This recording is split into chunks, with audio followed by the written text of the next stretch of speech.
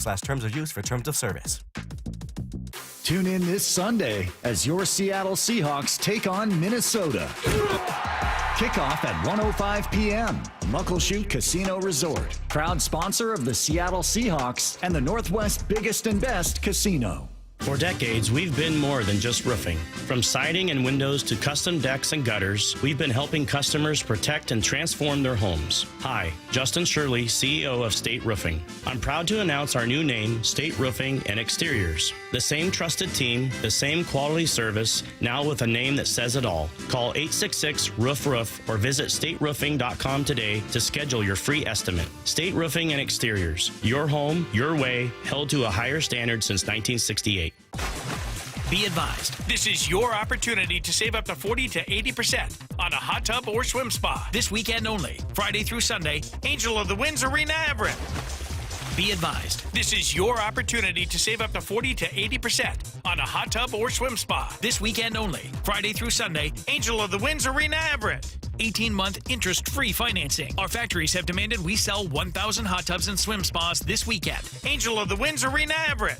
Huge factory incentives, factory rebates, this weekend only. Angel of the Winds Arena Everett. We can remove your old hot tub. Free delivery of your new hot tub. Hot tub starting at $2,999. Angel of the Winds Arena Everett. Free delivery of your new hot tub. Just relax and enjoy. Angel of the Winds Arena Everett. Friday, 2 p.m. to 8 p.m. Saturday, 10 a.m. to 8 p.m. Sunday, 10 a.m. to 6 p.m. Free admission. Free delivery. Angel of the Winds Arena Everett. Call 833-SPA-SALE or visit hottubandSwimSpaSale.com. And this week's First Mark Challenge victory goes to Lonnie. Lonnie, why did you call First Mark Insurance? We've been with the same insurance company for over 32 years. And my husband said, come on, let's at least try it. And that was the smartest thing we ever did because we saved thousands, literally thousands a year on our insurance.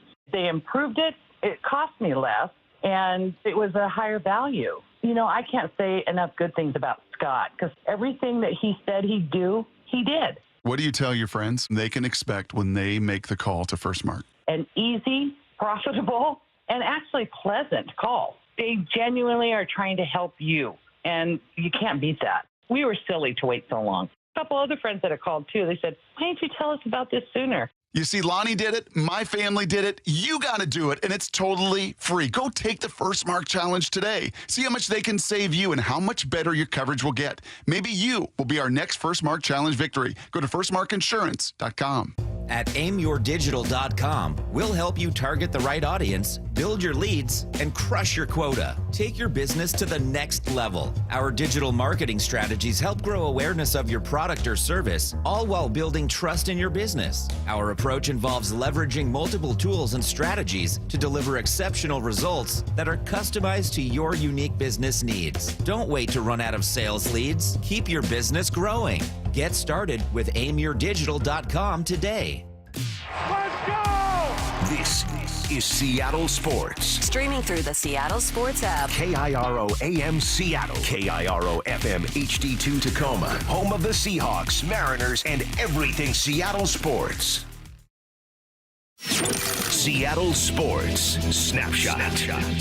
Well, just 2 days after Dave Clawson announced his resignation, Wake Forest hired Washington State's Jake Dickert as his replacement today. Dickert is in his third full season at Washington State, guided the Cougars to an 8-4 record this year. Took over midway through the 2021 season after Nick Rolovich was fired by the university. So your new head coach out there in Wake Forest is Jake Dickert. We'll see what the Cougs do in response to that. Meanwhile, another week, another starting quarterback for the New York Giants who plan to go back to Drew Lock for Sunday's matchup against the Atlanta Falcons. Lock will square off against the Falcons team quarterbacked by rookie Michael Penix Jr., who was named as Atlanta starter Tuesday night over veteran Kirk Cousins. Snapshot, brought to you by Miller Lite. When it's game time, it's Miller time. This hour is brought to you by Legacy Group Capital Construction Loans. From the Quantum Fiber Studio, this is Wyman and Bob. On Seattle Sports. Streaming live on the Seattle Sports app and at seattlesports.com. Now, here are your hosts, Dave Wyman and Bob Stelton. Welcome, everybody. It's Wyman and Bob. This is Seattle Sports on 710 and seattlesports.com. Happy Wednesday to everybody out there as we work through the week, working towards another big matchup this weekend at Lumen Field for your Seattle Seahawks. We'll talk all about that. Coming up at 3:30, Seahawks linebacker Patrick O'Connell will join us. Stay tuned for that. Best of the rest at 4 o'clock, and then our buddy John Morosi at 5 o'clock. You guys can text in throughout the show at 866-979-3776. Powered by Mac and Jack's Brewing Company. And Dave, we got another big one, another tough one coming up Sunday against the Minnesota Vikings. That Monday night game, watching Minnesota play, did not help. That did not help. Yeah, that coupled with the way the Seahawks played didn't help. Oh my gosh! Well, and and I was mentioning to you.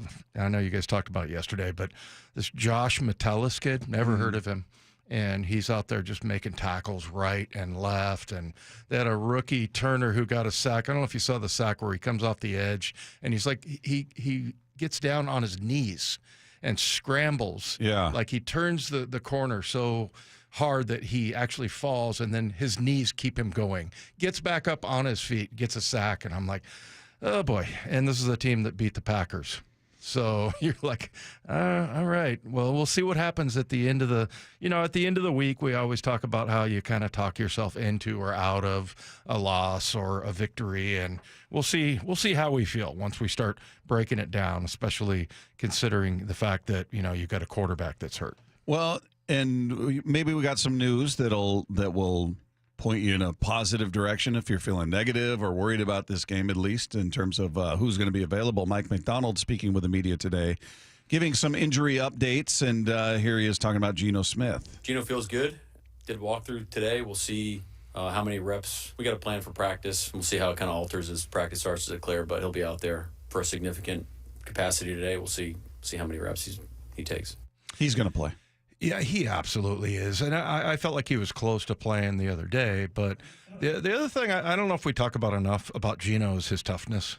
He really is a tough dude, man. He takes a lot of hits, and, he doesn't let like a lot of – he'll get hit early on and practically destroyed. And then you see him and how he manages the pocket. I mean, that's something that you could get gun shy, definitely, sitting back there in that pocket. And he does get – a lot of times where there's lots of pressure, and he hangs in there. So it's not so much even physical toughness for him as much as it is mental toughness. And and I think he's a guy that's it's probably 50-50 in the NFL, where some guys will just be like, no, I'm hurt, man. There's no way I'm doing this. Mm-hmm. And then there's another 50% that are the guys that are like, hey, I'm playing no matter what. Yeah. And, and really what it has to do is what you're telling the trainer and the doctors. There's lots of times. Whether you're being honest or you're lying. Yeah. I've lied a few times. Yeah. Now, Chuck Knox caught me one time because he watched me work out, and he was like, you're not ready to go. And I'm like, well, staring at you from his office going, this guy's not moving. That's exactly what happened. He was looking down from the third floor, and he was watching the workout, and I didn't know he was up there. So, I mean, look, but you're going, oh, my back, my knee, my back, my knee and my back, ow. And he caught you. No, it was the opposite. I was trying to like show him that I was okay, and he can tell, obviously. Yeah. But yeah, Geno's he's going to err on the side of like, I can play. Yeah. Well, and as it pertains to a couple of other guys who were dealing with injuries, Ken Walker, here's what Mike McDonald had to say about him. Ken, let me walk back that a little bit. We're optimistic. We'll see about how many reps today, but did walk through. Probably ramp it up a little more tomorrow. So they're optimistic. It's kind of a weird one because I guess I don't really remember the point where he got hurt, and then I don't really either. It didn't seem like a big deal coming out of the game, which would have been, which game was it? It was the one before. I don't even remember. Was he down on I don't remember him being down on the field. Was he down, or did he just go to the sidelines? I think he went to the sidelines, and I think it was the first Arizona game, or did he play in the Jet game? Yeah, he played in the Jet game. So I think it was during that period of time. So, and then all of a sudden it just seemed to get worse, and that was one of those where we were like, oh boy, I don't like the way this sounds, the way Mike McDonald was talking about it. We said that thing about what do you say? Like during the week, it took a different turn, or so. He made a comment that made it sound like, "Whoa, okay, that's not positive. He's not playing, and he hasn't." So at least that's a positive. And then the last one being Oluwatimi, and his level of optimism about him playing Sunday. And Olu might not see him today in full capacity, but should be out there tomorrow rocking and rolling. I think at least two of the three, I would say Olu and Gino are playing. Walker, I feel pretty good he'll get some. I don't know if he'll be at full strength or if they'll baby step him back into it. You know, he gets limited number of carries, but the other two I feel pretty confident about. Yeah, I wonder if that means Kenny McIntosh is going to go back on the shelf. I would hope not. I actually was a little surprised that he didn't get more action in the last game. Yeah. You know, because who was it? Halani went in there. They had him with 3 carries in that game, which, I mean, nothing against him, but I would rather have seen those go to Kenny McIntosh. Yeah, it's kind of interesting. There's, again, we've talked about it all year. There's something that we're not seeing. Right. It's obviously practice or whatever. But the thing is, you know, you talk to McDonald and you hear from, you know, his coach, Kennedy Polamalu, and they love him. They think he's a great kid, and it's not like he's irresponsible or anything like that, or it's just not quite right. But I know Ray was in yesterday for me, the younger, better looking, smarter version. Did you hear him saying that? He made a point to say that. I told him to say that. Oh, you did? Yeah. Oh, okay, because he did. He followed directions. Oh, and he didn't quote me. No, he didn't. I go, it's funny because, you know, Ryan Roland Smith was in here. I gave him the story that you were listening, and I said, hey, we got a younger, better-looking version of Dave Wyman here with Ryan Roland Smith, and Dave happened to be listening. So yeah, and I threw smarter in there too. But I know that Ray likes Olu a lot, you know, and I was okay with Sundell. I felt like for a guy who's a undrafted free agent rookie, and maybe that's where my mindset was, that I was like, hey, he's playing center. He's pulling. You know, the very first play they made him pull on a run play, and I thought he looked okay. He looked like he handled it okay, but he came in with low expectations. Yeah. So, but you know, and I know Ray is a big fan of Olu, and just, you know, they just got to get that position down, man. It's one of those you look back, and over the last 12, 15 years, there's been like 14 different centers. Tons. It's been a turnstile there, and as we currently sit, you got to get the other 2 guard spots nailed down too, because we don't. I don't know who they're going to be. I don't think Tomlinson's your guard at the left side next year. I would think Bradford has the most raw skills. We talked about that a bit with Ray yesterday, that, you know, just in terms of size and strength. And the funny thing is, we talked about, you know, he's got some nasty to him, some edge to him. And he goes, yeah, except it's after the play. I'd like to see him do that during the play. Right. You know, he'll be the guy out there shoving and getting into fights after the play, but where is that during the play was his point, and that's a fair point. Yeah. But back to, you're right, he likes Olu a lot. And Ryan Grubb, this is last week, talking about, in his opinion, why Olu's been able to come in and have success since taking over at that spot. You know, I don't think that anyone was, you know, wildly surprised by Olu doing a good job. I think, you know, tip of the cap to the guys on the team, and, you know, not just the offense, but the team getting behind Olu and believing in him that he was going to be ready for that moment. You know, for us, I thought there was such a development that happened, you know, and you never know how things are going to work out or why they do, but when Olu didn't, you know, get the job and Connor came in, and Olu kind of had, and I've mentioned this before, he kind of had to be reflective of where he was at as a player, and, you know, what was it that he wasn't getting done that he felt like he could get better at. And I thought what he did the best job of was, instead of sulking and, you know, sitting back and pouting, he went to work. I know he is a much better player than he was, you know, during the first week of training camp. So that's a big time tip of the cap to Olu, just the way he's approached this, and he's meant a lot to the offense, you know, just bringing that steadiness to us. I mean, I like hearing that. I like you. I'm hoping he's the answer. It would be nice that they felt like, all right, we got our left tackle, we got our center, right tackle. If Abe can stay healthy, that's still up in the air, but it just removes a question from what is a problematic situation. Your O-line is problematic. It'd be nice if, you know what, we got one more answer. We got one more certainty. Yeah, you know, and you think about teams like the Detroit Lions, which also makes you think about like how good Buffalo's offensive line must be, because they went in there and just put up a ton of points. But, you know, you look at each week you're going into it going, okay, and I know that there are injuries and things like that, but you've got a center and you've got 2 tackles that are really solid. And that's, I don't want to say it's easy, but like it certainly helps that if you have a guard that's, struggling a little bit like LeMay, or he's a rookie or whatever, those guys are just going to make them better. And that's just not a luxury that the Seahawks have at offensive line right now. So as we sit today, it's Wednesday, and things can change by Friday. Where's your confidence level in this matchup? Comparing it to the Packers, because I was looking at this 2-game stretch going, okay, get one of them. Get one of these 2. And to be honest, I thought the Vikings would be the easier one. And as it turns out, based on no facts whatsoever, Dave. I was going through this with Lefko this morning, just looking at different categories and of individuals, like just comparing Jordan Love to Sam Darnold and comparing the scoring of the teams and blah, blah, blah. And there are very few, like, realistic. I mean, I think the only categories that Sam Darnold doesn't beat Jordan Love in is QBR. Beats him in rating, beats him in passing yards, beats him in touchdown interception ratio, completion percentage, total yards. I mean, just across the board, better season so far than Jordan Love. And he's probably the main reason that I feel so confident against the Vikings. I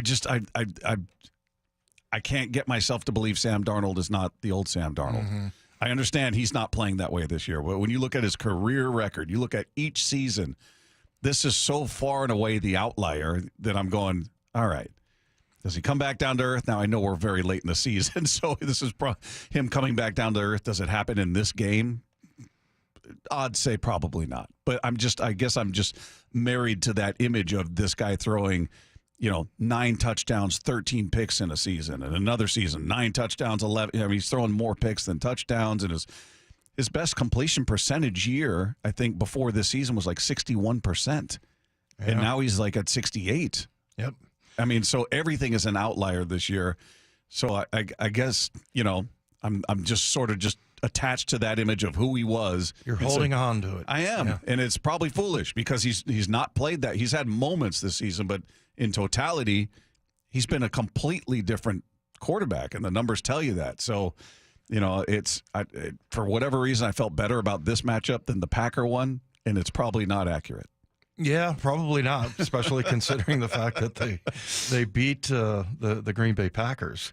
So, yeah, I mean, and in that game, he threw 3 touchdowns.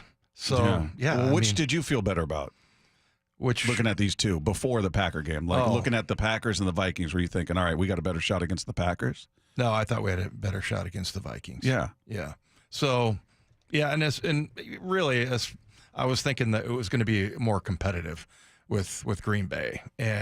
But yeah, I mean, you know what? I think it's interesting to look at coaching, and that's something that has been very much in the forefront of our minds because, at UW, the whole turnover there with coaches, of course, McDonald coming in and his whole coaching staff and everything. And I just think it's really interesting that a guy like O'Connell, the head coach of the Vikings, who can just say the right words.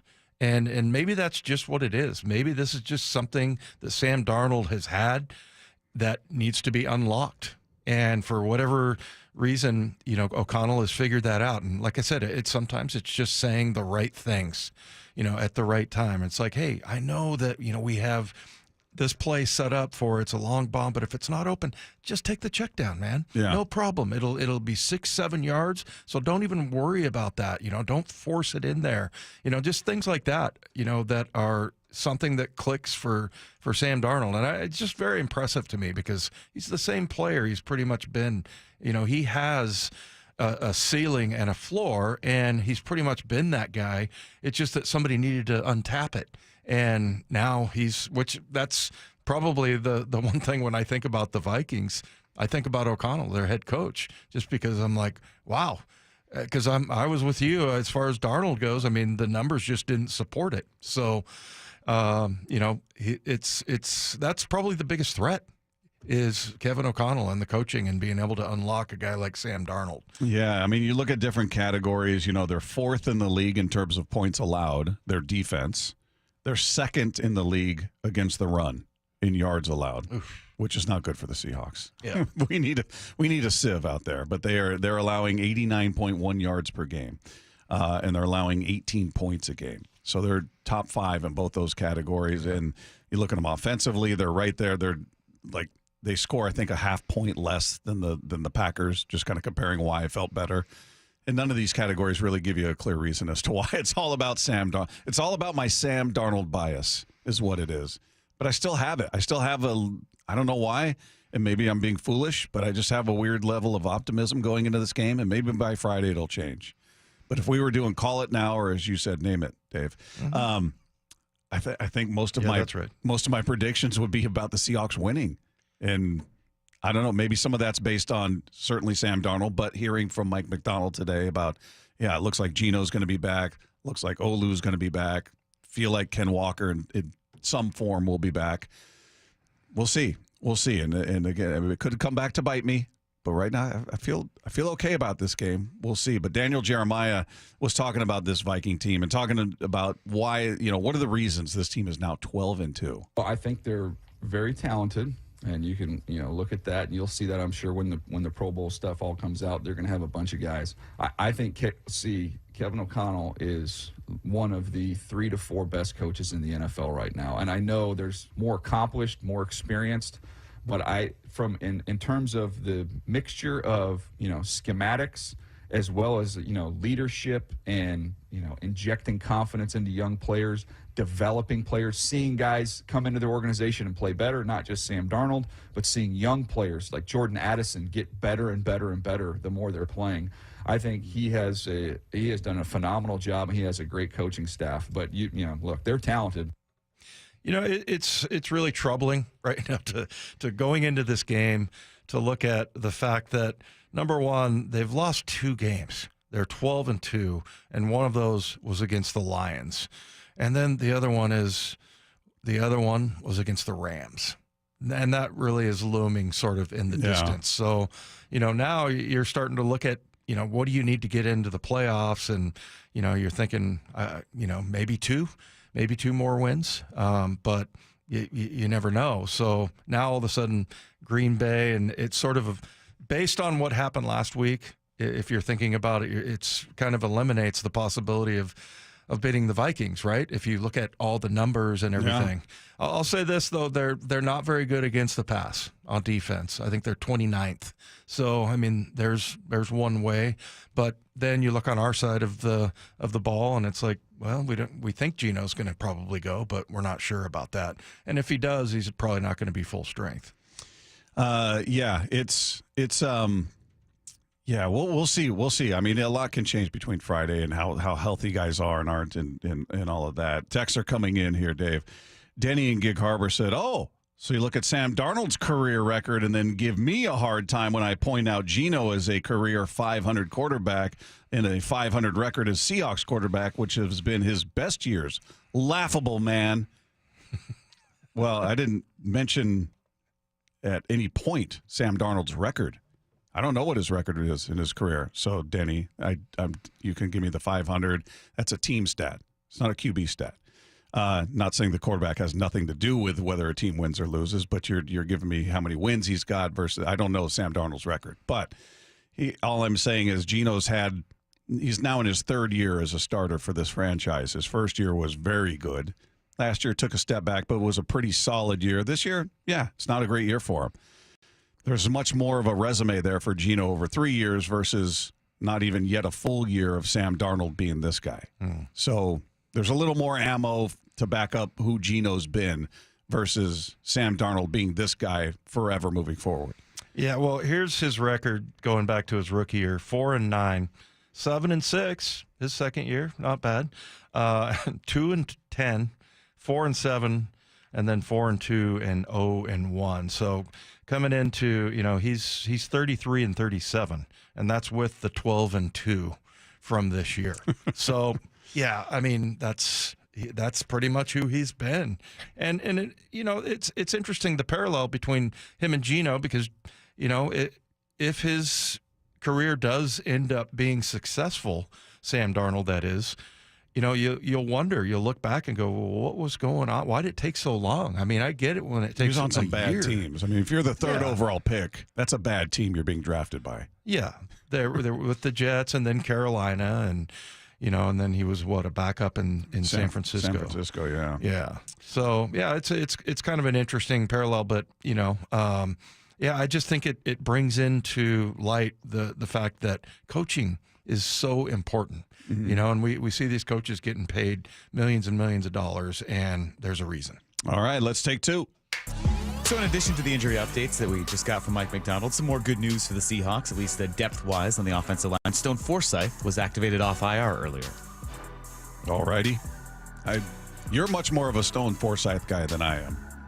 Well, it's easy to be not a Stone Forsythe guy. I mean, I feel like he's tall, and it looks like he has leverage problems, and and I get that he's very raw, but I do think he has really good feet, and maybe he can develop into a guy. But yeah, it's interesting that maybe he's a guy who just needs to be unlocked. But, playing that position that he's playing, it's pretty glaring when he makes a mistake, that's for sure. Well, the departures just continue for Washington State. Earlier today, their head coach, Jake Dickert, announced that, well, he didn't announce, but everyone else announced that he's leaving to become the next head coach at Wake Forest. I didn't even hear rumor about him leaving. I mean, we were hearing about Mateer and, different players you hear about, and certainly coordinators, all of that. I don't know if you did, but I hadn't heard any buzz about, hey, he's looking, or these schools are interested in him. I mean, that caught me off guard. I feel bad for Coug fans, man. I know they don't want sympathy, but I was reading some of the tweets that I found on Twitter about some of the Coug anger out there. Oh, yeah. This guy leaves, and this guy leaves, and bleep them all. And, just the life of a Coug, man. You lose your head coach to Wake Forest? Like that, I guess, is that a better? It must be better. He must be making more money and feels like he's got a better opportunity if he's just going to pick up and go. But, man, that's brutal. Bill Belichick is the new head coach at North Carolina. Their football program. And, look, they've had Julius Peppers there. Was LT from North Carolina, I think? Did he play football? I mean, it's not like a storied franchise, and the best coach, arguably, in football history is going there to coach. It's bizarre what's going on in college football right now. Feel bad for the Cougs, though. I don't know who their next head coach is going to be, but... Remember a player that went to Wake Forest? Do I remember a player that went to... Are you talking about a specific one or just any player? Well, I can think of one. I can think of one. Are you thinking of Wolford? Aaron Curry. Oh. Didn't that Wolford guy go there? The one we always talk about? Oh, Wofford. The Rams quarterback. Yeah. Wofford. Yeah. Yeah, that's Aaron Curry was a Wake Forest demon. He was a no-brainer coming out of the draft. Everybody, revisionist history, everybody, you dumb drafting that guy. No, that was a consensus. Everybody thought he was going to be a monster at this level, and that didn't work out. Take Two is brought to you by Swedish Cyberknife. Treat prostate cancer with Swedish Cyberknife. Swedish.org/cyberknife prostate. Coming up, the Mariners front office has one definitive area where they plan to upgrade this offseason. You're going to hear that when we talk about this Mariners and this Mariners team and the positions they need to fill. That's coming up with Wyman and Bob. This is Seattle Sports on 710. For Down Territory, going inside the game with former Cougs and Seahawks wide receiver Michael Bumpus. If you were the OC for the Seahawks, what's something you would add to the offense? We talked about down the red zone deception, getting defenses to move right when you're going left and vice versa. You can do so many things off the motion. You force the defense to communicate, you get their eyes going different ways. I think that is a step that this offense can take, is just using the leverage, because that's what motion does too. For Down Territory, every day at 11:15 and 1:15 on Bumpin' Stacy. If your family is obsessed with Wicked, you're probably wondering how much streaming and memeing your internet can handle at your kid's next Wicked-themed sleepover. Well, Xfinity Internet is powerful enough to handle hundreds of devices, so you can get a magical connection with fast speeds and amazifying power, even when everybody's online at the sleepover. With Wi-Fi that's truly thrillifying, one might even say Xfinity engineers are secretly wizards themselves. And now through December 22nd, get Xfinity Gig Internet for $25 a month for 12 months when you add unlimited mobile and get Peacock Premium, a $7.99 a month value included at no extra cost. Or lock in your internet price for 2 years for just $5 more a month with a 1-year contract. Early termination fee does apply. Go to Xfinity.com to learn more and keep the magic going from your screen to the big screen. And see Wicked only in theaters November 22nd. Restrictions apply and requires paperless billing and auto pay with stored bank account. Equipment taxes and fees extra after promo. Regular rates apply. Actual speeds vary. The Pacific Northwest is the perfect backdrop for the holiday season. JP Pendergast with Pendergast Law reminds us that the roadways don't always agree. It's that combination of additional travel, changes in routine, and winter weather that make this the most dangerous time of the year to be behind the wheel. Any safety tips to help commuters keep the holidays joyful? The number one cause of accidents remains distracted driving, even during the holidays. So store that cell phone in a place that eliminates temptation. It's imperative we set the example for our teens. Also, be aware of abrupt changes in the weather and prepare for it. Sometimes it's as simple as allowing additional distance for following or stopping. Lastly, make sure your vehicle is properly maintained for winter. That includes four-wheel drive and chains when required at the pass. Please follow these safety precautions from my good friends at Pendergast Law and keep you and your neighbors safe this holiday season. Happy holidays from all of us at Pendergast Law. That's PendergastLaw.com. Want to listen to Seattle sports on your smart speaker? Hey, smart speaker, play Seattle sports. This message is powered by the EQC Sportsbook at Emerald Queen Casino. Emerald Queen Casino, the entertainment capital of the Northwest.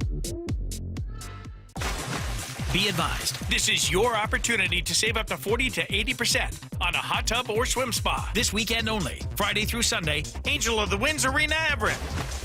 Be advised, this is your opportunity to save up to 40 to 80% on a hot tub or swim spa. This weekend only, Friday through Sunday, Angel of the Winds Arena Everett. 18-month interest-free financing. Our factories have demanded we sell 1,000 hot tubs and swim spas this weekend. Angel of the Winds Arena Everett. Huge factory incentives, factory rebates, this weekend only. Angel of the Winds Arena Everett. We can remove your old hot tub. Free delivery of your new hot tub. Hot tub starting at $2,999. Angel of the Winds Arena Everett. Free delivery of your new hot tub. Just relax and enjoy. Angel of the Winds Arena Everett. Friday, 2 p.m. to 8 p.m. Saturday, 10 a.m. to 8 p.m. Sunday, 10 a.m. to 6 p.m. Free admission. Free delivery. Angel of the Winds Arena Everett. Call 833-SPA-SALE or visit hottubandSwimSpaSale.com. What is that sound? Ugh, that sounds like a plumbing sound. Luckily, there's a company that fixes all the plumbing sounds across Puget Sound. That's All Sound Plumbing. Puget Sound's plumbing experts. Have a sound? Visit allsoundplumbing.com. Seahawks Insider, brought to you by Pacific Lamp and Supply. Now here's Maura Dooley. Good morning. Football's Manti Te'o joined the Bump and Stacy show yesterday and highlighted the ways that he's seen this Seahawks defense change since the arrival of linebacker Ernest Jones. I've been so happy to see Ernest Jones fly around, make a lot of plays, make a lot of tackles, but then also to be able to be the general on that defense amongst a bunch of alpha guys. And get them all playing on the same page and playing the same play, but playing it very, very violently. And something that I've been really happy to see the Seattle Seahawks defense kind of take on that Legion of Boom kind of identity again. It's been nice. The Seahawks Insider is brought to you by Pacific Lamp and Supply. For the latest on the Seahawks anytime, go to seattlesports.com. What's your holiday tradition? Now, if you're like me, it involves gathering around a big meal to celebrate. Well, what if there's no food on the table? Hey, it's G. Scott. This year, help someone less fortunate celebrate the holidays by supporting Nourishing Neighbors. The Nourishing Neighbors program provides grocery cards to the people who are the most impacted by food insecurity. So make a donation next time that you're at Safeway and help make sure everyone is welcome at the table for the holidays. Go to nourishingneighbors.com to learn more. If you're looking to build a beautiful new custom deck, now is the time to take advantage of off-season savings from MasterDecks. Save big. Save up to $7,500 off your new deck from MasterDecks. From design to completion, MasterDecks does it all, building dream decks of all shapes and sizes across the Puget Sound. Don't miss out on off-season savings. Save up to $7,500 off your new deck. Get started today. Go to masterdecks.com. Masterdecks.com. So, how's your research going? Surprising! After I figured out the top-rated TVs in our price range, I went shopping for deals. And who's the best? It wasn't the internet, and it wasn't the warehouse club. But? It was video only. They had better deals on the Samsung, LG, and the Sony TVs that got the highest scores. Better than online and at the club? I know! Video only beat them all. And now we can afford an even better model for the same price. My research really paid off. If we buy it video only. Exactly. Otherwise, we'll be sorry. At Video Only, you won't find huge stores with refrigerators or microwaves, but you will find the best deals on top-rated TVs, soundbars, and monitors. Shop around. Just make sure you visit Video Only, because if you don't, you'll be sorry. In South Center, Bellevue, Linwood, Federal Way, and Tacoma, Video Only. This hour is brought to you by Legacy Group Capital Construction Loans. Wyman and Bob. From the Quantum Fiber Studio. Weekdays 2 to 7. On Seattle Sports and 97.3 FM HD2. So Mariners GM Justin Hollander did an interview with MLB Network Radio a few days ago. Talked about a few things. Mariners haven't done anything yet as far as adding to the roster, so we're all anxiously awaiting whatever moves they make. But he talked about, the infield, and he starts off specifically about first base, their plans, what they're going to do, because we've talked about it, as I see it, you got 3 openings on your infield with 4 spots.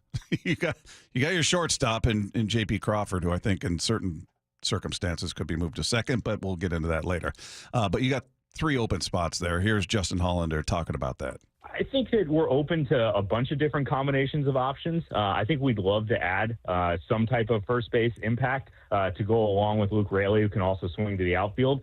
And then the rest of the infield is flexible enough that we could add it second, we could add it third. We can do it in a variety of different ways, but I do think we'd like to add at first and then, if possible, one other spot on the infield.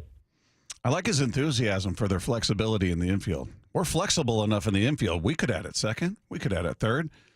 Or you could just say, we don't have a third baseman. We don't have a second baseman.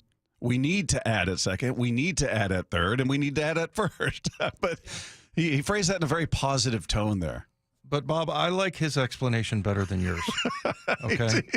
He all sounded excited with our flexibility. We could add it second. We could add it third. Can we hear it again? Here, this will make you feel better. I think that we're open to a bunch of different combinations of options. I think we'd love to add some type of first base impact to go along with Luke Raley, who can also swing to the outfield. And then the rest of the infield is flexible enough that we could add it second, we could add it third. We can do it in a variety of different ways, but I do think we'd like to add at first and then, if possible, one other spot on the infield. I don't know why it reminded me of from old school. I was thinking Step Brothers. You were thinking Step Brothers. Old so school. Much room for activities. Yeah, there's that. Also, it's like, got a nice little day planned tomorrow, going to Home Depot, maybe Bed Bath & Beyond. I don't know if we'll have time. I mean, we're very flexible. I mean, we have, look, for Justin Hollander and for Jerry DiPoto both, I mean, I just feel like they know what the situation is, that they can only do what, the amount, for whatever the amount of money they're gonna get. So, I mean, him calling it flexible, I get that. Yeah, there is some different ways that you can do that, but I just think he's just putting it in the best light possible. I mean, I'm not a huge, apologist for Justin Hollander and Jerry DiPoto or anything, but I feel like I get it. I'm like, what are they supposed to do? I mean, they know, and if I'm Justin Hollander, I'm going to put this as positively as I possibly can, because this is the reality of what we're doing, and I can't really do anything about that because I'm not the owner. Yeah, no, that's the one thing that I always try to emphasize, even in being critical of Jerry or Justin, which we very rarely are, but they don't dictate the budget. That is not up to them. We've talked about it before. It's like a kid getting his allowance. Here's your $25 or $50 or $10, whatever it is, make it work. Yeah. Yeah, but Dad, I wanted to buy this. Well, figure it out. Here's what you get each week. This is the budget. Go for it. So they can only work with what they're handed, what they're given. Yeah. So I don't blame them when it comes to, well, this organization doesn't spend enough and they're cheap and they're this and they're that. I don't put that on Jerry and Justin because they don't dictate that. They can go in and make their case. They can go in to stand in the ownership group and say, here's why we need this amount of money. And I always picture the scene that you bring up from the movie where Brad Pitt's in there going, I need this. Well, what else can I do for you? I mean, you're not going to get that.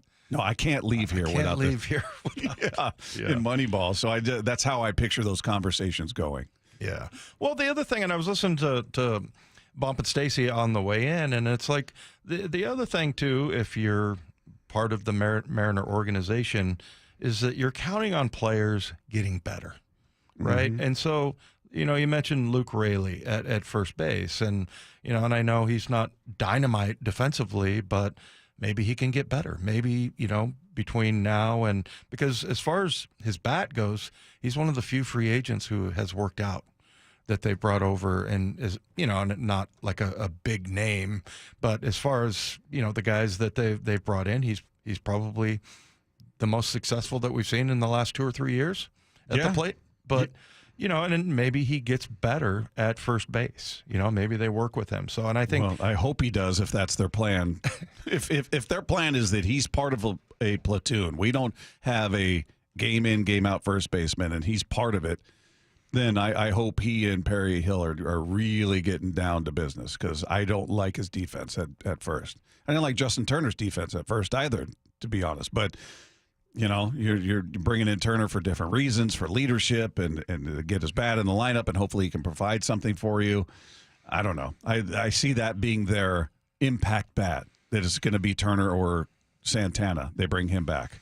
One's 39, the other's 40. You're talking about guys at the very end of their career, and you're bringing them in for leadership. And, you want them to be able to impact the lineup, but you're not bringing in your first baseman of the future, as I see it.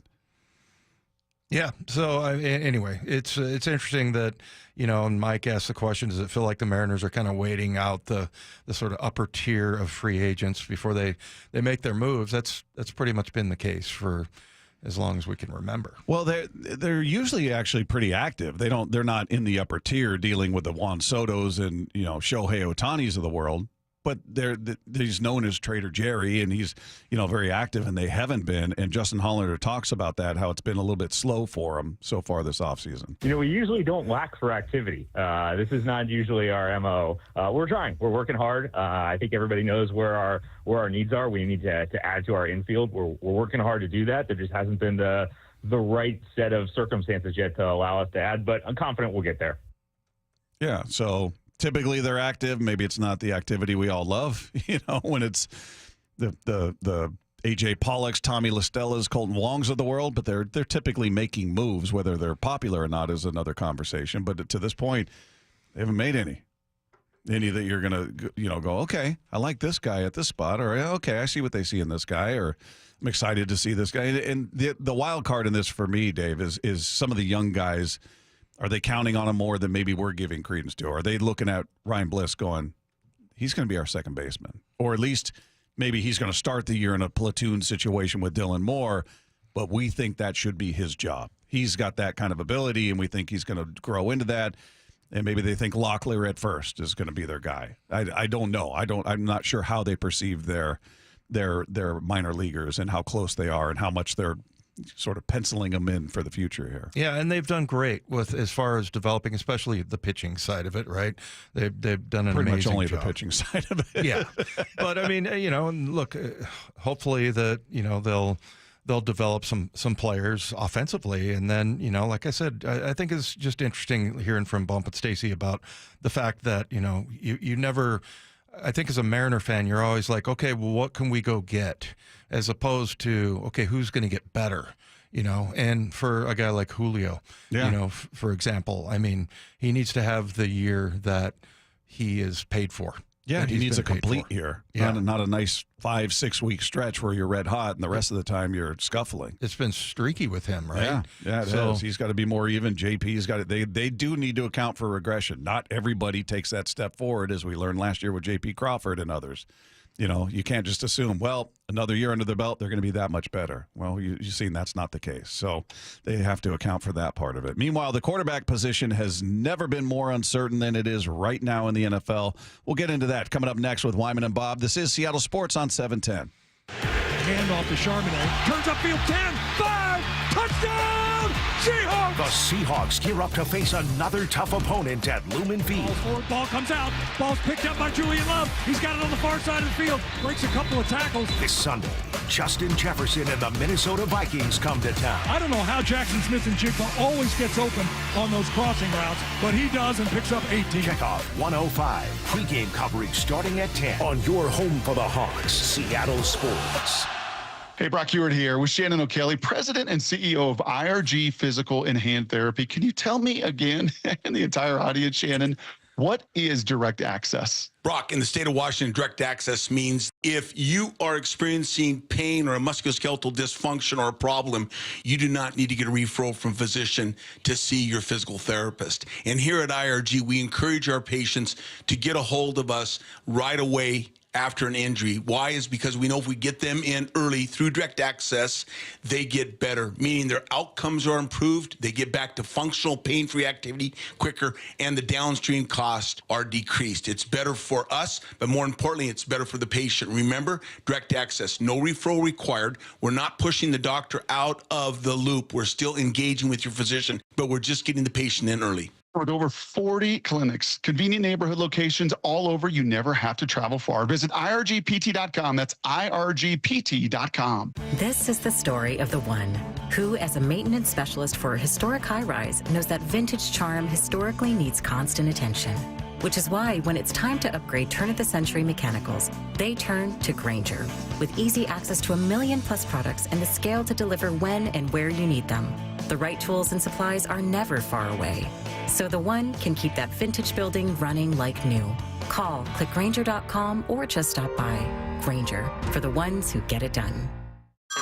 Hey everyone, it's Ted from Consumer Cellular, the guy in the orange sweater, and this is your wake-up call. If you're paying too much for wireless service, you don't have to keep having that nightmare. Consumer Cellular has the same fast, reliable coverage as the leading carriers for less. And for a limited time, new customers receive their second month free when they sign up and use promo code SECONDFREE by January 26th. So why keep spending more than you have to? Seriously, wake up and call 1-888-FREEDOM or visit consumercellular.com. Taxes, fees, and other third-party charges will apply. See website for additional details. So right now may be the perfect time for you to rethink how you pay for health care. And here's why. This time of year is decision time for a lot of people, but it's also when you can join MediShare and save even more than usual. For many families, joining MediShare means saving about $500 a month, which is a game changer for a lot of people, obviously. But what's more, MediShare members like it a lot. Their satisfaction rate is 98%. Imagine that.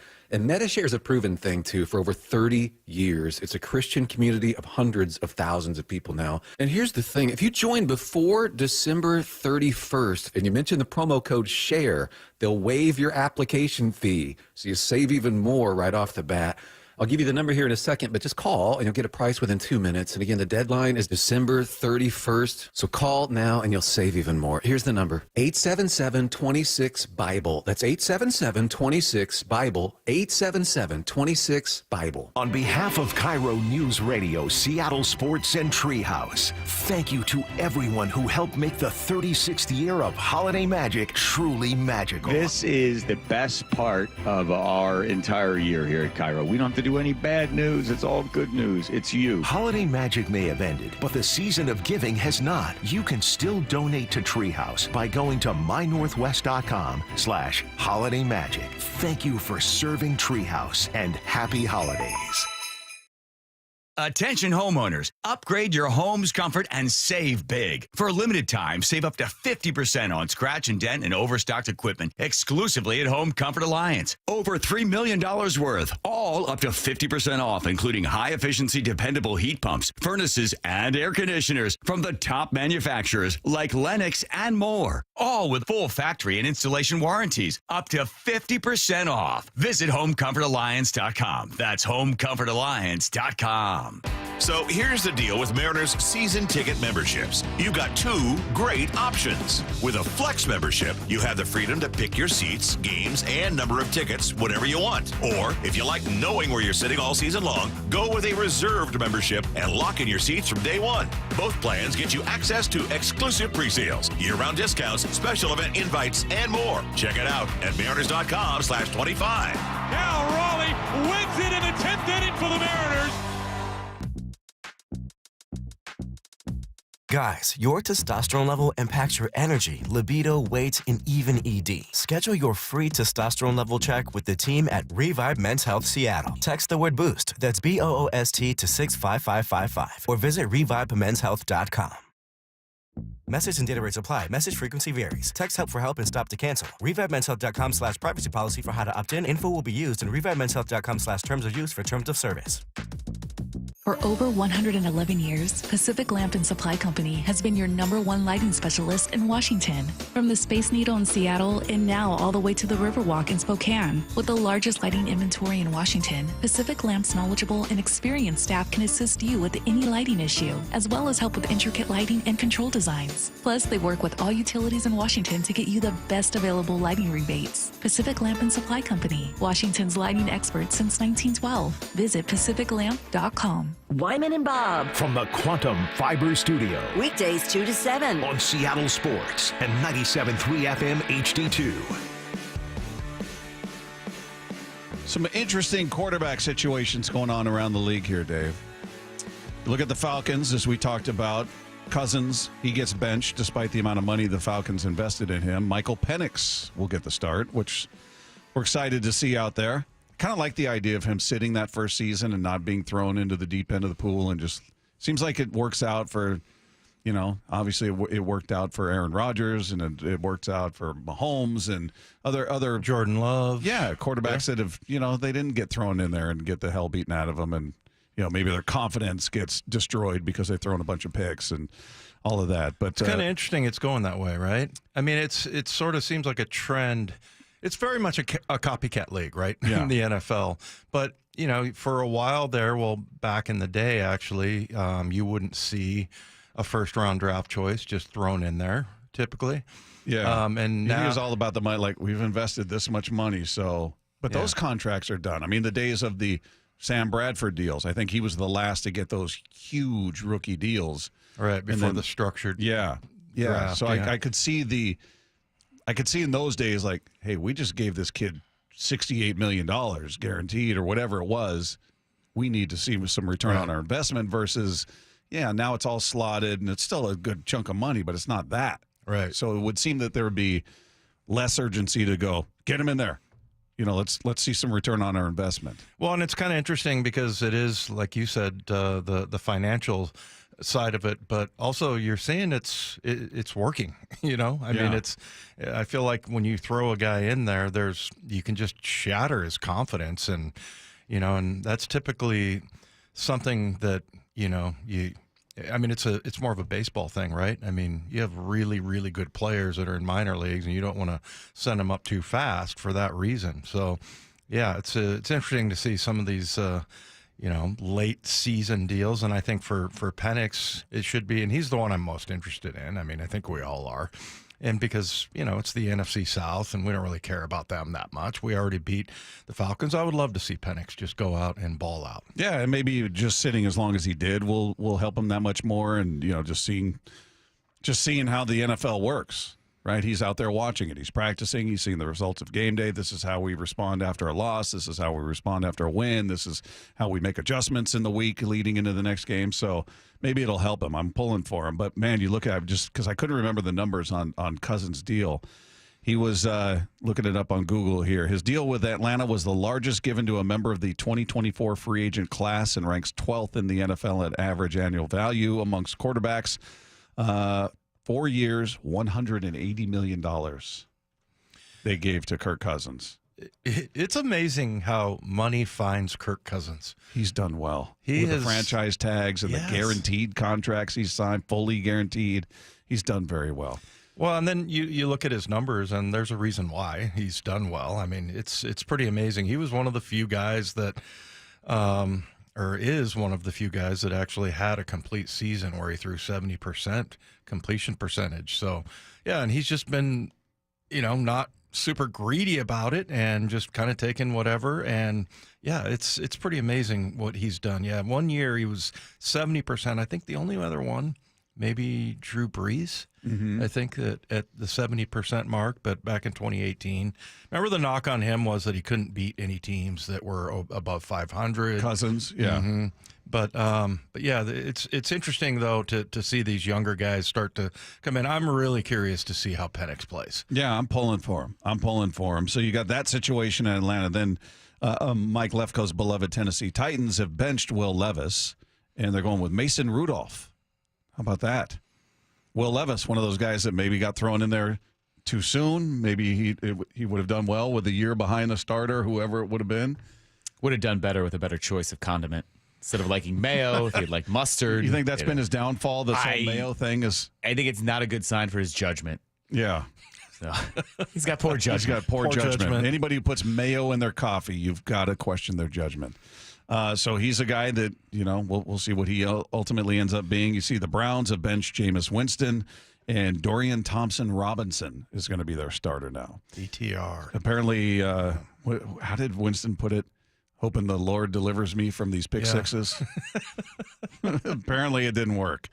And those who pick six against us. Yeah. Lead us not into the end zone. Yes. But deliver us from losing. I don't know. Yeah, it was something like that. It sounds like you went to Bible study. Yes. Yeah. I was there. I was there. So, yeah, I'm sorry. I was just looking at Will Levis. I know we'd moved on, but Mike, I just wanted you to know. He's 2-9. That's his record.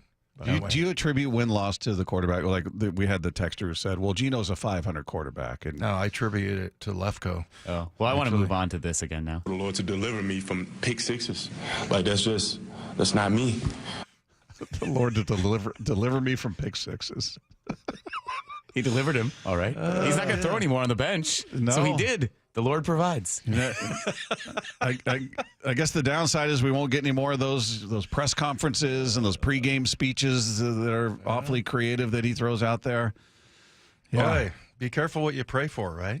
He was delivered, that's for sure. Yeah. So he what did he? How many games did he play? He let's see. He was in 12 games this year. Played 12 games, 13 touchdowns, 12 picks.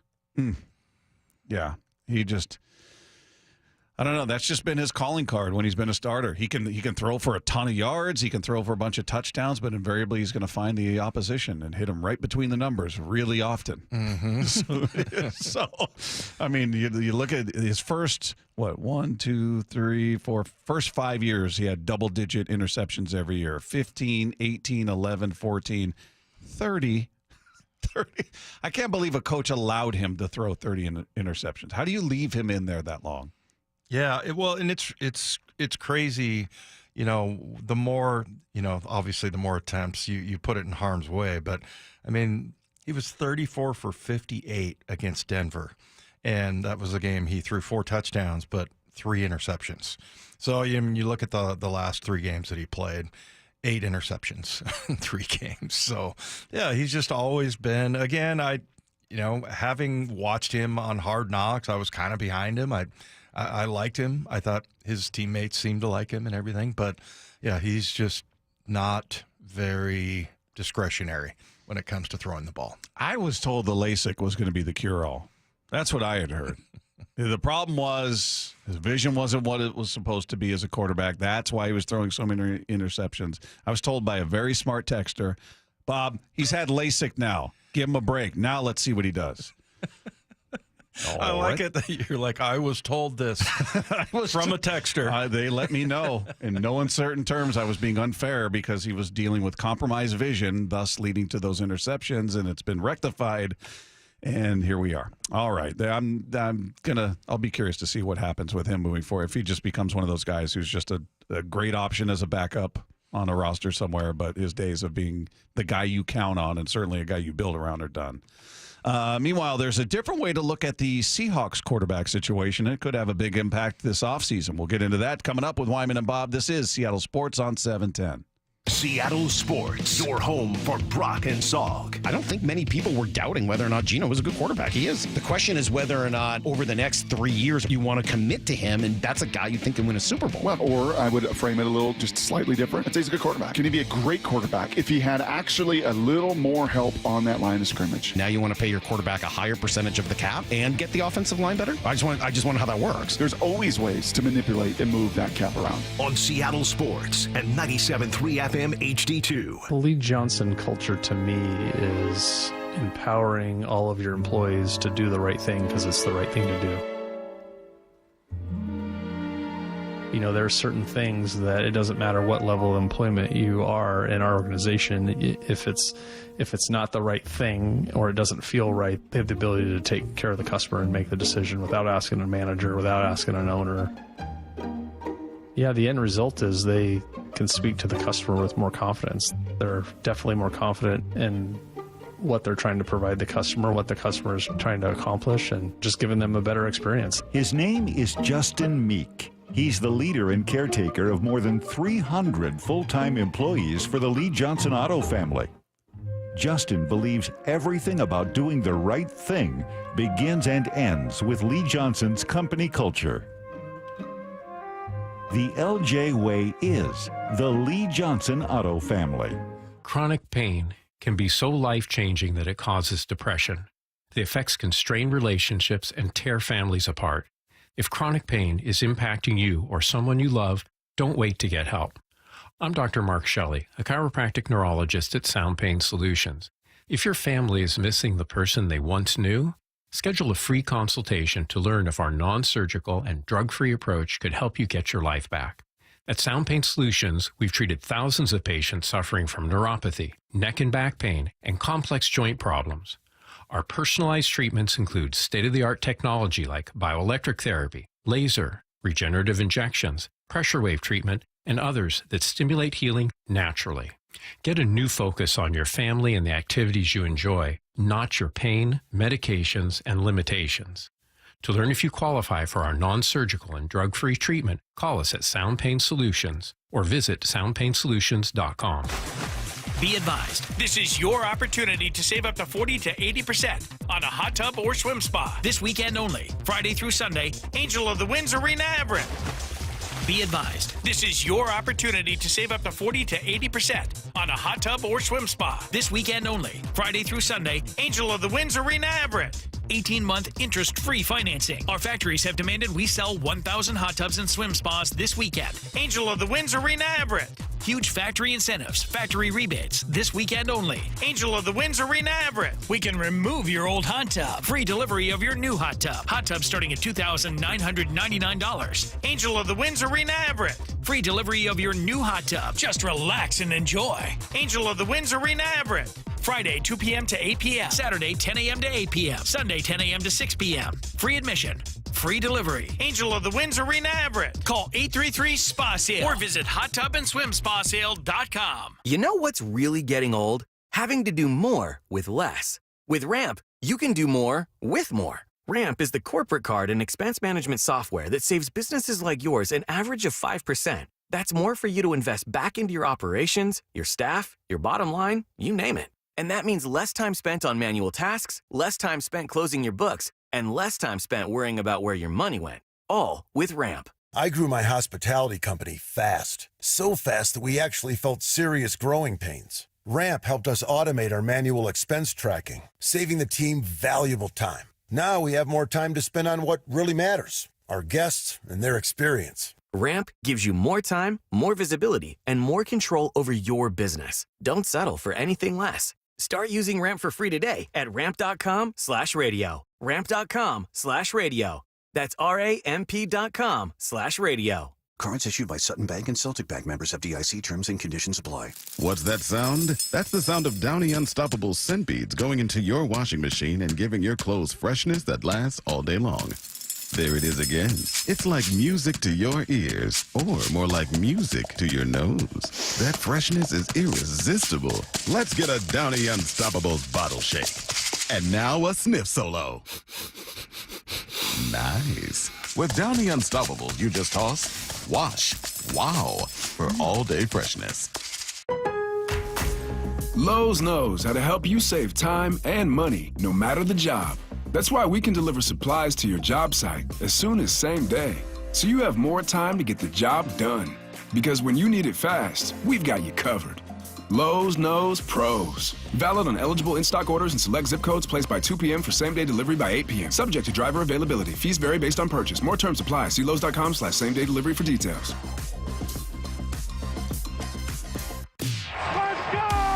This is Seattle Sports. Streaming through the Seattle Sports app. KIRO AM Seattle. KIRO FM HD2 Tacoma. Home of the Seahawks, Mariners, and everything Seattle sports. Seattle Sports Snapshot. Well, Alabama Athletic Director Greg Byrne is trying to get Alabama fans to chip in a little dough. He put a letter out on X today and said, now is the time for action, time for the Bama Nation to fight back. Although we've been competitive from an NIL standpoint, our competition has us in their sights, and they're actively trying to surge ahead with NIL. You've heard examples of other teams using promises of $1 million paydays to lure away our players or convince them not to come to Alabama. It is time for the Bama Nation to fight back, which means open up the wallets and start handing out the cash. Meanwhile, Kirk Cousins taking the high road after his benching in favor of rookie quarterback Michael Penix. Said he made a call to Penix and said just to let him know I'd be in his corner and supporting him, trying to help him in any way I can.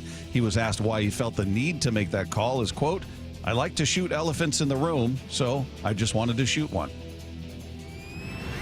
Snapshot, brought to you by Miller Lite. When it's game time, it's Miller time. This hour is brought to you by Contour Fence. From the Quantum Fiber Studio, this is Wyman and Bob. On Seattle Sports. Streaming live on the Seattle Sports app and at seattlesports.com. Now, here are your hosts, Dave Wyman and Bob Stelton. Seahawks getting set for a big matchup with the Minnesota Vikings coming up this weekend, which takes on even more importance after their game against the Green Bay Packers. And in looking at the quarterback situation, hopefully Geno Smith will be healthy. Sounds like it, based on what we heard from Mike McDonald earlier today, choosing to believe that was an optimistic quote from him. And it sounds like Geno's on his way to being the man out there, which I feel certainly gives you a better chance of winning. But Daniel Jeremiah on with Brock and Salk was talking about, just how the team is currently constructed, and he was asked the question essentially, are the Seahawks closer to winning a Super Bowl with Geno or with Sam Howell, which I thought was an interesting question. Here's what he had to say. I'd feel more comfortable saying that I can in this setup where they are right now. I give the confetti test to Sam. I could see that. I could see them on the stage. I could see that confetti falling. With Geno, it's just, off this year, it's just been so up and down. It's hard to give you a yes on that one based off what we've seen this year. There's been times in his career, over the career in a couple of years where I would have answered yes to that, hey, provided he has all the pieces, yeah, I could see that happening. I don't see that happening right now. So he's got more. So, Mike, we were talking about this earlier. Give us your definition of the confetti test. What does that mean? Yeah, it's who he can see as the winning quarterback of the Super Bowl. He's standing up there holding the trophy, and the confetti is falling around him. So it is surprising. At this point, he says Sam Howell, he thinks, is closer to doing that with the Seahawks team than Geno Smith is. Well, and what's interesting about it is he's played in 20 games. He's started in 18 games, Sam Howell has. So, I entirely disagree with him. I just feel like Geno, his toughness, his experience, and when you get the best version of Geno, which, you look at that second game against Arizona, and we were running the ball. We ran for, 176 yards, and he didn't throw any interceptions. And, he had one beautiful throw to JSN in the corner. And, I don't know. I see Geno much more readily in the under the confetti than Sam Howell. Yeah, he's just not there yet with him. Well, and it's especially hard coming off of last week's game. That was a rough night for Sam Howell. It wasn't a great night for Geno either. It wasn't a great night for the team. But, yeah, it was, Sam Howell didn't go out there and light the world on fire, or as you like to say, blow your skirt up. But Jeremiah went further to explain why he doesn't see Geno passing, quote, as he calls it, the confetti test. Well, and I don't want to put on one play, but like then you go and watch just the red zone. I know. Turnover in that game. I know. And you're like, what the heck what was this? Yes. Yep. Just trying to jam it in. That's I can't just excuse that away on what's in front of him. And if we're talking about the confetti test, to me, it's not about distancing yourself from the people behind you. It's trying to reel in the people that are in front of you. And that's where, I think at this point in time, I'd say he comes up a little bit short. Well, there's a part of me that is somewhat encouraged, because I'm like, I didn't think Sam Howell would be a guy who could lead you necessarily to a Super Bowl. I mean, I thought he would be a good backup for Geno until they can draft somebody, and then maybe be that kind of guy. But, hey, I mean, one of the things, he throws a nice, tight spiral. I mean, we watched him during camp. He looked really good, but I mean, obviously we haven't seen enough to know whether or not he can lead this team to a Super Bowl or not. But it's just, I don't know. At this point, I don't see that. But that's interesting coming from Daniel Jeremiah. Brock seems to support it, and he's talking about. What gave you that impression? Mm-hmm. Yeah, I know. Mm-hmm. Yeah, well, he was talking about the red zone and problems there. So, yeah, I mean, to me, I'd need to hear more from Daniel Jeremiah, but. Look, I mean, how much? Yeah, there's a small sample size as far as Sam Howell's career goes. He's 24. His first season, he played one game. Yeah. So apparently we've been corrected by about 30 people. He was comparing Sam Darnold to Geno in the confetti test, although in the labeling it was Sam Howell. So that's on me there. So he's saying he sees Sam Darnold here. Passing the confetti test. Okay. You know what? I have Geno. the same answer. Yeah. I mean, there. Okay. Well, at least that comparison makes more sense because I'm going, God, he looks so bad. And, I get that maybe it wasn't fair to judge Howell on that, getting thrown into the game. But can you say that on the heels of that game? And now it makes sense. He wasn't saying that. He's saying Sam Darnold. We were just puzzling over that. Who labeled that? It's funny. Actually, I'd heard that he was like, no, I was talking about Sam Darnold, not Sam Howell. Let's get we're dealing with two Sams here. And I heard that clip, but I'm like, but I thought later he went back and was going to compare him to Sam Howell. Well, who do you think is the better quarterback? I mean, I think if we're talking about, and I'm not talking about Howell now. No, I'm talking about Darnold. But we're basing it on who they are. If it's just based on who they are this season, Sam Darnold's the better quarterback. Career, it's Geno, and that's only based really on Geno's time here in Seattle, because you look at it previous to that, it was much like Sam Darnold. It was not a success. He's throwing tons of picks. There's a reason he was a starter. Then he just became a perennial backup, with the Giants, with the Chargers, and with the Seahawks behind Russell Wilson. So to me, there's more of a resume for Geno as a starter and believing, all right, he's the better of the two. But if we're just going to isolate it to this season, how they performed, Sam Darnold's the better quarterback, and that makes his answer there makes much more sense in that case. Yeah, the one thing I would say though is, and I was talking earlier about sort of the theme of just how important coaching is and how you get the right guy to say the right words. But he was on 3 different Jets teams. For 3 years he was with the Jets, 2 years with Carolina. And then he was in San Francisco. So, and I know that they weren't working on him in 2023 to be a starting quarterback, but he did, get in that Kyle Shanahan system. Why did it take so many years for him to get there? And I don't know if you could say the same thing about Geno. Geno came out as a second rounder, right? Whereas Darnold was the number 3 overall pick with the Jets. So, that would be my criticism of Sam Darnold is that, how come it took you so long? Why did it take just one guy? I mean, is O'Connell the only guy you can play for? I mean, and I don't know. Maybe it's his quarterback coach. Maybe it's the offensive coordinator or whatever. But yeah, it's just interesting to me. And I feel like Geno went through more of and also I think it's easy to pick Darnold because he's younger, and so he has more, time to. And after having a year like this, I mean, shoot, even if he loses the the last 3 games. He's still going to be 12-5. And I'm in line for a big pay. Somebody is going to pay for this season. Right. Somebody is going to go, this is who he is moving forward. And again, maybe this is more my Sam Darnold bias. I would use Blake Bortles as a cautionary tale because he had that one. He was a guy you looked at and went, I'm not seeing this. And then he had that one breakout year and signs a big extension, and he reverted back to the guy where you're going, I'm not seeing this. Yeah. Well, and it's a really amazing what he's done right now. So I don't know. I mean, to me, that doesn't make it necessarily any better that he had this kind of, why did it take so many coaches? Why did it take so many years for him to because Geno, even in his first, 5 to 7 years, had some success. And if you look at, what Sam Darnold has done, again, right now, his record is 33-37. And that's with the 12 wins from this year. So, yeah, it's to me, I don't know. I would say Geno before Sam Darnold. I don't want to say I'm not sold, but I do think it's very odd that it took that long for him to get to the point where he's back to where everybody thought he was, right? Everybody as thought a 3rd round pick. When you Huh? You're talking as about the Darnold. number 3 pick. Yeah. Or number 3, not 3rd round. So, I mean, I feel like why did it take that long, and why does it take one coach to unlock a guy like that? And maybe it's him. Maybe it's him that, he finally, maturity-wise or whatever it took for him to become a quarterback of a 12-2 team.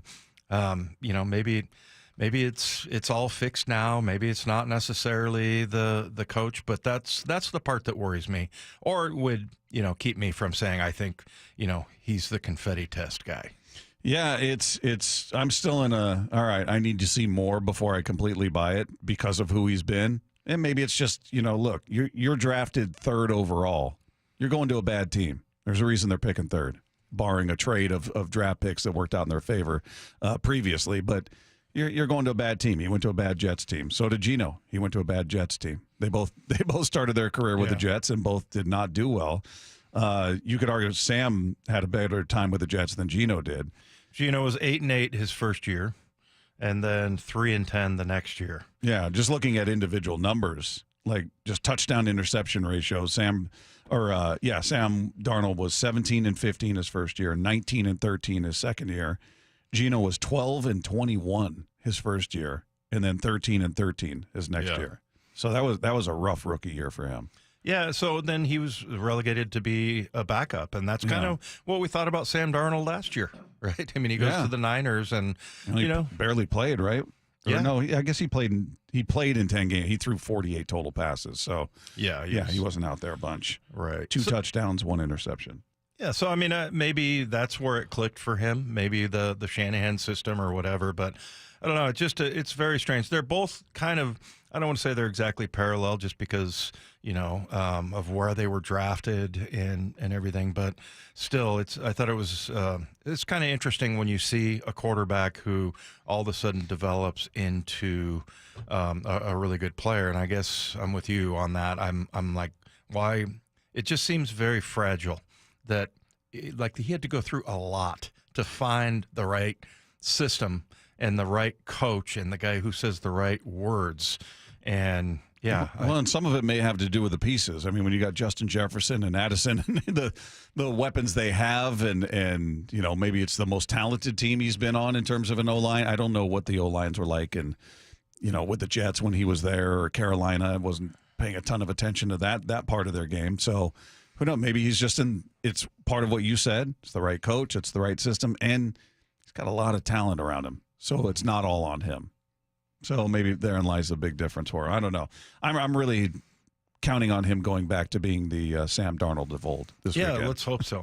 We hope we see that. Now, in this game against the Packers, we were coming off a week where we felt so good about the run game and the O-line, and is this going to be who they are moving forward? Then you fast forward to this game against the Packers, and they had 14 carries, 16 total, but one was Howell, one was Geno. So you remove those 2 scrambles, 14 carries to running backs. And granted, you got down early. You're down 14-0. You had to pay. I get it. But do you think they bailed on the run too soon? Do you think they should have held tough. I mean, it was a rough day for the line. We've talked about it. Gave up 7 sacks. They didn't really make a ton of attempts to establish the run game, and maybe they just saw something that said we're just giving away plays here if we're going to try to run it, because it's just not going to happen. Yeah, well, and then you get down the first 2 drives score. I mean, to me, the defense lost that game right then when they allowed the second drive for a touchdown, because now all of a sudden your entire, how you call the game entirely changes. But yeah, it was just, I feel like that wasn't really the game plan, right? I mean, going in, how you're going to call a game versus, what the score is and, how your defense is looking and things like that. Now all of a sudden you're down 14-zip and you have to, pretty much abandon things. So I feel like that's, I don't know that they abandoned the run, but they had to, make up for the points that they were down. And it just, to me, it was the defense. I mean, I put that pretty much 60% on them. Yeah. Yeah, I mean, they did turn it around in the second half. You're right. I mean, I'm not excusing those 2 opening drives. That was terrible. But there was so much time left to get back into it wasn't like that was at the end of the game and they gave up these drives that crushed them and they couldn't bounce back. That was first quarter, and they did defensively. They did bounce back. The offense gave them nothing. There was really not much happening there that was good. So, yeah, I'd be much more along the 50-50 line at least, putting some more of that onus on the O-line and the offense in general. But Daniel Jeremiah was talking about that game in general, just saying, hey, is that just a bad matchup for this team, or did they get exposed a bit? I think that both. I mean, I definitely think that there's things that will carry over from that the other teams are going to look at. And if you can stop the run and put them in situations in favorable down and distances where you can pin your ears back, it's not a great pass blocking offensive line. It's an offensive line it's better built with the way they're currently constructed with the guys they have out there right now to get after you in the run game. Come off the ball, use their athleticism at tackles to get out in the perimeter, cut guys off on the backside. But in pass protection against a physical, kind of a dynamic front that they have, you go look at Devontae Wyatt, what he tested and what he looked like coming out. That's a mismatch. And the teams you're going to play in the tournament have those types of guys. So that's why I think that was more than just a one-off game. There was some concerning things going forward. Yeah, I think he might have identified some of my depression after that game, was that you're going to, from here on out, I mean, you get to play the Bears, but you've got Minnesota. The front 7 that the Rams have is really good. I mean, they're very young and they're very unproven, but that Verse kid and who's the other kid that complained about the Seahawk fans, Braden Fisk, they're so good. Those are the teams that you're going to play going forward, and those front 7s just demolish our offensive line. They're just not, and I thought it was interesting, Lamea, because, I'd heard Daniel Jeremiah speak of him pretty glowingly, but, he was talking about how he had one of the worst pass protection games he had ever seen. I watched all of it, and it was as rough of a pass protection performance as I've ever seen. Like, I can't remember seeing a game where there was more consistent pressure, and it was crossing your face. It was power. It was not picking things up and seeing things. I'm going through it right now. I'm looking. I just pulled it back up. He gave up 11 pressures. So they threw the ball. He was in pass block on 44 snaps, and on 11 of those 44, he gave up pressures. What's a normal amount for a guard? You want that to be in a game like that. You're talking about 1 or 2 is where you want to be. That sounds bad. Yikes. Yikes. And as you said before we even played that, he was speaking glowingly of Lamea at one point. So this is not, his favorite guy to pick on. And as he told you he stinks kind of thing. He was giving him praise before. And now he's like, that's as bad as I've ever seen. That's pretty damning. Yeah. Well, and, again, I think I heard him last week talk about the play, which I had not seen, and he brought it up, and I was like, oh, yeah, the 51-yard run, he just obliterated one of the defensive tackles. I mean, he had a great angle on it and everything, but, you could see LeMay is he's a good player, but, man, not so much in in pass blocking, because that's a really bad number. And look, Daniel Jeremiah, I think that guy, he's been in some front offices, and he knows. Been a scout. He knows ball. He knows ball? Just like you. So, I mean, I feel like that's pretty reliable information there. And, and you can go back and watch him and just, some things are not his fault and some things are, but that's a lot. If the normal rate in 44 snaps is maybe once or twice, it was 11. Yeah. This one goes to 11, Bob. These go to 11. Yeah, it's I don't know. We all came out of that game going, man, rough night for the O-line. He didn't, I didn't key in on him specifically above everybody else. I saw, Charles Cross just get put on roller skates. I saw Abe Lucas get blown off the ball and the guy just zip right by him. I said everybody took turns. I didn't realize he stood out so much more than anybody else, though, that, wow, he was a problem. 11 pressures out of 44 passing snap. Yeah. Okay. So, to me, he was just, I get maybe the worst of a bad bunch that night, because I don't think you could point to anybody and say, well, he had a good night. Yeah. It was a dreadful night for the line. So, Right. yeah, I don't know. That's that goes to what we were talking about initially with the quarterbacks. Like, all right, what kind of quarterback is going to do well behind a line like that? Mhm. I mean, who is it? It's got to be somebody who's incredibly mobile and keep a play alive, because you're going to be running for your life. We saw 7 sacks. It didn't go well for either quarterback in terms of that. And you can, like I said, we could talk about, well, this guy held onto the ball. He should have gotten rid of it. But overall, yeah, it was a bad night. And I don't know how was that a fair night to grade Sam Howell, considering the way the O-line was playing? Is it a fair way to grade Geno Smith? Those that are, we got a lot of people texting in on Geno. How many 12-2 teams has Geno been the starting quarterback on? And then, yeah, you're getting a lot of that. Well, and you know what? Our guy, Ralph in Crossroads, I was included on this one. So Yeah. He excluded me for a while there. I don't know what I did to Ralph, but he has a good point, and this is something we've kind of been talking about. There's been a lot of revived careers these days. And he points out Geno Smith, Goff. How about Jared Goff? I mean, it wasn't like his was entirely in the dumpster, because he did got to a Super Bowl, win a Super Bowl, right? Didn't win, or didn't win. Got but they there though. got them there with him. Yeah, and then and all of a sudden he fell out of favor with Sean McVay, and I don't really know why, but it's pretty amazing what he has done in Detroit. And then you look at Baker Mayfield right now; he's tearing it up. Russell Wilson, also. So it's kind of interesting to see how the quarterback market has gone the last few years. Another one, this from Denny in Gig Harbor. How many years has Geno won 11-plus games? So what you're saying is you'd rather pay $40 million for a 35-year-old Geno than mid to late 20s Darnold. I want to save this receipt. I don't know that we talked about pay. Once again, you're reading things into our comments, much like you did the 500 record thing, which nobody mentioned. But it's just about, it's in response to Daniel Jeremiah's comment about, well, who gives you a better chance of winning? Who do I see under the confetti? And he's saying he's betting on Darnold at that point. Now, our point has been, well, this has been 1 year of this, not even a full year yet, of Darnold being this version versus Geno being who he's been, which is decidedly better than the image anybody had of him before he became the Seahawks starter. He was, he's a backup. Seahawks waited a long time to even sign him. Remember, he was kind of hanging out there. There could have been a million teams that knocked on his door and brought him in as a starter. He was a backup. That's who he was. He revived his career. And to this point, he's got more of a resume as a starter doing good things than Sam Darnold has. The 253, just for whatever reason, the receipt saver sounds like a bleeping idiot. Why?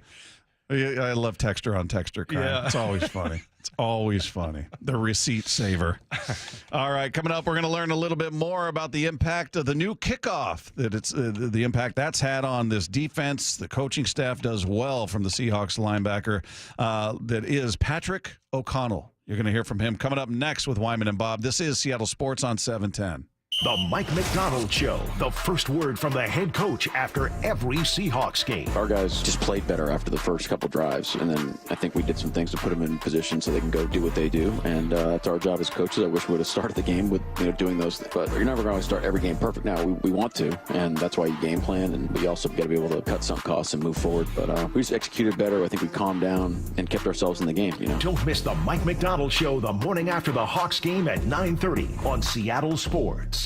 Guys, are you looking for affordable and guaranteed low T and ED treatments here in Seattle? Revive Men's Health Seattle has been offering innovative men's health since 2013. Our convenient low T and ED clinics and providers have over 10 years of experience and thousands of happy patients. If you're suffering from low T or ED, we have guaranteed solutions for you. Our solutions can provide immediate results, restore blood flow naturally, and even bring spontaneity back into your love life. And right now, Revive Seattle locations are offering free T-level checks and free exams. We can help you get stronger and improve your performance and even get better sleep. Plus, if you're an unsatisfied patient of another men's clinic, we'll transfer your care for free. Book today, and your T-level check and exam will be free, saving you $199. Ask about our new patient specials and interest-free financing. Call Revive Men's Health at 206-529-1111. That's 206-529-1111. Or visit ReviveMen'sHealth.com. This is a story of the one. As a maintenance specialist for university housing, he knows college students can major in wear and tear. Plus, housing so many students doesn't leave a lot of room to house all the supplies he needs. That's where Grainger comes in. With over 1 million industrial-grade products and fast, dependable delivery, Grainger carries the quality products he needs so he doesn't have to. From a new door hinge to a whole new faucet. Call, click Grainger.com, or just stop by. Grainger, for the ones who get it done. This is a story of the one. As a maintenance specialist for university housing, he knows college students can major in wear and tear. Plus, housing so many students doesn't leave a lot of room to house all the supplies he needs. That's where Grainger comes in. With over 1 million industrial-grade products and fast, dependable delivery, Grainger carries the quality products he needs so he doesn't have to. From a new door hinge to a whole new faucet. Call, click Grainger.com, or just stop by. Grainger, for the ones who get it done. So right now may be the perfect time for you to rethink how you pay for health care. And here's why. This time of year is decision time for a lot of people, but it's also when you can join MediShare and save even more than usual. For many families, joining MediShare means saving about $500 a month, which is a game changer for a lot of people, obviously. But what's more, MediShare members like it a lot. Their satisfaction rate is 98%. Imagine that. And MediShare is a proven thing, too, for over 30 years. It's a Christian community of hundreds of thousands of people now. And here's the thing. If you join before December 31st and you mention the promo code SHARE, they'll waive your application fee. So you save even more right off the bat. I'll give you the number here in a second, but just call and you'll get a price within 2 minutes. And again, the deadline is December 31st. So call now and you'll save even more. Here's the number, 877-26-BIBLE. That's 877-26-BIBLE, 877-26-BIBLE. For decades, we've been more than just roofing. From siding and windows to custom decks and gutters, we've been helping customers protect and transform their homes. Hi, Justin Shirley, CEO of State Roofing. I'm proud to announce our new name, State Roofing and Exteriors. The same trusted team, the same quality service, now with a name that says it all. Call 866-ROOF-ROOF or visit stateroofing.com today to schedule your free estimate. State Roofing and Exteriors. Your home, your way, held to a higher standard since 1968. Seahawks Insider, brought to you by Pacific Lamp and Supply. Now here's Maura Dooley. With the Seahawks set to face an intimidating Vikings defensive front and coming off of a game in which they struggled to protect the quarterback, Mark Schlereth joined Ray Roberts and Bob Stelton on the Wyman and Bob show yesterday and discussed the importance of play calling. So you can take a group that maybe not the most talented group, as long as they play together, but you have a play caller that understands our problems. Ultimately, if you've got a play caller that calls plays that allow me to take the passive out of pass protection, the passive out of what we're doing, and be the aggressor, then we can be really, really good, even if we're not collectively the most talented group. The Seahawks Insider is brought to you by Pacific Lamp and Supply. For the latest on the Seahawks anytime, go to seattlesports.com. Well, the holidays are certainly here, and so are big meals, full bellies, and a ton of leftovers. It's easy to lose sight of your nutritional and fitness goals with so much going on this time of year. It's Mike Salk here, and let me offer a little bit of salvation. Eastside Weight Loss Clinic allows you to maintain eating delicious food at comfortable portions and still lose weight, lots of it. I lost 35 pounds in 8 weeks, 10 pounds in the first week, and I was still able to eat good, healthy meals. My plan didn't include any exercise, no cardio, and I still lost weight. Heck, that's all I needed to hear. Schedule a free 15-minute phone consultation with Eastside Weight Loss Clinic and see if you can lose weight during the holidays and without exercise. I mean, that should be the biggest test of whether it works or not. And guess what? It does. Eastside Weight Loss Clinic is healthy, sustainable weight loss that works. No gimmicks, no tricks, no drugs, no injections, all real food that you buy at the grocery store. You can call them at 425-588-0080 or go to eastsideweightlossclinic.com. Dr. Ryan Coogan, DC. Results may vary. Hey, Brock Ewart here with Shannon O'Kelly, President and CEO of IRG Physical and Hand Therapy. And Shannon, we're not just rehabbing injuries anymore.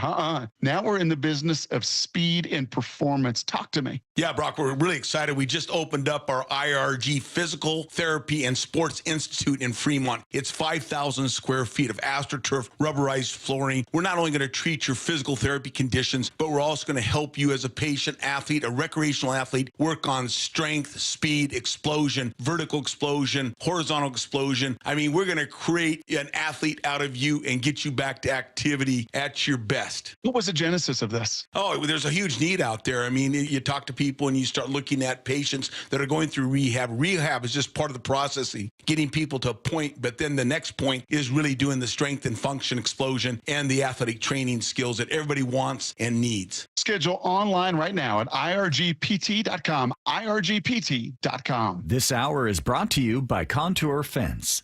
Wyman and Bob. From the Quantum Fiber Studio. Weekdays 2 to 7. On Seattle Sports and 97.3 FM HD2. Welcome back to Wyman and Bob, and right now on the Emerald Queen Casino Sportsbook Hotline, we have Seahawk linebacker Patrick O'Connell. Patrick, how you doing, man? I'm doing really good. Thanks for having me. Yeah, thanks for coming on, and kind of a interesting birth date that you have, and I think you debuted on your birthday last year, which is New Year's Eve, December 31st, but tell us about, making your debut on your birthday and just what that meant to you as a football player. Yeah, that was honestly one dream come true. You know, I grew up a Seahawks fan, and being able to run out of that tunnel and lead the team out with the 12 flag on my birthday was something that I could have never imagined. And that was just the start of everything, and hoping to continue along the journey of being with this team. Yeah, you know, it's funny. I heard somebody told me, I think it was Brian O'Connell, who is our radio producer. He said that you went up to Rabel and said, "Holy catfish." I thought that was funny. So it sounded like you've been listening to the broadcast for a long time. I have, yeah. I mean, it's one of his signature things, and when I saw him, I thought I had to take the opportunity to say that. So I thought that'd be pretty funny. Oh, he ate it up. He loved that. That was really absolutely cool. Hey, so tell us, coming back this year, and I always talk about how difficult it is. I know my rookie year, I was lost, and came back my second year, and I felt a lot better. Did you kind of notice that you're more up to speed this year, this being your second year? Yeah, I think that's a fair assessment. It's just, when you get turnover on coaching staffs, it makes it a little more challenging just because you have to learn new systems, try and learn a new culture and everything, how the new coaches want everything. But as far as the game of football, it definitely has slowed down, and just realizing the offenses and what we're going to do on special teams, it's slowed down in that sense. So I think you hit it right on the head with that one.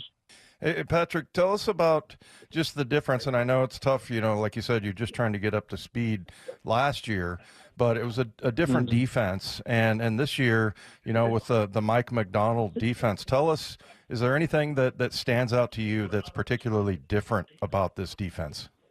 Yeah, I think now we're specifically more of, we're going to show one thing and play a different thing, or vice versa. We're going to line up and play one thing, but it's going to look like another thing. Whereas, last year and with with previous teams, it's been, line up, play ball, and you know where we're going to be, but we just got to be better than the guy across from us.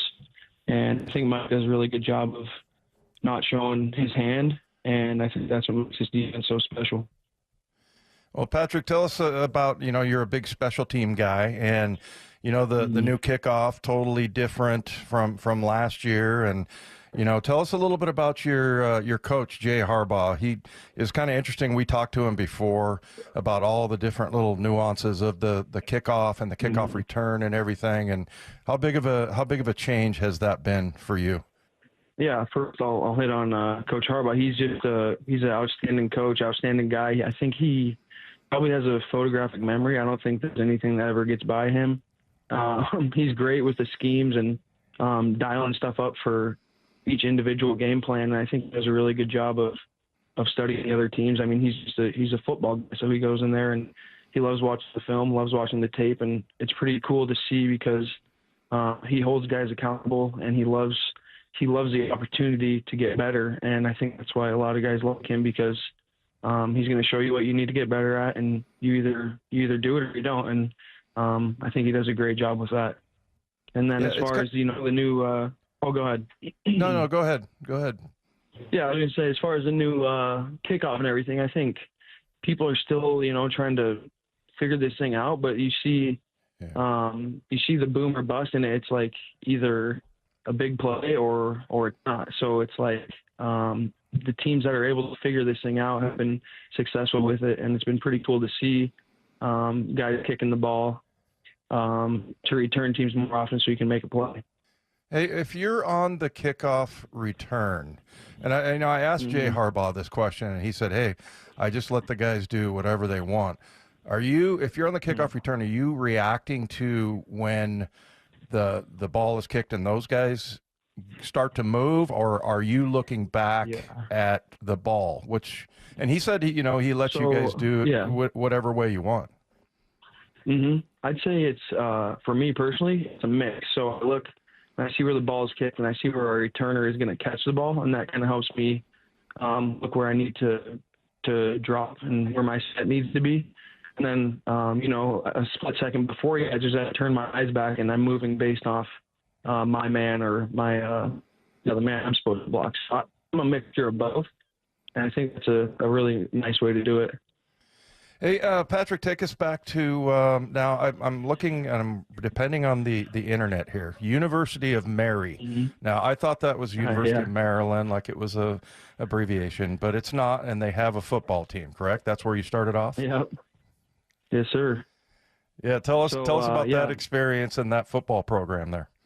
Yeah, right out of high school, I didn't know what sport I wanted to play, so I was trying to go to places to play football and baseball, and I had a lot of D2 schools that gave me some offers to play both, and I thought at the time that the University of Mary would be the best spot to go and play football and baseball. I was on scholarship for both, and then after one semester of football there, we went 1-10, 1-11, and I think I quickly realized that it probably wasn't the place for me. And I transitioned right to the University of Montana to just focus on football after that. Well, and then you had a pretty legendary career there. You're born in Kalispell, so I'm sure everybody loved you. But, 28.5 sacks, you're number 6 all time as far as sacks at Montana. That must have been a pretty cool thing for you, a kid growing up in Montana. Yeah, it definitely was. Growing up, like I said, similar with the Seahawks, I grew up a Grizz fan, and I think that's part of the reason why I was able to go in there and fit in with the culture right away, because I was familiar with how the coaches wanted guys to play things. And I'm thankful for Bobby and his staff there that they let me come walk on and basically try out for the team. And the rest is history there. So it was definitely a blessing. Something that I'll cherish forever, being able to play as a Grizzly. Yeah, kind of a dream come true for you. And then, like you said, you were a big Seahawk fan. How long you been a Seahawk fan? Ever since you could, play, or was it, let's go back to when you were a little kid? Yeah, I think it goes back to when I was a little kid. My dad would actually take me and my brothers to Seahawks games, and ever since I can remember, I've been a Seahawks fan. I got pictures of when I was younger with a little mini helmet on and little mini jersey and everything. So it's been ever since I can remember. Oh, that's awesome, man. And we look forward to seeing you out on the field, and wish you the best of luck, Patrick. And thanks for taking the time, man. Appreciate it. Awesome. Yeah, thank you very much. There you go. There's Patrick O'Connell of your Seattle Seahawks. If you guys didn't catch all of that conversation, you can find it on the podcast page at seattlesports.com after the show. Meanwhile, it is Wednesday, so we play our hypothetical what if. Today's what if? What if Sam Howell had more time to prepare before going into the game on Sunday? We'll get into that conversation. What if Wednesday? It's coming up next with Wyman and Bob. This is Seattle Sports on 710. Blue 88 on Brock and Salk. As bad as the defense played early in that game, they turned it around. Every day at 7:45. What did they do to shut down Josh Jacobs in that Green Bay running game after the initial burst? In that second half, you started to see them defeat blocks, like that simple block destruction. Jaron Reed getting off a block, Hankins getting off a block, Leonard Williams with two monstrous plays, right, to get stops in most critical moments. Blue 88, answering 3 football questions as only Brock Heward can. Seattle is home to Swedish CyberKnife, a non-invasive and highly precise treatment for prostate cancer. Swedish is the only CyberKnife center in the Pacific Northwest, and compared with other radiation treatments, which can sometimes last 6 to 9 weeks, CyberKnife treatment is much shorter. It's typically 5 days or less.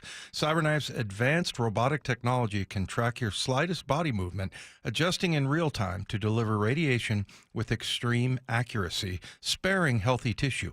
And the vast majority of patients experience minimal side effects and may continue normal activities during treatment. So CyberKnife offers curative cancer treatment while minimizing side effects and disruption to a patient's life. And the experienced CyberKnife team has helped advance the field with research protocols and published findings. And Swedish CyberKnife treats patients from all over Washington state. So if you, a friend, or a family member is diagnosed with prostate cancer, go to swedish.org/cyberknife prostate for more information. Treat prostate cancer with Swedish CyberKnife.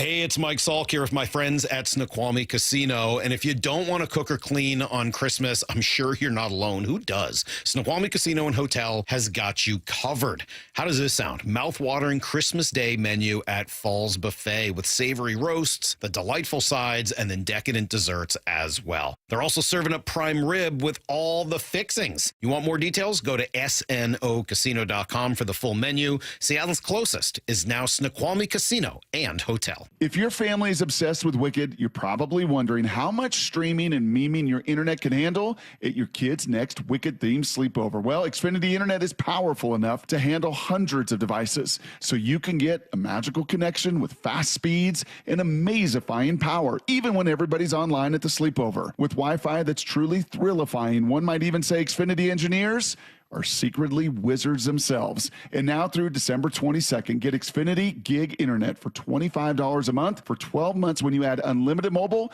and get Peacock Premium, a $7.99 a month value included at no extra cost. Or lock in your internet price for 2 years for just $5 more a month with a 1-year contract. Early termination fee does apply. Go to Xfinity.com to learn more and keep the magic going from your screen to the big screen. And see Wicked only in theaters November 22nd.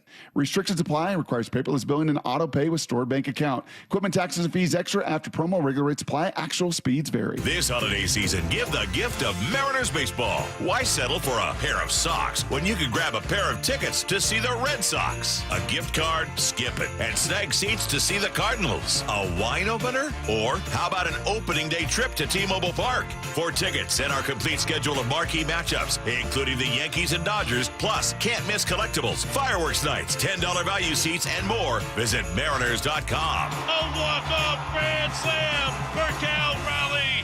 Bonneville International radio station contests are open to participants 18 years of age or older that are residents of Washington State unless otherwise specified. Employees or agents of the station, Bonneville International Corporation, other area radio stations, or any entity associated with the contests are not eligible to win unless the station otherwise specifies at its own discretion. Persons who have won in the last 60 days from a station contest or event may not be eligible. Full general contest rules are available on seattlesports.com or in person at the station during regular business hours.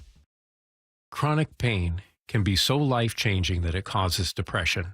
The effects can strain relationships and tear families apart. If chronic pain is impacting you or someone you love, don't wait to get help. I'm Dr. Mark Shelley, a chiropractic neurologist at Sound Pain Solutions. If your family is missing the person they once knew, schedule a free consultation to learn if our non-surgical and drug-free approach could help you get your life back. At Sound Pain Solutions, we've treated thousands of patients suffering from neuropathy, neck and back pain, and complex joint problems. Our personalized treatments include state-of-the-art technology like bioelectric therapy, laser, regenerative injections, pressure wave treatment, and others that stimulate healing naturally. Get a new focus on your family and the activities you enjoy, not your pain, medications, and limitations.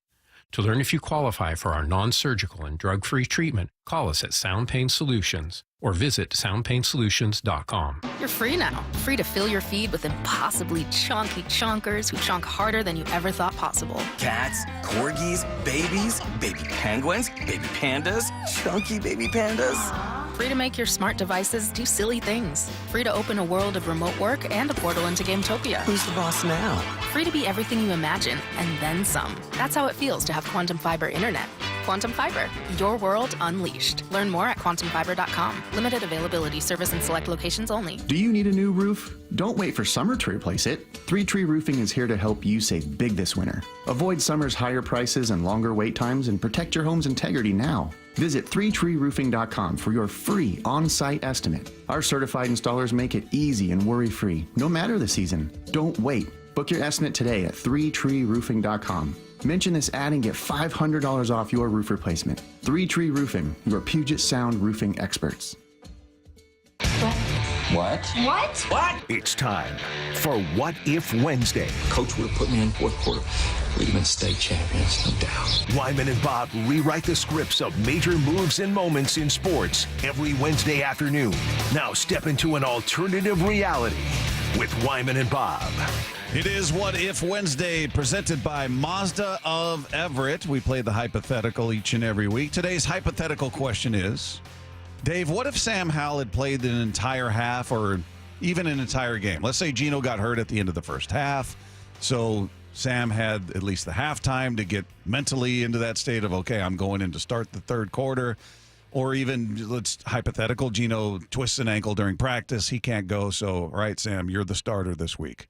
And he had time to prepare and mentally prepare, physically prepare, but mentally just, okay, I'm going in. This is how we're going to start. Here's the first, 12 plays that are scripted, 15 plays, just having a different mentality. How much different do you think it would have been? Because what we saw wasn't great. No, I think it had to have been better. It would have to be better, right? I mean, you just get thrown in the game. Now, I'll say this about Gino. Remember when Russ got the little finger bent and they had to put Gino in there. He took him on like an 80-yard drive. So for those of you that can hear, Bob's not dying, actually. He's going to be okay.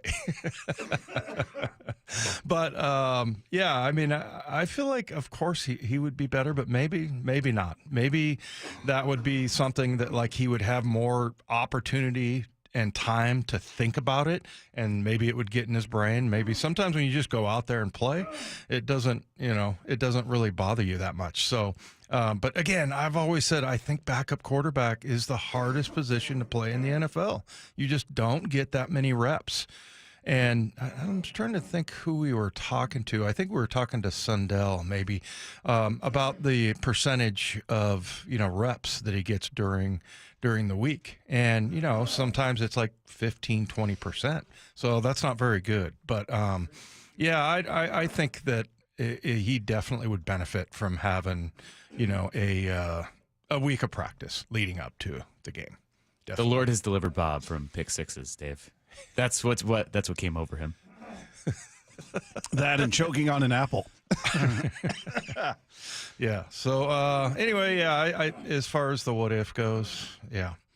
What do you think, Lefko? About all that? Well, Bob coughing and you, answering his question. What do you think of me coughing? Go ahead, Lefko. Oof. Yeah. No, but seriously, do you think he plays better, if he had a whole week of practice? A week of practice, yes. I mean, any situation, I think you come in a half, that's really tough. It probably would have been the same if he comes in, say Gino gets hurt in the first quarter like Olu did early in the game. I don't think you see much drastically different from Sam Howell because what you just mentioned. How many first-team reps is he getting? How much is he really preparing? A whole week, sure. Like, if he had known, like, Ken Walker's out and Zach Charbonnet has that whole week, I think you do see a vastly different Sam Howell in that game. It's funny, though. Sometimes people will say, if you don't have time to think about it and you just go in and just do it and just play and use your instincts, like, it gets in your mind, So there are some people that are like that. But just think about what you go through as a backup quarterback. Like you and especially Gino backing up Russ. Russ was never hurt, right? Ever. And so you could just get into like a routine of like, okay, I'm going to go out here and warm up in between, series and, chart whatever, as far as like the plays and stuff like that. And after 60 games in a row or whatever, you're probably like, okay, this is how this is going to go. And then all of a sudden, boom. You're in just like that. So to me that is one of the most difficult positions by far. You think he was working with a better O-line when he got thrown into it? You're talking about Gino back when Russ was here? Yeah. That would help. Yeah. I mean, look, I'm not trying to Sam wasn't good. I'm not making excuses, but Gino was having a tough time. Has had a tough time because of this line. And then you throw Sam in there.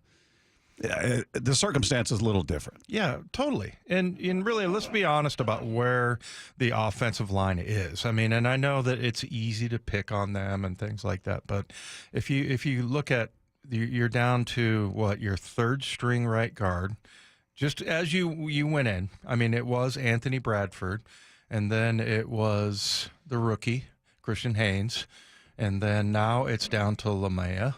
And then, at right tackle, you went the full cycle there down to the fourth string guy. Now you got Abraham Lucas back.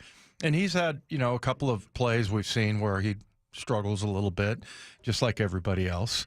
I don't see Charles Cross as having that, great year that we thought he was going to have. Was that in this game last week where he got put on skates? It was this week. Yeah. Yeah. So it was not good. Yeah. I mean, he just got bull rushed and, I guess he was slowing him down a little bit, and then you have Laken Tomlinson, who's been steady as can be as far as his participation, but he's available. He's there, but we've seen him miss a few blocks in the run game. So, and then they were really good against Arizona. I thought they kind of had, found the magical, combination there of running and passing. They were almost 50-50. So. Yeah, and going into that game, by the way, Green Bay was like 19 plays away from being a perfect run pass 50-50. Right. And we were like 175 plays away from that. So, yeah, it was a very well put together team. By the way, I never thought I'd see somebody whose eyes were further apart than Brock Heward's, but I think we got a new contender in the clubhouse here. Oh, Scattaboo. Yeah. Yeah. Those are pretty far. That's why he doesn't throw interceptions. He's got a much bigger head, so there's more room there. But yeah, I hear that his eyes operate independently too, like a bird. But yeah, I think it's fair to assume, especially if Howell had a week to prepare. Yeah, he's going to be better. How much better, I don't know. It was bad. It was bad. There's no other way to put it. And Daniel Jeremiah talking about just how uncomfortable he looked out there. I went back this morning and, I spun through the game on Monday before we did our show. And it's like, you know what? I want to just focus in on Howell. So I'm going to go back and just watch all of Howell's dropbacks and go through those. Oof. And that did strike me that you talk about just uncomfortable. Like he never got comfortable in there. Some of it was pressure. Some of it was just him on his own. The ball was all over the map. And I think with someone like that, getting him on the move, off play action, just getting him out of there. Like, he just seemed, you could watch the first couple plays and just say he is not comfortable in the cockpit. Like, you've got to get him out and move him around a little bit. And he never settled in. And you have the one turnover, man, there were darn near a couple more. He was very, very, I would just say skittish, for lack of a better word. Yeah, wasn't great. So, whether that changes anybody's opinion one way or the other, for people that are, like we talked about, extremes on both sides of Gino. I don't know that it changed anybody's opinion. Right. Hey, before we go to break, we saw a little highlight of my guy Cody Barton. We just review his stats. I go, look, there's Cody. Yeah, Dave just got a big smile on his face. He goes, is that Cody Barton? Yeah. 2 interceptions for 71 yards. One of them 56 yards. He's knocked down 4 passes, forced 1 fumble recovery for a touchdown for 52 yards, a sack and a half, and he has 90 tackles. Is that any good? So is that him hearing the right voice? Is that the right system? I don't know how different their system is versus what he was doing in Seattle. Yeah, probably. Yeah. I mean, I just remember going from one to another. Now, I feel like I was always reasonably within, my best year pretty much every year. But, there was times where I would go to when I went to Denver, there was things there that did not make sense to me. Right. Yeah. So, anyway. Well, good for him, man. Maybe it went the other way for him. Good for Cody. He's a nice guy. He deserves a good career. Well, I just thought I'd bring it up because people give me crap all the time about it for saying that he was a good player. They don't forget it either. Yeah. Meanwhile, Gino's future with the Seahawks could be determined by one key factor. We're going to weigh in on that and a couple of conversations about that in the Best of the Rest. It's coming your way next with Wyman and Bob. This is Seattle Sports on 710. Handoff to Charbonnet. Turns upfield 10, 5, touchdown! Seahawks! The Seahawks gear up to face another tough opponent at Lumen Field. Ball comes out. Ball's picked up by Julian Love. He's got it on the far side of the field. Breaks a couple of tackles. This Sunday, Justin Jefferson and the Minnesota Vikings come to town. I don't know how Jackson Smith-Njigba always gets open on those crossing routes, but he does and picks up 18. Kickoff 105. Pre-game coverage starting at 10 on your home for the Hawks, Seattle Sports. Attention homeowners, upgrade your home's comfort and save big. For a limited time, save up to 50% on scratch and dent and overstocked equipment exclusively at Home Comfort Alliance. Over $3 million worth, all up to 50% off, including high-efficiency dependable heat pumps, furnaces, and air conditioners from the top manufacturers like Lennox and more. All with full factory and installation warranties, up to 50% off. Visit HomeComfortAlliance.com. That's HomeComfortAlliance.com.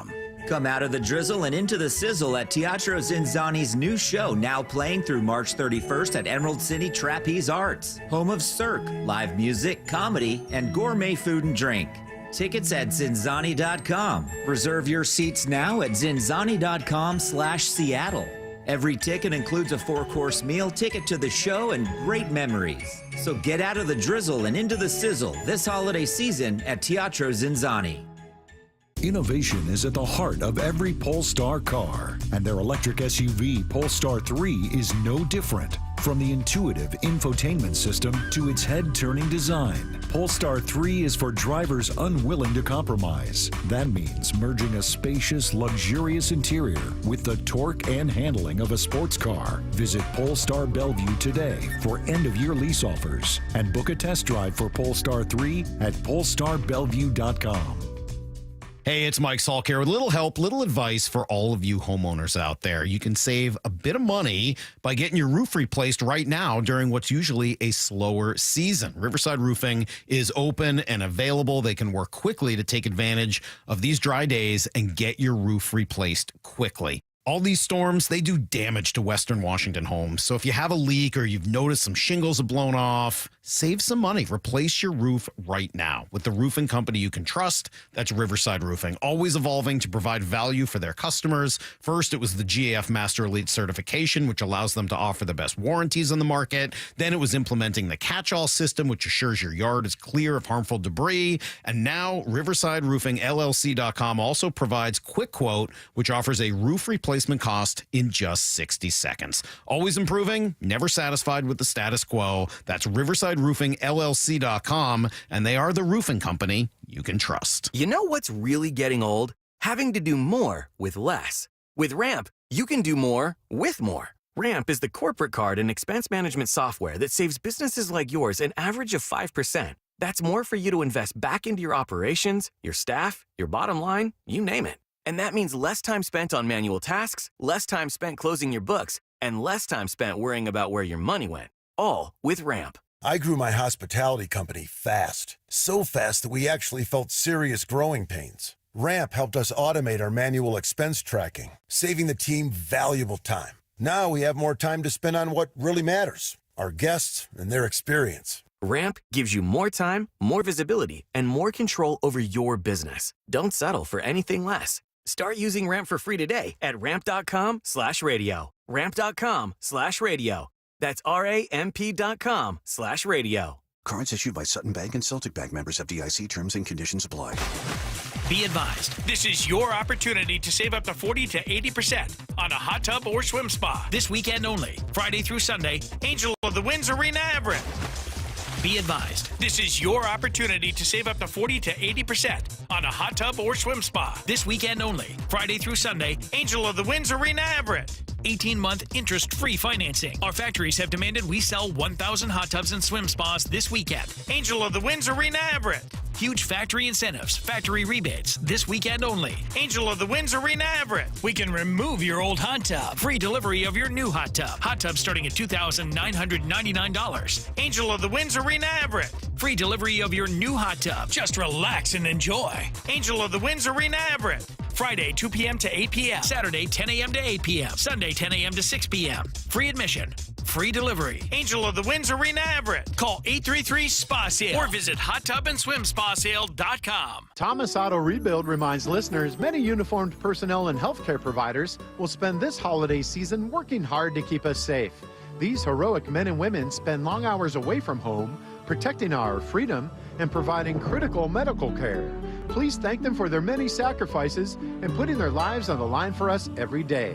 Happy holidays to you and yours from the entire team at Thomas Auto Rebuild, a family-owned business providing quality care for quality cars in Renton. Let's go!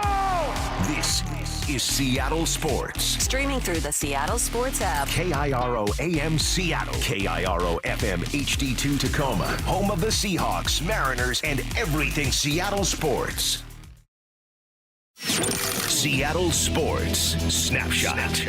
Well, tough news for the Washington State football program. Just 2 days after Dave Clawson announced his resignation, Wake Forest hired Washington State's Jake Dickert to be his replacement. Dickert was in his third full season at Washington State, guided the Cougars to an 8-4 record this season. He took over midway through the 2021 season after Nick Rolovich was fired by the university, so now he'll be calling the shots for Wake Forest. Meanwhile, Aaron Rodgers saying if he comes back next year to play, that he wouldn't be opposed to being a mentor for a young quarterback. And he's reflecting on his time with Jordan Love. He says, when they drafted Jordan, I felt like I was one bad stretch from being benched, and I won MVP a couple of years. So that's the way this league is. You have to prove you can play every single week through tough stretches. So if the Jets asked me back and they drafted a guy, I'd mentor the hell out of him if I was playing, and I'd try to play as well as I could to keep him on the bench.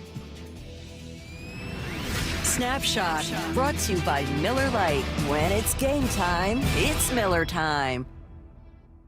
This hour is serviced by the Lee Johnson Auto family.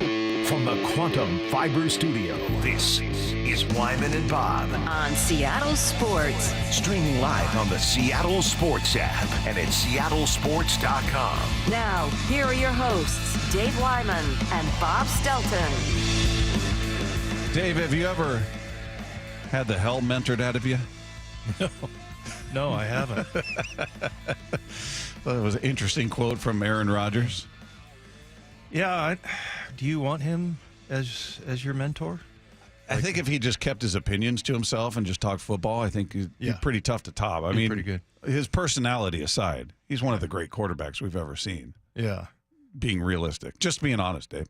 Yeah. But I just like that he said, if the Jets asked me back, they drafted a young guy, I'd mentor the hell out of him, and if I was playing, I'd try to play as well as I could to keep him on the bench. Yeah, I would want to know all about this ayahuasca thing and how His that's darkness retreat opened up his consciousness. You got to make friends with it, Dave. Yeah, make friends with the darkness.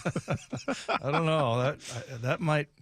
And then all of a sudden, the kid, the mentee, he all of a sudden is taking ayahuasca. Oh boy, yeah, he's got his own darkness retreats. He's in a hut for 3 days out in the wilderness. I don't know what goes on there, but we'll see. We'll see. I'm kind of hoping for his sake that this is it for Rodgers. I'm curious what he does. I don't really see him doing anything in football. Being a commentator or anything. Yeah, I don't know. To me, it just doesn't suit him. He seems like he's too much of a free spirit. I wonder what he's going to do. He's going to start a cult. Yeah. That's what he's going to do. That's what he's going to do. All right, enough about him. Let's get to it. Best of the rest. We know you love listening to us, but there are great discussions happening all over our station. I need more Jake Bobo. I need more of them. Because Jake Bobo is objectively fun to say. Yeah, just not good at bats. Stinks. Let's tone it down. It's time for the best of the rest. How dare you? It is Best of the Rest. For those of you new to the program, we take a listen to some sound bites from the other shows from Bump and Stacy and Brock and Salk and respond accordingly to what it is they're discussing. And Brock and Salk were talking about what we were talking about to open the show, those comments from Daniel Jeremiah and, Gino not passing the confetti test. They were having a conversation about that. Are you reeling in the guys in front of you? Are you chasing those guys down? Are you seeing any evidence of that? Gosh, between the 20s, Salk, yes. Between the 20s, yes. Late games, yes. Completion percentage and these shots and the intermediate throws, yes. I think he does those things as good as Justin Herbert and a lot of the guys that are there in front of him. But in the red zone, critical decision-making moments, not once, not twice, not 3 times, not 4 times. Just, you can't have that. Mm-hmm. At this stage, being 34 years old, you just can't. I get it. I think that's a fair criticism, one he would absorb. I think one he'd have to take, as hard-headed and stubborn as he is and everything else. Mm-hmm. I think he can even look at those plays and go, just can't have them. And they've been crippling. If he doesn't throw that red zone interception, it's 14-3 instead of 14-0. Does that change the whole game and outcome? No. Green Bay was the better team, really, from beginning to end, the more physical team, the more complete team, the more complementary team. But it certainly doesn't help. Yeah. But certainly doesn't help and can't happen with a veteran at this stage. Well, and look, if you could flip one result this year and be in a much better position, it would be the Rams game, right? I mean, obviously the Giants game would be nice, but the one game that really would help you most if you could go back in time and flip the results would be the Rams game, and that's another one, right, where unfortunately just the decision-making in a couple of key spots ends up costing them that game, and that's really the biggest thing standing in your way right now. Yeah, that was the 103-yard touchdown, I believe, was it? So, yeah, it was. And then, was that the game where he got his foot stepped on and all that? Then there was a high snap, or was that a different one? I feel there's been so many moments. The Cardinals game, right? The first one? Was it? Anyway, it just seems like there's been a lot of bad things happening down inside the 20. And so, yeah, they had the stat on TV that it was his 4th turnover in the red zone this year, 6 in the past 2 years, which leads the NFL. Yeah. And like every interception, you can always go through and go, well, this guy didn't do this, or this happened, or he was under pressure, or this. But, I think Gino would be the first one to say, I can't do that. I mean, that's the one thing I really do love about him is his accountability. He doesn't try to, he doesn't give you the Shedeur Sanders. I don't know. Well, how many times was that guy hit? That kind of thing. He's like, no, that's on me. I can't do that. I can't, even when he took some sacks before, he and McDonald both said, you got to dirt that thing. Yeah. You got to throw that thing in the dirt. You can't take that. And he took one of those sacks in this past game. Was it 15 yards? And I was like, dude, you got to get rid of the ball. And one of his Lovers was like, oh, what's he supposed to do? Nobody's open. Throw it in the dirt. Yeah. That's what you're supposed to do. What are you talking about? Well, and sometimes, when you are, and I can see where you would rather just take the sack because he's had a couple of times where he's put the ball up in harm's way. Yeah. I mean, he is trying to throw it away, but lots of things can happen. So and I kind of understand that. So, but yeah, I mean, I think, look, for Geno, you definitely put those on him because you could say the offensive line all day long, but what you have, right? Well, yeah. He knows better than any of us. Yeah, you know that your offensive line is this quality, and I know it's been tough at offensive line. It's been like a revolving door and everything, but that's you got to know your team. You got to know. So yeah, I agree with you. I do think that there's been a little bit of bad luck there, but when you have something that leads the NFL, that's an indicator. Yeah, and not a good one. Not in this case. Yeah, and it's not. He's terrible, and before everybody, the couple of his fans get all up in arms. But those are, you hear Brock. Brock never gets mad about anything. You hear him going, "You can't have it." Yeah, it's as angry as he gets. I know. And he's a quarterback. He knows. Look, he knows better than anybody. That's on you. You're throwing the ball, man. You're the one making the choice to try to do something, and your reasons why you're doing it can be great. And this guy's just trying to rally and trying to get his team into a position to win and some positivity, but you can't make those mistakes. You just can't have it. And as Salk was saying, well, does it change the game? Maybe not, but it doesn't excuse that kind of mistake. Whether the game's on the line in that moment or not, you just can't make it. Right. So, moving on, Bump and Stacy were talking about the very same thing, talking about the red zone turnovers and giving their take on this. Top teams in red zone scoring touchdown only. The Ravens, Lions, Bills, 3 of the best teams in the NFL, or at least 3 teams with the best quarterbacks at around 70% or just below 70%. You got to go all the way down to 24 before you see Seattle at 52%, right where San Francisco is. But let's talk just about Seattle. What's happening in the red zone? Turnovers are happening, that's for sure. Geno looks his worst when he's in the red zone, unfortunately. And he could have a above average to average game. If he gets in that red zone and throws an interception, people are hooting and hollering and talking about just how bad he is. He's had some bad moments. Against the Rams, he had 2 of them things, right? He gets his elbow hit, trying to find, I believe, Jason in the back of the end zone. Then he's looking for A.J. Barner. Barner gets pulled. 2 interceptions there. The Seahawks are, 1, turning the football over. Geno's making poor decisions. And 2, there isn't enough deception or physicality when it comes to the Seahawks offense. Was it Chris Long who we used to cut during the opening? And he said, look, when they play teams who are a bit more physical, they don't play well. The Hawks aren't a physical team. I don't think they're soft. I'm not calling them that.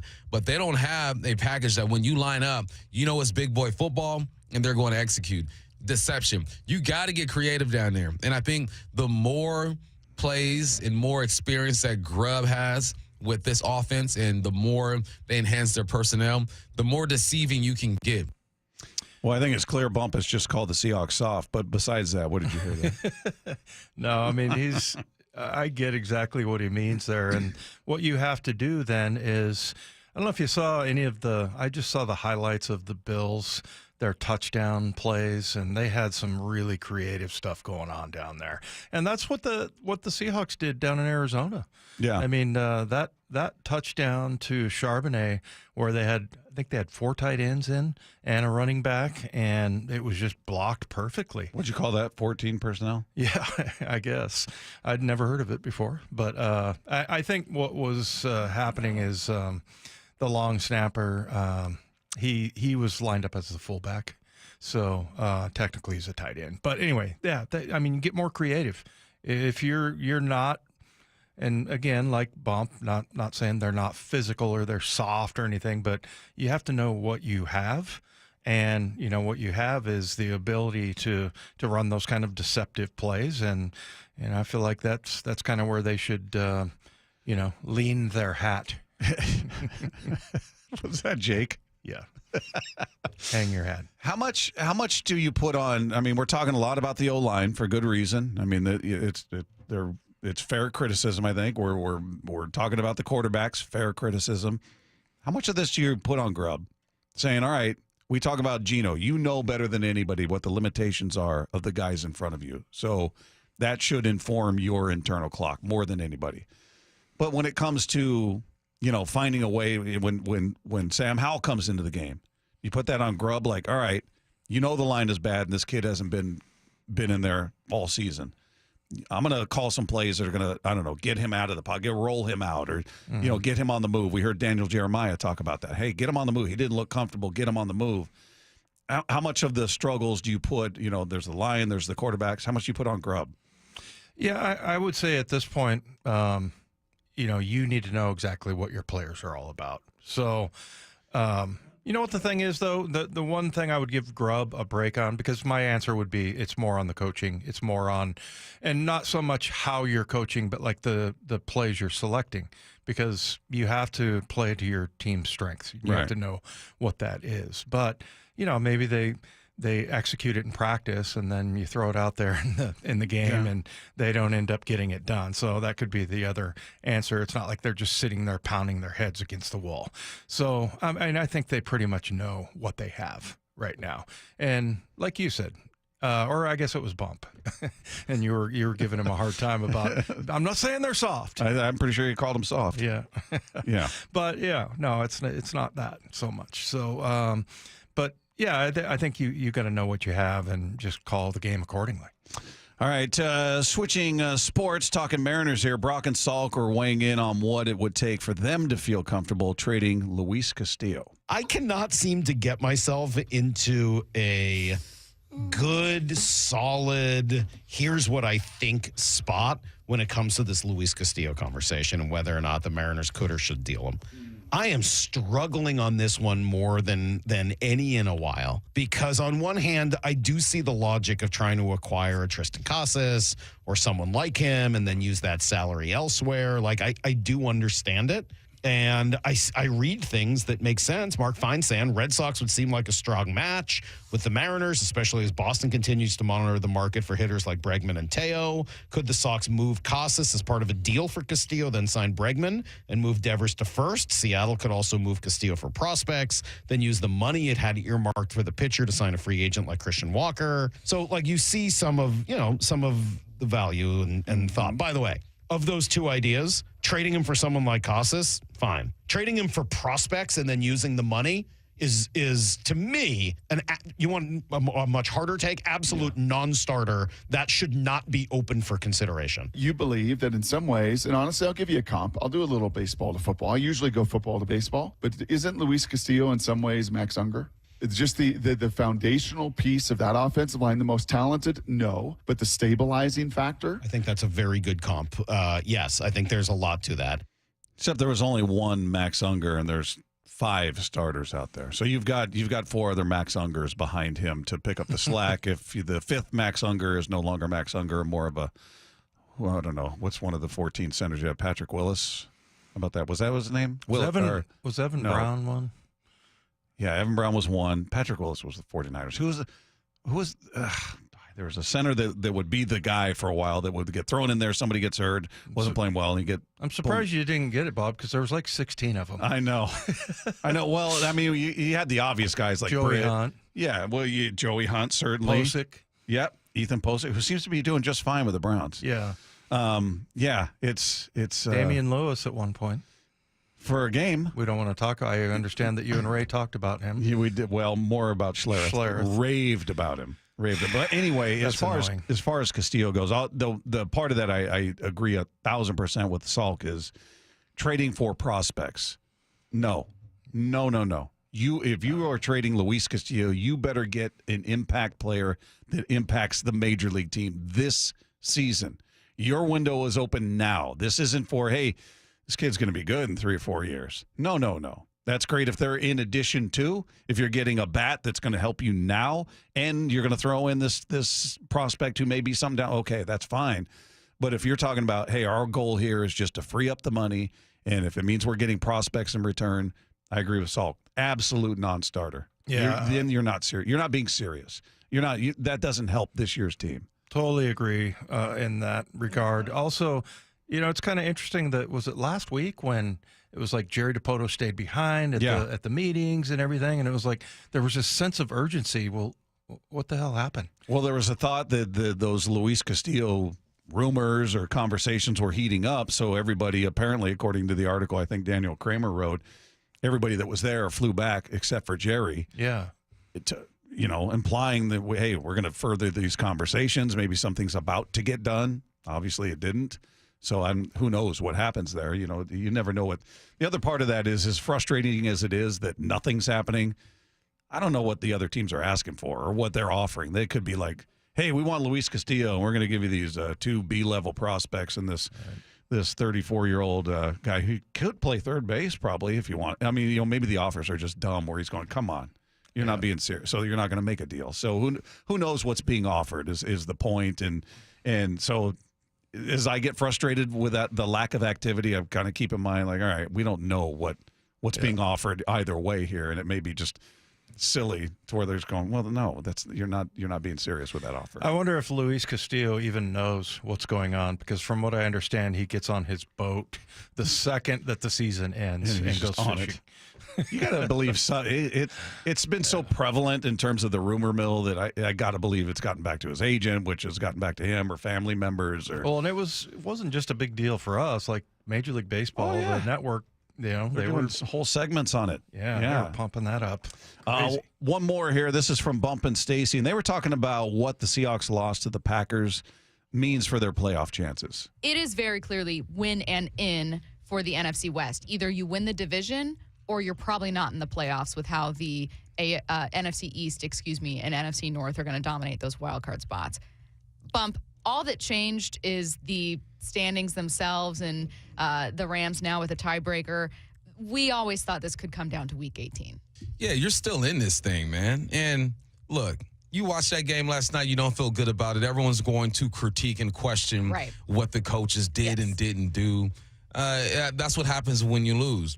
But the reality of the situation is they've done enough throughout all the trials and tribulations that they've had this year with having a center retire, with having to cut your linebackers, experimenting at the right guard spot, trying to hold it down at the tackle spot until Abe gets there, fixing your defense, giving Kobe Bryant a chance. With all that has gone on, they are still in this thing. If they win, they're in. We're looking at this team a bit differently now because of the way that you lost to the Green Bay Packers. And again, I think the score is a lot closer the game was a lot closer than what the score says. I think that if Geno's in the game late, you really have a chance to win that ball game. They did enough to kind of hang around. But you still control your own destiny. You're just not going into this tough stretch the way that we were hoping that you would go into it. But if they fix some things, which I know they're going to do, all right, I know the staff, then they're still going to have a chance. Yeah, it's kind of interesting that people have gotten to the point now, which is a good thing, that they expect the Seahawks to win. And, Bump, really, I mean, every once in a while when it goes too far the other way, like, oh, come on, they should do this and that. It's good to kind of revisit all the things that have been adverse situations this year. I mean, he mentions the retirement of the center, Connor Williams, and then, cutting one linebacker, trading the other. There's the whole right tackle situation, the right guard situation. I mean, there's been a lot. Yeah. And they've overcome a lot. So and they are in the thick of it. I disagree that if Geno's there, they're closer to winning this game. There was nothing on offense happening that told me. Oh, if he'd have finished the game? Yeah. No. There was nothing happening there where I felt like, okay, they're finding it now. I didn't see that at all. I felt like that game was over after the second touchdown drive.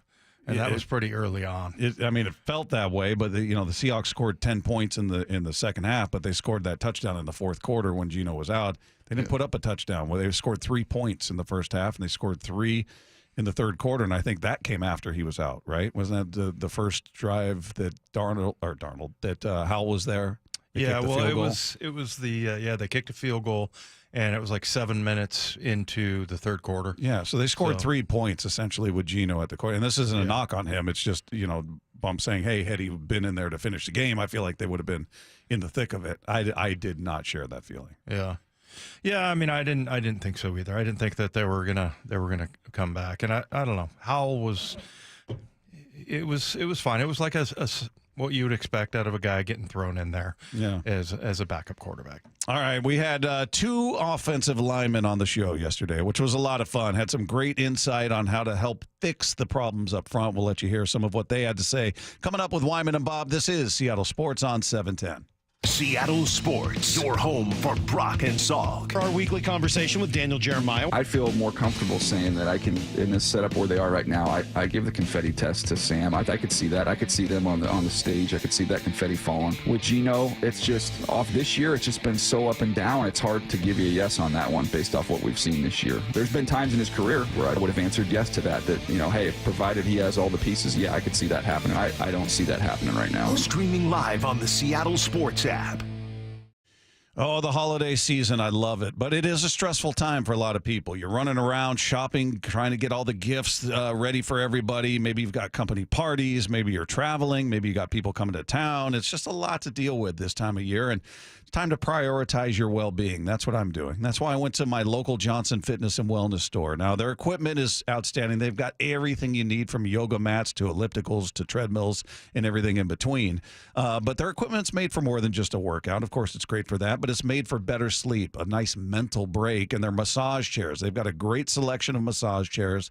I've got one. I use it every night, and they're made for more than just relaxing. They're made for recovery, stress relief, and lowering blood pressure. The experts at Johnson Fitness and Wellness, they're there to get you through the holidays with flexible financing, white glove delivery, and treadmills, bikes, and ellipticals up to 50% off. So if you're still looking for that perfect gift, check them out. They got 3 Seattle locations, or you can check them out online at johnsonfitness.com.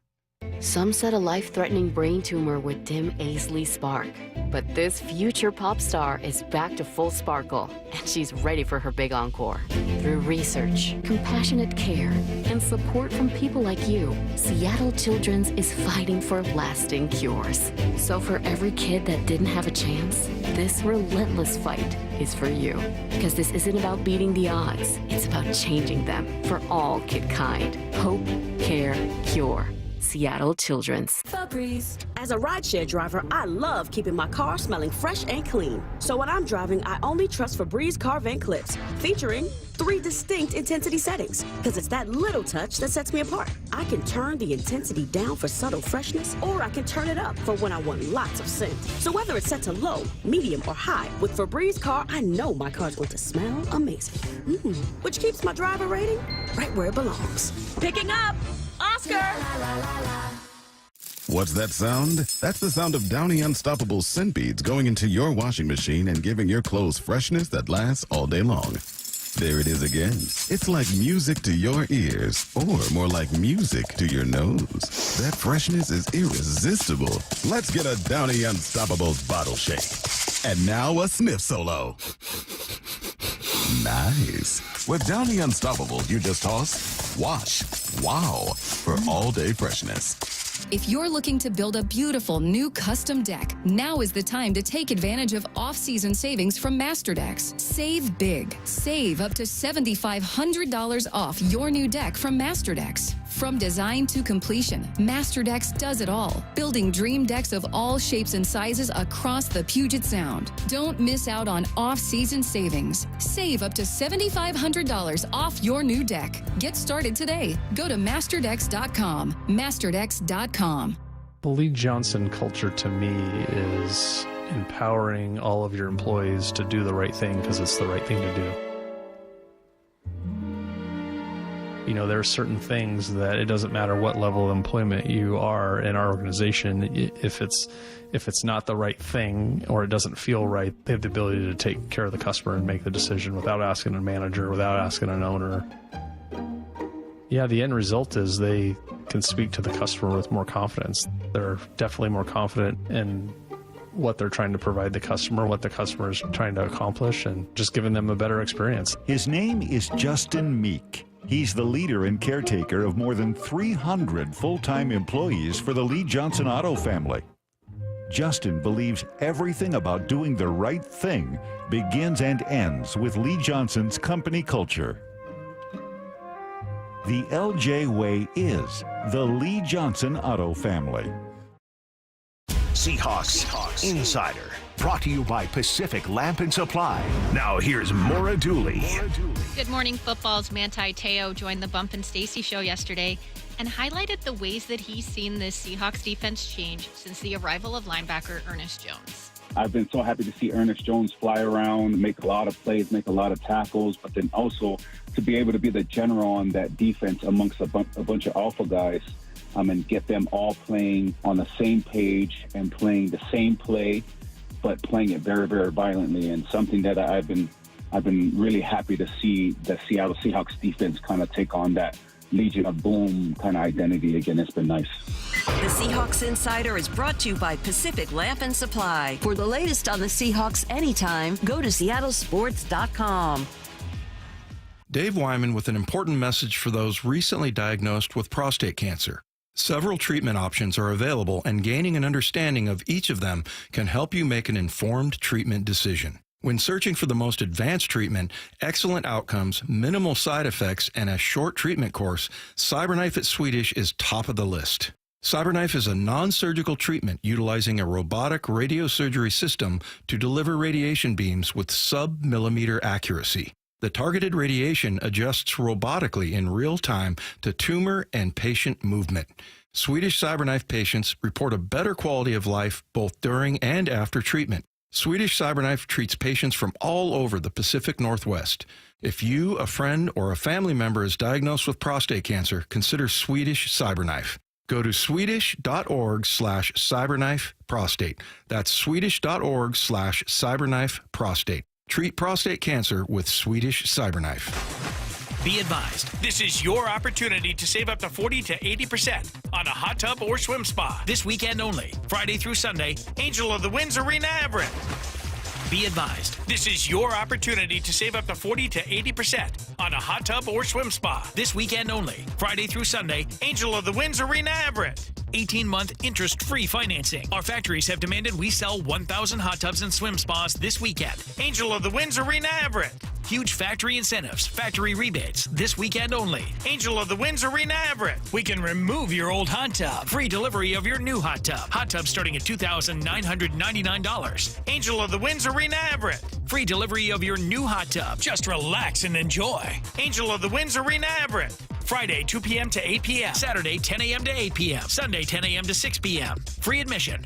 Free delivery. Angel of the Winds Arena Everett. Call 833-SPA-SALE or visit hottubandSwimSpaSale.com. This hour is serviced by the Lee Johnson Auto family. From the Quantum Fiber Studio, you're listening to Wyman and Bob. Weekdays 2 to 7. On Seattle Sports and 97.3 FM HD2. Dave, in your absence yesterday, we had a point in the show where we had two O-linemen. Oh, my God. Talking ball. Sounds like a disaster. Two cheaters, as you would call them. Big Ray Roberts and Mark Schlereth. It was good stuff, really good stuff. If you guys missed any part of that, you should definitely check it out on the podcast page at seattlesports.com. But one thing Ray was talking about, the difference that he saw with the O-line and more about how they were blocking in this game, he said that he felt like they sort of outthought themselves or trying to get a little too tricky with it because of what they did the week previous. And we all raved about this gap scheme blocking and it's working and how it worked well for Charbonnet style and blah, blah, blah. He felt like that they looked at it as the Packers going, okay, Packers are looking at it going, that's what they do. That's how they were successful. Here's what we're going to do. They were anticipating that. So in anticipation of that, they switched it up. So it wasn't, hey, we're going to do the same thing and prove they can stop it. It was, well, they know that we did this last week, so now we're going to do this. Yeah, you know, he talked about it being more east and west, stretching it out as opposed to north and south the way that it was the previous week. It's funny. Ray stopped me in the box during the game, and he goes, with this post and pull stuff, they're getting too cute with it. Yeah. I don't know if you use that phrase. That's what he was talking about. Yeah, just that they were trying to do too much. But, I mean, look, going into a game, that's what you try to do. You try to, anticipate what, how they're going to play it and how you're going to self-scouting, right? Like if I'm them, I'm looking at this film going, okay, here's how I'm going to counter that. And so we're going to do this. Yeah. So, and I think I did, the one hesitation I had that was going to work no matter what was that Arizona's defense and their line especially, they like to get upfield, and it kind of sets them up for that kind of blocking. Like the block that LaMea got, where he kills the D tackle. I mean, the guy is running up field and he's not looking to his left at all, and that's where LaMea comes from. So, I mean, I think that, there was probably a lot of anticipation of that. But, Ray, the way he put it, and I thought, also to Ray's point, like you throw Jalen Sundell in there, and the very first play you have him pulling, I mean, I don't know. I guess there's something to that might be kind of cool, that like, hey, we're just going to keep running what we run no matter who gets plugged in there. But I thought it was a little bit much for Jalen Sundell, but I thought he got a good block on that play. Well, and speaking to that whole thing about, switching it up and now we're going to do this, Schlereth was talking about it, and he just sort of reaffirmed the point that for O-lines who struggle, you need to really stick with that one concept, or these plays, these 3 plays we do well, and we'll dress them up differently. Here's what he had to say about that. Identity is really important to me. And so I'm a believer in keeping it simple and having just a few things that you do exceptionally well. And, a lot of times I'll talk to a team and say, find one thing you do well, and then let's do that. And then I'm a big believer in making a defense play a scheme and then having adjunct kind of plays off that scheme. So if I'm on the backside of tight zone, man, my footwork, my hand placement, everything is identical. And I make you play that scheme over and over. And we cut back inside there, and we're getting 4 yards and 6 yards and 7 yards. And all of a sudden we've done it enough, and now you as a defensive lineman are going to try to cross my face or squeeze me down in the A-gap, and I run that same exact footwork, and then what we had, power. And that front side deuce block looks identical to that backside cutoff block. And now all of a sudden I whip you around, and we take you 4 gaps out of where you're supposed to be. That front side deuce block, Dave, can be problematic. Yeah, Ray was eating it up. Oh, yeah. He knew it. He's like, okay, what does that mean? I'm just watching it like a tennis match. Yeah. Like, okay, go ahead. Yeah.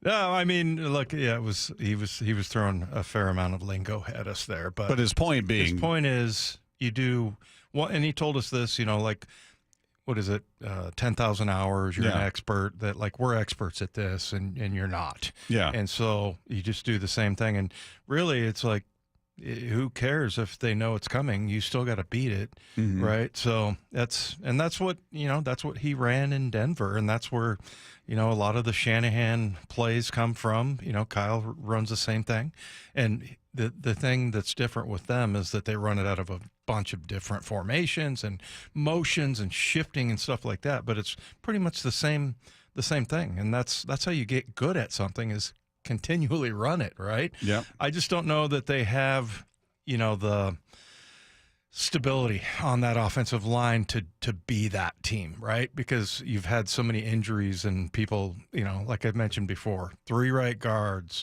4 right tackles, 3 centers. Yeah. So, I mean, and Tomlinson and Charles Cross, I mean, going into the season, I was like so really high on that side of not high. I wasn't high, Bob.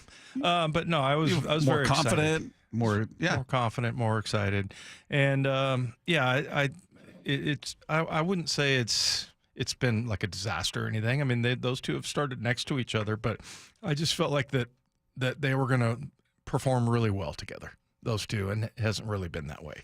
One more from Mark. He answers, I asked him, we feel like our problems are unique here. This O-line's terrible. Nobody has to deal with it the way the Seahawks do. And maybe it's the worst. I don't know. But there are other teams where they're looking at their O-line going, this is a problem, where the fan base is going, our line stinks and we can't move anybody. So I was asking him, how many, of every team you've watched out there, how many truly good to great O-lines are there in the league? I would say, Philly, Detroit, but there's almost a loaded portion to that question. Because if you want to be a really good offensive line, you got to have a really good play caller. So you can take a group that maybe not the most talented group, as long as they play together, but you have a play caller that understands our problems. Ultimately, if you've got a play caller that calls plays that allow me to take the passive out of pass protection, the passive out of what we're doing, and be the aggressor, then we can be really, really good. Even if we're not collectively the most talented group. If you make a hire as a head coach, the most important hire you make is not the offensive coordinator, that's not the D coordinator. It's not the most important hire you will make on your staff is your O-line coach. How about that? Then he went on to tell me if a one-on-one situation breaks out, he was going to kick my butt. A one-on-one drill breaks out. Someone thinks very highly of offensive linemen, I see. I don't know. Maybe. Do you think that's the most important hire? That is the one position where you need everybody to work together.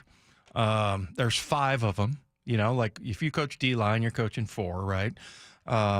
You know, tight ends, 1 or 2, at a time. Yeah. So, yeah, you got 5 guys on the field. And it impacts everything. Yeah. It's such a trickle down from the O-line. Yeah. The play you called is immediately impacted if things don't go right. Right. There's timing to everything. The timing gets thrown off.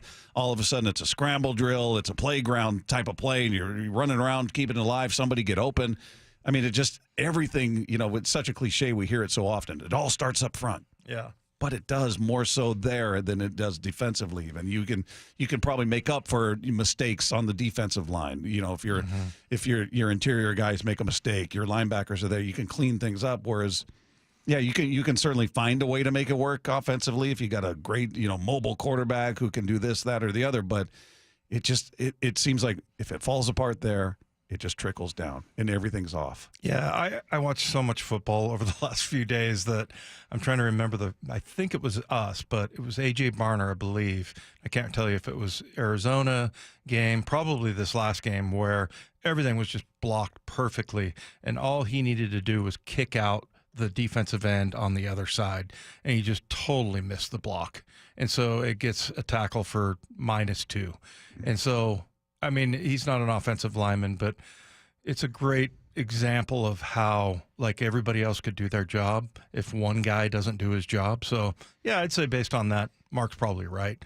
I know he has some high and mighty ideas about offensive linemen, but yeah, that is probably the most important coach. Yeah. All right, coming up, a handful of college football teams have no idea who will be even on their roster when they play their bowl games this season. We're going to hear more about that when we sweep the dial. Coming up with Wyman and Bob, this is Seattle Sports on 710. Seattle Sports, your home for Bump and Stacy. Manti Te'o joining us now. Your team is only as good as the interior. So if you have a nose guard, if you have an interior guy like Leonard Williams, and then you have a stout middle linebacker like Ernest Jones, and then you have a safety in Julian Love and Kobe Bryant, if your middle of your defense is really strong, you're going to win a lot of games. And, talking about the Seattle Seahawks, you saw that when Bobby Wagner was there, Cam Chancellor, and all of those guys roaming. It's the strength of the defense is the interior. Streaming live on the Seattle Sports app. Homeowners, have you been looking at that roof thinking, man, we have got to get that thing replaced or maybe just repaired or cleaned or even inspected, whatever it is, and you're looking at the weather, more importantly, going, it's cold, it is raining, and it's going to be spring before we can address it. Well, that's not true. You've got the best in the business at your disposal, and that would be Asset Roofing. They can get it done regardless of what the weather is right now. And if you're looking at a roof replacement, I would highly recommend just checking into metal roofing. See if it's a fit for you. Now, it's very, very popular right now for some very good reasons. First of all, it's got almost twice the lifespan of a traditional roof. It's more eco-friendly. It can be made in any color to match your home.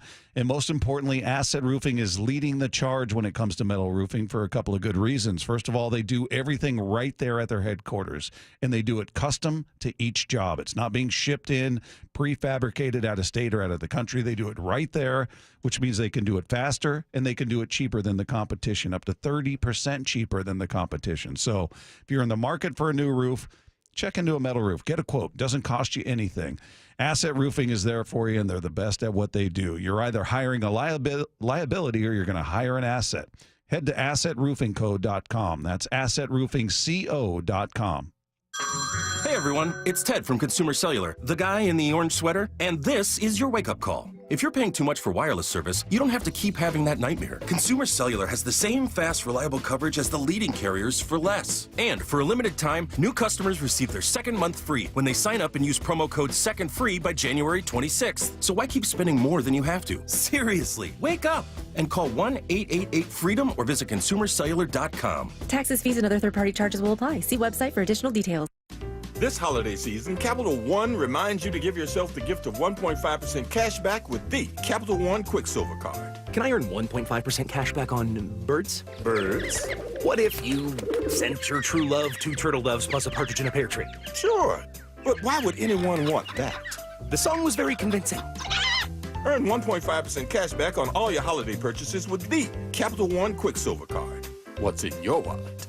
Terms apply. See CapitalOne.com for details. You know what's really getting old? Having to do more with less. With Ramp, you can do more with more. Ramp is the corporate card and expense management software that saves businesses like yours an average of 5%. That's more for you to invest back into your operations, your staff, your bottom line, you name it. And that means less time spent on manual tasks, less time spent closing your books, and less time spent worrying about where your money went. All with Ramp. I grew my hospitality company fast. So fast that we actually felt serious growing pains. Ramp helped us automate our manual expense tracking, saving the team valuable time. Now we have more time to spend on what really matters, our guests and their experience. Ramp gives you more time, more visibility, and more control over your business. Don't settle for anything less. Start using Ramp for free today at ramp.com/radio. Ramp.com/radio. That's ramp.com/radio. Cards issued by Sutton Bank and Celtic Bank, members of FDIC. Terms and conditions apply. On behalf of Cairo News Radio, Seattle Sports, and Treehouse, thank you to everyone who helped make the 36th year of Holiday Magic truly magical. This is the best part of our entire year here at Cairo. We don't have to do any bad news. It's all good news. It's you. Holiday Magic may have ended, but the season of giving has not. You can still donate to Treehouse by going to mynorthwest.com/Holiday Magic. Thank you for serving Treehouse, and happy holidays. The holidays are a magical time to get engaged. At Shane Company, we're here to help you create your dream engagement ring in just 3 easy steps. Choose a setting that speaks to your style. Compare diamonds and colorful gemstones in all shapes and sizes. Then personalize it with a decorative crown and special engraving. Or choose a perfectly preset ring that's ready to go. At Shane Company, you'll find everyday competitive prices, a no-pressure environment, and an unmatched free lifetime warranty. Shane Company, your friend and jeweler. There she is, founder and CEO. High five. Dave can't stop celebrating with every business owner in town. All right, Baker Man, high five. He's sharing the excitement of big savings with the Comcast Business 5-year price lock guarantee. Ooh, up top, bike shop. Yeah. It's 5 years of gig speed internet. Quick, high five. 5 years of advanced security. 5 years.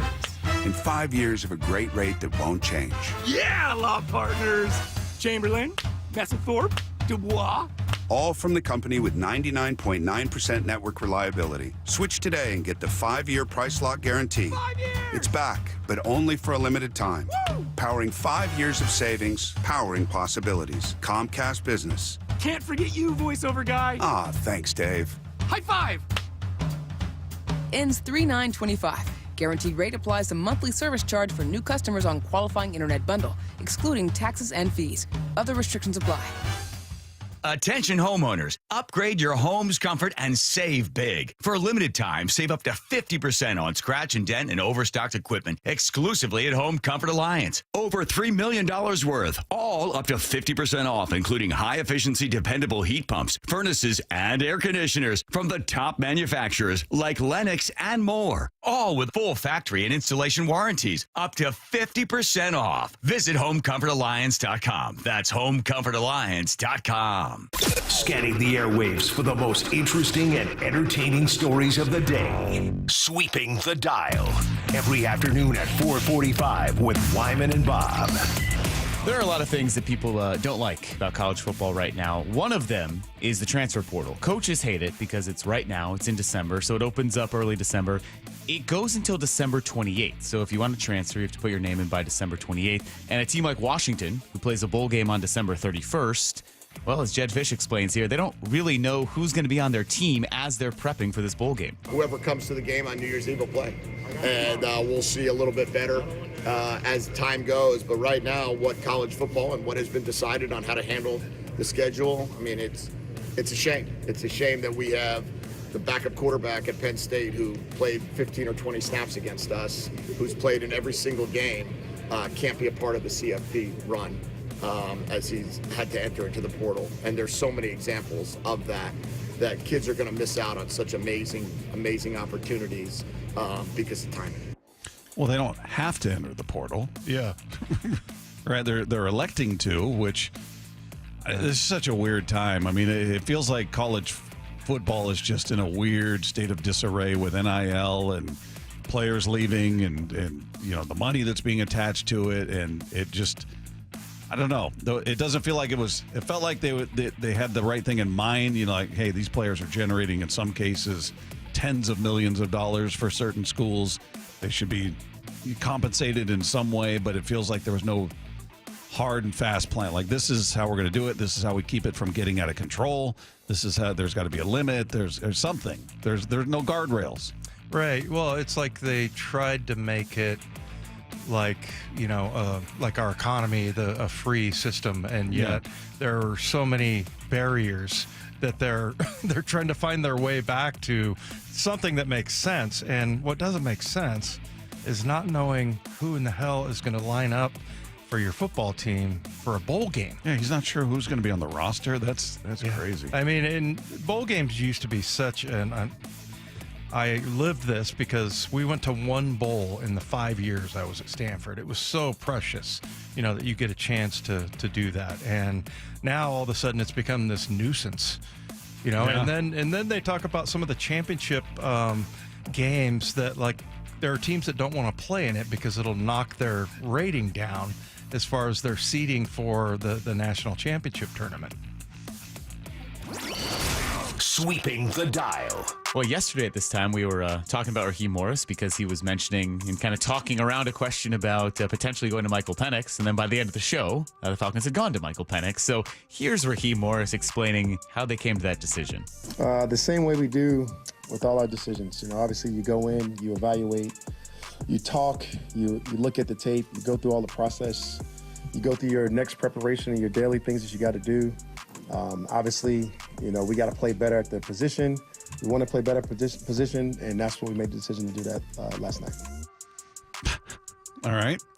We had a conversation, said this is our best shot, and they're still in the thick of it. They're right behind Seattle in the race. Right now, Seattle's not in because the Rams technically they've got the tiebreaker, so they've got the lead in the division. You've got the Vikings, Packers, and Commanders in front of you in Seattle. And then, so you got Seattle at 8-6, Falcons at 7-7. So they're still in the thick of it, the point, trying to make there and see if Penix can get them there. I'm pulling for him, but yeah, it's just, you sign Kirk Cousins to a 4-year, $180 million deal, and he gets benched in that first year.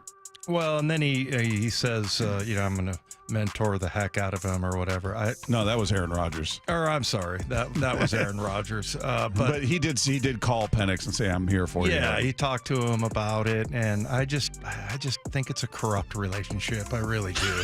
I don't. You think it's a phony relationship? Yeah, I don't think it's that he's going to necessarily be feeding him bad information like Moyer would. Moyer was like, "Hey man, if there's my backup and he's asking me which way is the mess hall, I'm going to point to the right if it's to the left." Yeah. It's a good thing he wasn't a quarterback. Yeah, exactly. Jeez. But yeah, I mean, you think deep down inside, I mean, Kirk Cousins is a competitor. Do you think Geno and Drew Lock really liked each other that much and were really in each other's corner that much? Or do you look at that one going, yeah, I don't buy that? Yeah, no, I don't. I don't think they were that tight. I really don't. I feel like there is just a little bit of an edge there, or like Kirk Cousins says, the elephant in the room. Yeah, he's always said there's shoot it. There was an elephant. I decided I would shoot one. Sweeping the dial. A lot of NFL teams unhappy about this Christmas on a Wednesday schedule because teams are playing on it. So like the Seahawks, who have a Sunday, Thursday, 2 games in 4 days. The Chiefs have this as well. They play Saturday, Wednesday, game on a Saturday, game on Christmas. And Andy Reid is basically saying, well, we don't know what's happening with Patrick Mahomes. If he feels like it, he'll play. I think this one's a little bit more day-to-day. Let's just see what he does, how he does, feels. He's always honest with me, so he's going to shoot me straight on it. And I'll be able to see him. Today's a lighter day, so we can get him in there and moving around a little bit. If he can go, he'll go. If he can't, then he can't. I mean, that's Keep it that simple.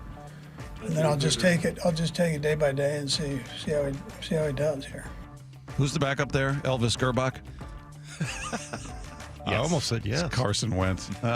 It's Carson Wentz? Yeah. Oh, my gosh. Well, I mean, first of all, Andy Reid is he like most favorite, most beloved coach?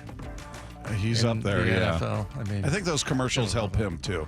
Yeah, the latest one. Fumbarooski. Fumbarooski do. Hilarious. Say it. No, I'm not going to say that. Well, and it just seems like his relationship with Patrick Mahomes is really good. So, yeah, just a nice guy. They got a good thing going on there. I scream it out every time I can. It's their defense. Their defense is really good. They've been solid, top 5 for the last several years. Well, look at all their it's amazing because they're 13-1, but they're not dominant. They're not. Yeah. I mean, all their wins are 30-27, 19-17, 19-17, 16-14, 30-24 in overtime, 27. They're all one-score wins. I mean, they're just so they're not kicking everybody's tail, but they're winning. So it's pretty impressive. All right, there you go. Was that the last one? All right. I thought there was one more. My bad. I was getting ready to go Fumbarooski-doo. He's just a likable guy. He is. You got to love him. All right. We got plenty of baseball questions and maybe some hockey questions as well for our guy, John Morosi. He's going to join us next with Wyman and Bob. This is Seattle Sports on 710. The Mike McDonald Show. The first word from the head coach after every Seahawks game. Our guys just played better after the first couple drives, and then I think we did some things to put them in position so they can go do what they do, and it's our job as coaches. I wish we would have started the game with doing those things, but you're never going to start every game perfect. Now we want to, and that's why you game plan, and we also got to be able to cut some costs and move forward, but we just executed better. I think we calmed down and kept ourselves in the game. Don't miss the Mike McDonald Show the morning after the Hawks game at 9:30 on Seattle Sports. This week's First Mark Challenge victory, well, it goes to Mike. Hey, Mike, why did you call First Mark Insurance? My wife and I moved here from New York City and found this great guy. It got pricey, but because he was good to us over the years, we stayed loyal to him. But then one day I got an increase that was quite unacceptable. So I made one phone call. I didn't do any shopping. My wife told me to call First Mark. Mike, were they able to save you and your family money? Oh, yes. It was over $100 a month. What would you tell others they can expect when they call First Mark? The most competitive pricing that you can find. And they had terrific customer service. Even if you're on the phone with them, you can tell they have a smile on their face, so you can tell they love what they're doing. Do you wish you would have made that call earlier? I was just kicking myself as you were speaking because I didn't do it sooner. Well, you just heard. Mike did it. My family did it. You got to do it too. It's totally free. Take the First Mark Challenge. See how much they can save you and how much better your coverage will get. Maybe you will be our next First Mark Challenge victory. Just go to firstmarkinsurance.com. That's firstmarkinsurance.com. Hey, Bob Stelton here, preparing for another stressful holiday season, and this year I am prioritizing my well-being. That's why I went to my local Johnson Fitness and Wellness store. Their equipment is made for more than just a workout. It's made for better sleep and mental breaks. And the massage chairs, not just for relaxation, they're made for recovery, stress relief, and lowering blood pressure. The experts at Johnson Fitness and Wellness are here to get you through the holidays with flexible financing, white glove delivery, and treadmills, bikes, and ellipticals up to 50% off. Check out johnsonfitness.com or one of the 3 Seattle locations today. Toyotathon is here at Toyota of Kirkland. To celebrate the event, Toyota of Kirkland purchased extra inventory and has a premium selection of Tundras, Tacomas, RAV4s, Priuses, hybrid Camrys, and the all-new Crown Signa. Toyotathon is here, and Toyota of Kirkland is ready to celebrate with you. Visit the wonderful team and beautiful showroom at Toyota of Kirkland today or online at toyotaofkirkland.com. Dave Wyman with an important message for those recently diagnosed with prostate cancer. Several treatment options are available, and gaining an understanding of each of them can help you make an informed treatment decision. When searching for the most advanced treatment, excellent outcomes, minimal side effects, and a short treatment course, CyberKnife at Swedish is top of the list. CyberKnife is a non-surgical treatment utilizing a robotic radiosurgery system to deliver radiation beams with sub-millimeter accuracy. The targeted radiation adjusts robotically in real time to tumor and patient movement. Swedish CyberKnife patients report a better quality of life both during and after treatment. Swedish CyberKnife treats patients from all over the Pacific Northwest. If you, a friend, or a family member is diagnosed with prostate cancer, consider Swedish CyberKnife. Go to swedish.org/cyberknifeprostate. That's swedish.org/cyberknifeprostate. Treat prostate cancer with Swedish Cyberknife. Getting quality employees to fill positions in your company is essential. But finding those people can be a major hassle, unless you use ZipRecruiter. ZipRecruiter makes finding quality people a breeze. And right now you can try it for free at ZipRecruiter.com/free. With ZipRecruiter, one click sends your job to hundreds of top job sites. But more than that, ZipRecruiter's advanced technology identifies the candidates with the skills you need, sends you a list of great matches to review, then actively invites them to apply for your job. And the results speak for themselves. 4 out of 5 employers who post on ZipRecruiter get a quality candidate within the first day. That's right, the first day. Now you can focus on your business and let ZipRecruiter do the work finding the best people for you. See for yourself. Experience the ease, efficiency, and power of ZipRecruiter for free. Just go to ZipRecruiter.com/free. That's ZipRecruiter.com/free. ZipRecruiter.com/free. Hey, it's Mike Salk here with a little help, little advice for all of you homeowners out there. You can save a bit of money by getting your roof replaced right now during what's usually a slower season. Riverside Roofing is open and available. They can work quickly to take advantage of these dry days and get your roof replaced quickly. All these storms, they do damage to Western Washington homes. So if you have a leak or you've noticed some shingles have blown off, save some money. Replace your roof right now with the roofing company you can trust. That's Riverside Roofing, always evolving to provide value for their customers. First, it was the GAF Master Elite certification, which allows them to offer the best warranties on the market. Then it was implementing the catch-all system, which assures your yard is clear of harmful debris. And now Riverside Roofing LLC.com also provides Quick Quote, which offers a roof replacement cost in just 60 seconds. Always improving, never satisfied with the status quo. That's Riverside Roofing LLC.com, and they are the roofing company you can trust. Let's go! This is Seattle Sports. Streaming through the Seattle Sports app. KIRO AM Seattle. KIRO FM HD2 Tacoma. Home of the Seahawks, Mariners, and everything Seattle sports. Seattle Sports Snapshot. Well, more news concerning Washington State. They lost their coach to another school earlier today, and now it's been made official that John Mateer has committed to Oklahoma. Made that announcement on social media today. Mateer is the #1 overall player in ESPN's transfer rankings and joins the Sooners after a breakthrough season with the Cougs as a starter in 2024. He'll have 2 more seasons of eligibility. Oklahoma, by the way, hired Washington State offensive coordinator Ben Arbuckle and quarterbacks coach coming from Washington State as well. So there's some familiarity there. Meanwhile, in the world of baseball, Cardinals star third baseman Nolan Arenado invoked his no-trade clause to block a deal that would have sent him to the Houston Astros, according to sources speaking today. Despite the setback, though, the two teams are still negotiating a potential trade involving Arenado, though a deal was not imminent, according to MLB.com. Snapshot, brought to you by Miller Lite. When it's game time, it's Miller time. This hour is served by Warrior Injury Law. I've never heard a person walk out of the stadium and say, wow, I wish that game would have included more weighting. He is an endless source of baseball and hockey knowledge. José Berríos, el lanzador de Puerto Rico en el Clásico Mundial de Béisbol. Sean Morosi, every week with Wyman and Bob. You're being serious with me right now? He's here, everybody. You look forward to it each and every week, the way we do, talking some baseball with this guy.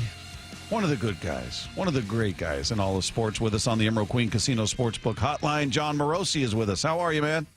Outstanding, my friends. Happy holidays to you and our amazing listeners tonight. As you think about it, we're just a week away from Christmas. My goodness, what a great time of year. You've got college football playoff this weekend. And how about this? A trade for the Kraken tonight. This was, as I like to say, great producing by Mike Lefko to have me on the show tonight to talk about the arrival of Capo Caco. All right. Well, break it down for us. What does that mean to this team? Well, the Rangers have been in a state of disarray, especially over the last 6 weeks or so. Tons of pressure. And as sometimes happens in New York, amid the media scrutiny and the team not playing well, there are a few players who are singled out as being reasons for concern, or those who are responsible for the play of the team. They've already traded Jacob Trouba, who was their former captain. They traded him out west to the Ducks, and now Kako, who was a top 3 pick in the draft 5 years ago. So I think it's a great move by the Kraken. Borgen obviously has a lot of value too, and I think it was an interesting trade on both sides. I think the Rangers hope that he'll be able to help stabilize their blue line, but this is exactly the kind of trade the Kraken should make, because it's a guy with some upside that you're typically not able to access unless something's going wrong, unless there's some kind of a situation where his value is down. And so he'll have, I think, a lot more offensive zone starts, power play time. He'll be set up to succeed with the Kraken in a way that he was not, at least of recent time, with the Rangers. So intriguing move on both sides. You know me, I love trades, whether it's a baseball trade or a hockey trade, but I think it was a really smart pickup by the Kraken front office, and certainly still plenty of time to go before the trade deadline in the NHL, when they can maybe make even more moves as they get towards that time of the year. Kako. Okay, how many run-of-the-mill Kraken fans will know who this guy is? Is this guy a very well-known player, or is it kind of an under the radar? I would say, because he was the number 2 overall pick. So compare him to maybe a number 2 overall pick in MLB who's known well to prospect followers and serious fans, but certainly not. He's not an internationally known name to the casual sports fan. But if you follow hockey closely in the World Juniors, he had a great World Junior years ago that kind of put him on the map, where he was almost challenging Jack Hughes for the top spot in the draft that year. So he's a special talent, great hands, great goal scoring ability. Just wasn't in really a good situation to produce with the Rangers, especially just how bad the atmosphere has been there. So I think he was a healthy scratch recently. You could tell he had fallen out of favor, but still a really talented player that I think the Kraken are getting him at exactly the right time. John, let's turn to baseball, and I want Justin Hollander was speaking with MLB Radio the other day, and we played a couple of clips earlier in the show, but one of them, he was just talking about their lack of activity, and they were kind of joking about how they're, usually they're very active. Nothing's happened to this point, but they're working on things. Now, we never know what's going on behind the scenes. We don't know what kind of offers are being made, and if they're just ridiculous offers in terms of what another team wants or wants to give up for Luis Castillo or whatever. Do you put anything into the fact that nothing's happened with the Mariners, who are, whether it's at the level we like or not, are typically active? So what do you read into that? Well, it's a great question. I think it's a really important thing to explore as to why it's been a relatively quiet off season at a time when I think a lot of us would say the organization have to do something bold. And the short answer is, when you are somewhat hemmed in by your budget and what you feel like you can spend and how much flexibility or lack thereof that you have, that can stifle you if you don't have the freedom to get creative. Creativity, like a lot of things in life, creativity tends to cost money. You got that's not free. So you're going to have to find a way to be nimble. And I think the issue with Castillo and the potential of moving him, obviously the Mariners don't want to have to trade him. Their financial reality of trying to upgrade their team on a fairly limited budget, at least in terms of how much available space they have in their payroll, so to speak, has made it difficult. And they would like to be compensated fairly for Castillo based on the player he is, and I'm sure based on what we're hearing, they would like for teams to take on the full contract, because that's part of the reason why they're moving him. They're not moving him because they want to upgrade. They're moving him because theoretically they need to move the contract and then free up that space to then go out there and add a bat. So this is why I think they're a little bit hemmed in at the moment and not able to make the moves they want. They're having plenty of conversations. We've heard a lot about Castillo. I would have been intrigued to see what kind of player Bellinger could have been in Seattle. Of course, we know now that he's a Yankee. Kyle Tucker's name was out there, and certainly the Astros probably weren't going to trade him in the division anyhow. But those are two fairly impactful left-handed bats that have been moved within the last week.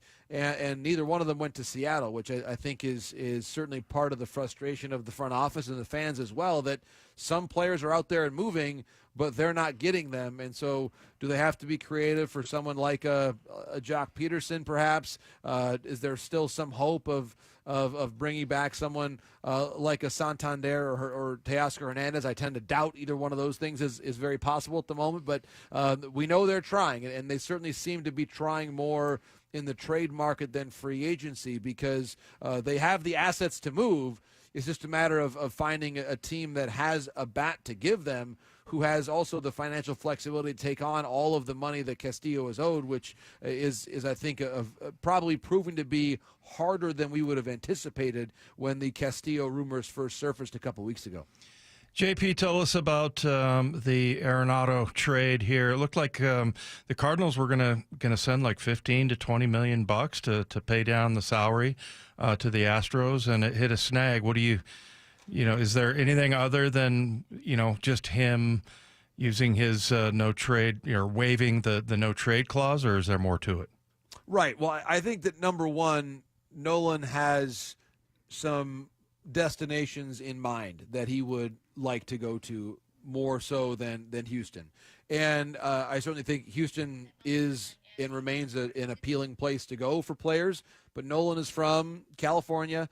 You look at a team very close to home for him and the Dodgers, and one more like the Padres, who are all in and trying to win right now, and would allow him to play very close to home in a division that he knows well on really, really good teams. I think Houston's going to be a good team, but again, it's a little further away from home for him. And I think what I can sense here is that it wasn't as though Nolan shut it down categorically, but I think that he's using his no trade protection, which allows him to say, if not no for sure forever, at least he's saying no, not right now. I want you to do some more work on, and he's theoretically telling the Cardinals this, do some more work on the Dodgers, do some more work on the Padres, see if some West Coast teams, and who knows, maybe the Mariners are part of that conversation too at different points. But I tend to think that his first and second choices are probably Dodgers, Padres, because of the chance to play close to home.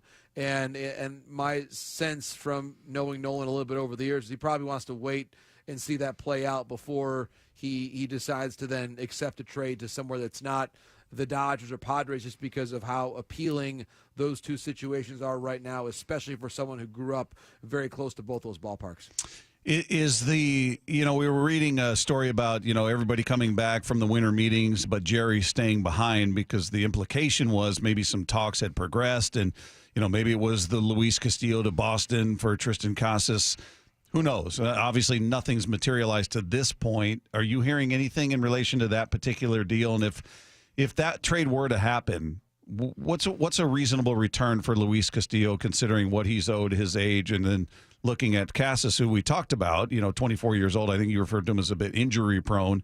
Right. He hasn't turned into the star that people thought he might be, but again, he's only 24. So what would that exchange look like? Because I kind of looked at it and said, well, they would send Casas and something else, whether it's a prospect or something, and then some texters are like, you don't know what you're talking about. The Mariners would have to send Castillo and somebody else in exchange for him, which I don't agree with, but you tell me. Well, it's interesting. In my experience on social media, Bob, first I'll make this point.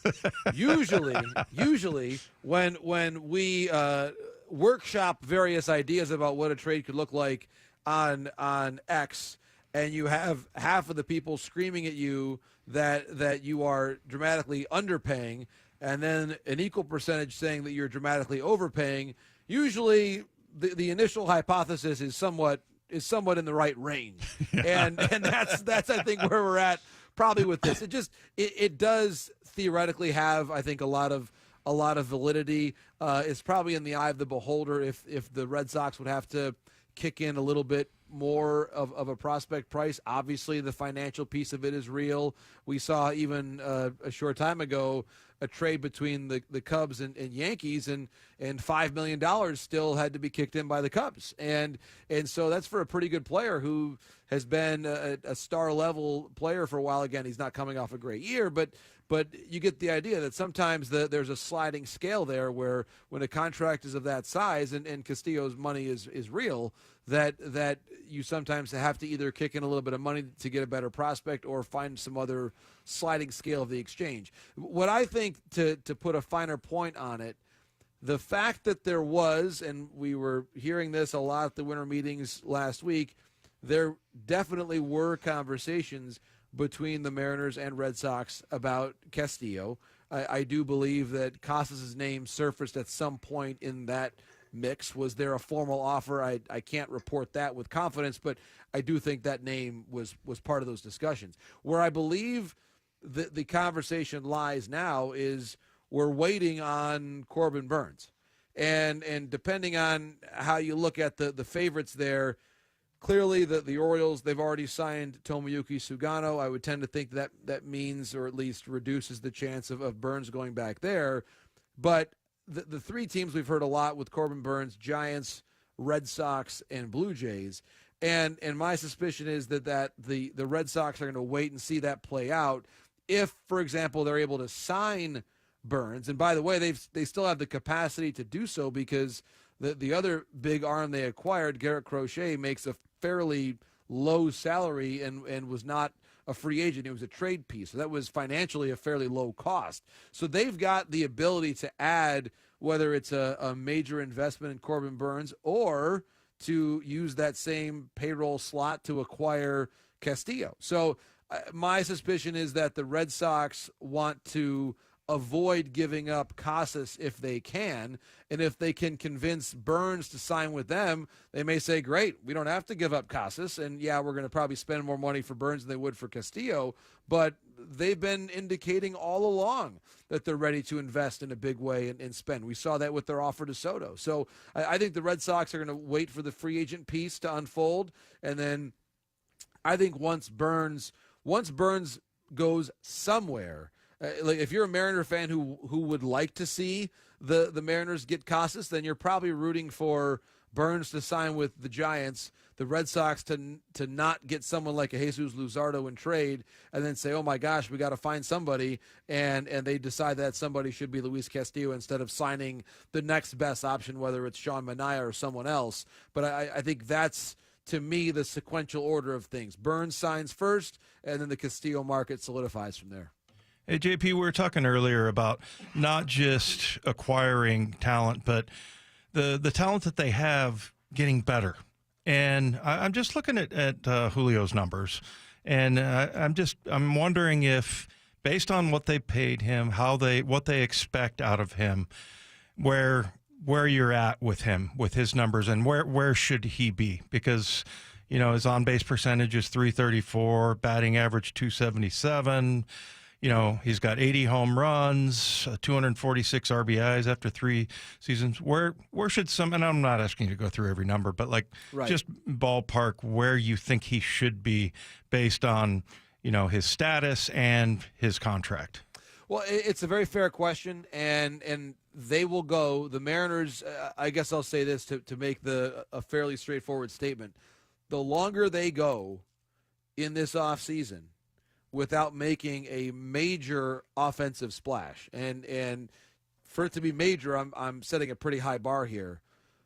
If they keep going days and days without making that move, it amplifies the pressure and the focus on Julio being more of the version of the player that he was either in his Rookie of the Year season or 2023. He has to be better than he was in 2024. That is as simple as it is. This team does not have a 1 through 9 lineup like the Yankees or the Dodgers in such a way, or the Padres for that matter, that they can afford to have him not be himself and be. You know, he was still an above average hitter in the sport last year, but not by a huge margin. He was a good player, but not great. And he needs to be great for them to be a legitimate postseason contender, to win a series and to play deep into October. It's just the way the team is set up. Now, it's also important to remember this. He's still 23 years old. He turns 24 just before New Year's. And whenever you wonder about about how young he is and how talented he is and how accomplished he is, because he is accomplished. Just sometime take a gander at the MLB Pipeline rankings of the top prospects and just check and see how many of them are still 23 and they've never played in the big leagues before. And he's got 3 whole years. So we got to remember that, that he is. We talk about the transfer portal. He's he's basically a little bit older than some of these guys that are in the transfer portal right now for football. Okay. He is by any measure a very young person. Right. And I think that like any of us who have either been 23 or have 23-year-olds in our lives, we know that there can be some variability with 23-year-olds. And I think that he, for the first time, looked his age basically in the major league. So I give him a lot of grace for just what he's already achieved. And I think he knows he needs to be better. The organization knows it. Everybody that's facing the Mariners knows it. And I think that's why if I'm looking at this offseason, guys, it's not just the players on the field, but like I don't think it was an accident that he had a really good year when he was around Teoscar Hernandez, someone who is a really respected player, a fellow Dominican. And I think we saw at times Robles and Arozarena brought out a lot of his energy in the second half. It's not that you should build the entire roster to have him reach the utmost contentment with his friends, but I do think when you sign a player like that to a contract of that size, and he's that young, and clearly he's the face of the franchise now, you're committed to him and to making sure that he is at his absolute best. And this is not the Yankees who signed Judge and then went out and offered Soto more than $700 million, or the Mets who signed Lindor and then Nimmo and then went out and signed Soto, or the Dodgers who have all these 9-figure deals, or the Padres even who have a number of 9-figure players on their payroll. That's not the Mariners.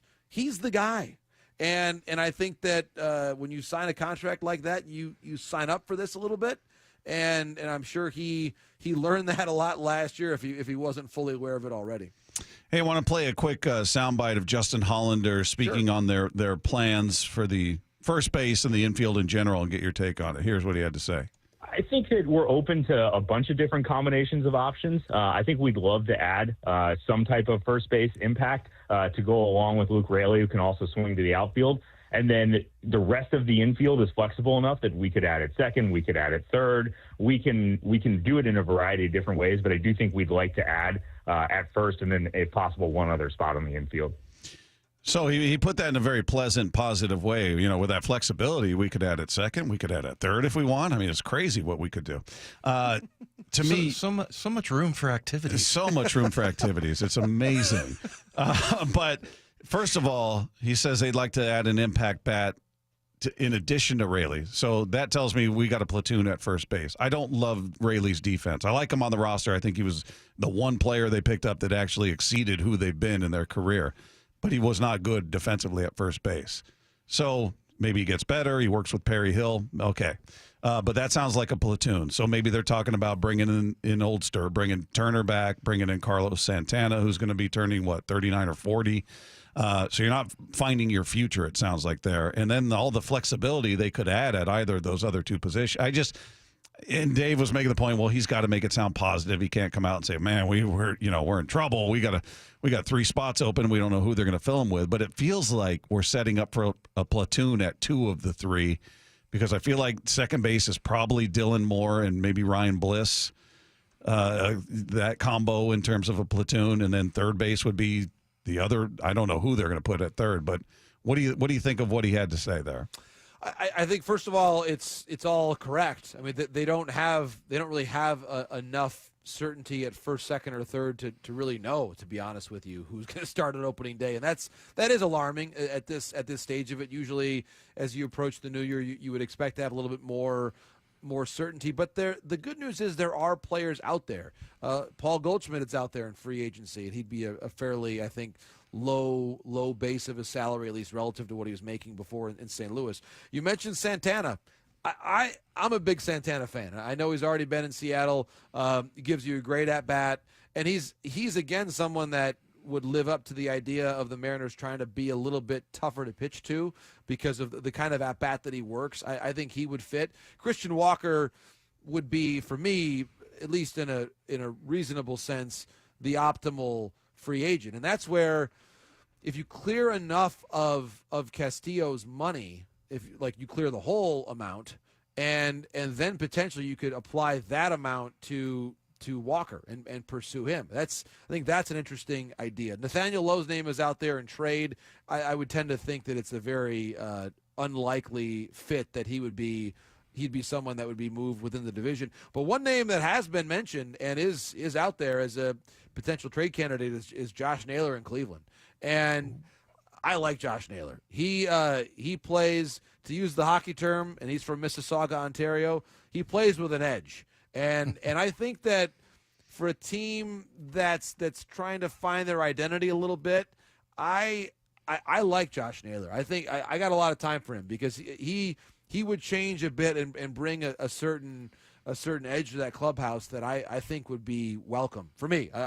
And he wants to play. He drove in 100 runs. He's been in winning situations. He's played in some huge games for Cleveland. So while yes, I'm a little bit dismayed at the fact that they have not found their first baseman yet. I just mentioned a half a dozen guys, either via trade or free agency, who are out there, and there's not that many teams that are involved in the high end of the first base market, at least from what I can tell, that would block the Mariners out from getting any of them. So they're in there and they're being patient. Maybe they want to wait and see where Alonso goes and what that means for the rest of the market. Christian Walker also, by the way, is going to get a lot of interest from either New York team. So if Alonso signs with the Mets, I think Walker to the Yankees has a lot of possibility and momentum there too.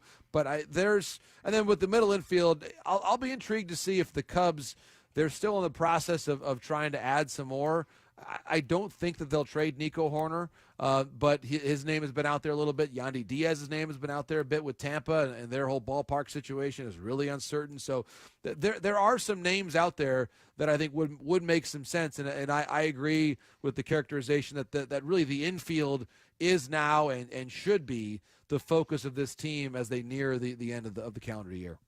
John, as always, great stuff. I know we're got a limited schedule next week. You're going to be busy, holidays, Christmas, all of that. So we'll talk to you the following week. So Merry Christmas to you. Happy holidays to you and your family, and have a great time. Stay safe, and we'll talk the following week. Yes, Merry Christmas, Happy New Year to everybody. Always look forward to our conversations, and it's one of my favorite times of year, World Junior time in hockey. We got the college football playoffs going on. It's going to be perfect. We'll be settling in to watch this amazing first ever college football playoff game at Notre Dame Stadium Friday night. And just watch. On Friday, here comes the trade news. The Mariners will break a trade right as the ball is being snapped, and we'll all be doing live reports in the middle of the game, which I'm excited about. I hope that's true. If that happens, we'll call and record with you. Yeah. 100%. Right you call me. now. We call this in the business the emergency podcast. We'll just put it right on the air, baby. Perfect. Call me anytime. Perfect. Keep the bat phone plugged in, and we'll hopefully there's a reason to use it.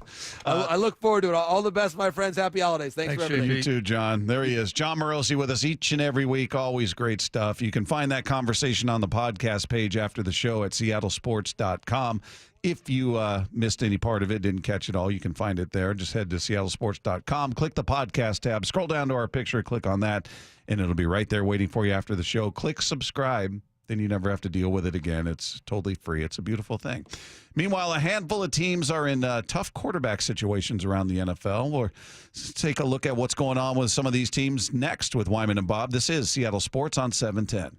Handoff to Charbonnet. Turns upfield 10, 5, touchdown!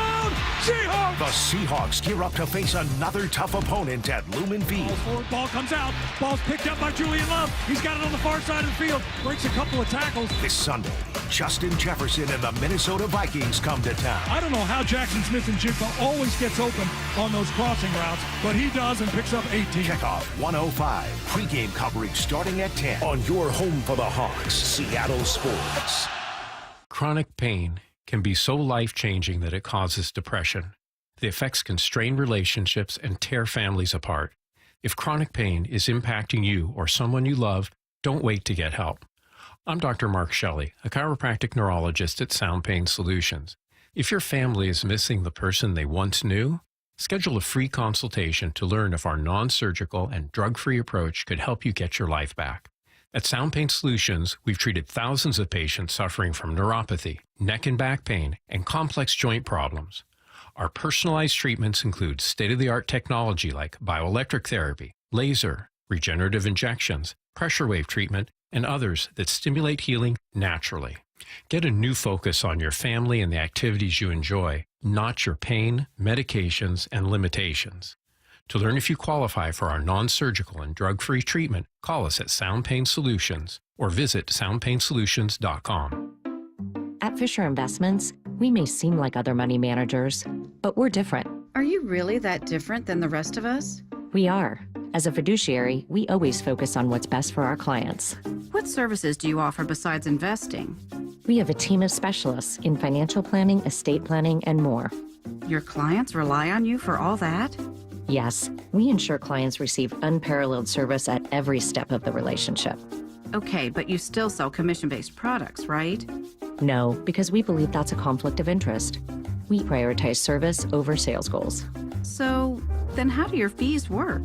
We have a simple and transparent fee that's a percentage of our clients' portfolios. So we do better when our clients do better. Wow, we're more different than I thought. At Fisher Investments, we're clearly different. Learn more at fisherinvestments.com. Investing in securities involves the risk of loss. Paid for by government. Now is the time to fill your vault with Morgan Silver Bars. Grab your piece of America's silver legacy with this special offer. These spectacular shining silver bars featuring a crisp image of the iconic Morgan silver dollar, a legendary coin that has captivated collectors for generations. Americans treasure owning silver bars and coins, putting them away for themselves and their loved ones. Call now to secure 1 ounce silver bars minted in 99.9% pure silver and made in the USA. You'll be glad you did. Hurry, don't miss out on this special deal. Save $10 per silver bar. The more you buy, the more you save. Limit of 25 bars per customer. Call to learn more. Plus, with qualifying orders, you'll receive a free Morgan silver dollar. That's a $59.95 value and free shipping. Call 1-800-222-3967 now to secure your 1 ounce Morgan silver dollar bars. That's 1-800-222-3967. 'Tis the season to create memories. Play fake to Walker. Gino looks to throw. Scrambles out. Now dumps it off underneath. Walker makes a catch. Cross midfield. Capture moments. Still on the move. Down to the 40. He could go. 25. And celebrate. 15, 10, 5. Touchdown. Seahawks. From game day to every day, this is the Pro Shop. Shop official Seahawks gear online at Seahawks.com/Pro Shop or visit us in store at the Landing in Renton or Lumen Field.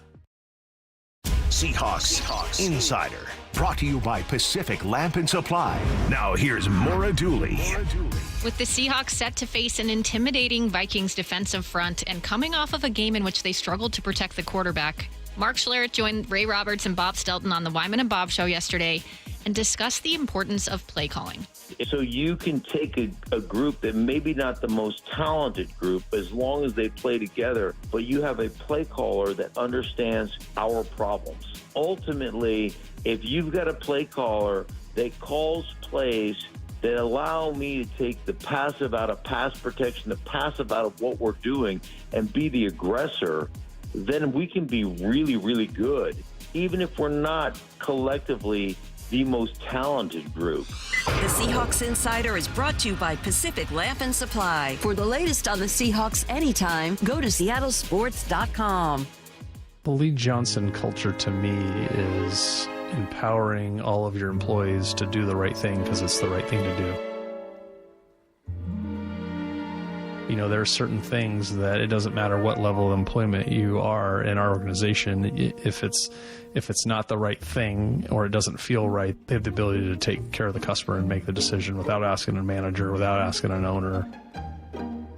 Yeah, the end result is they can speak to the customer with more confidence. They're definitely more confident in what they're trying to provide the customer, what the customer is trying to accomplish, and just giving them a better experience. His name is Justin Meek. He's the leader and caretaker of more than 300 full-time employees for the Lee Johnson Auto family.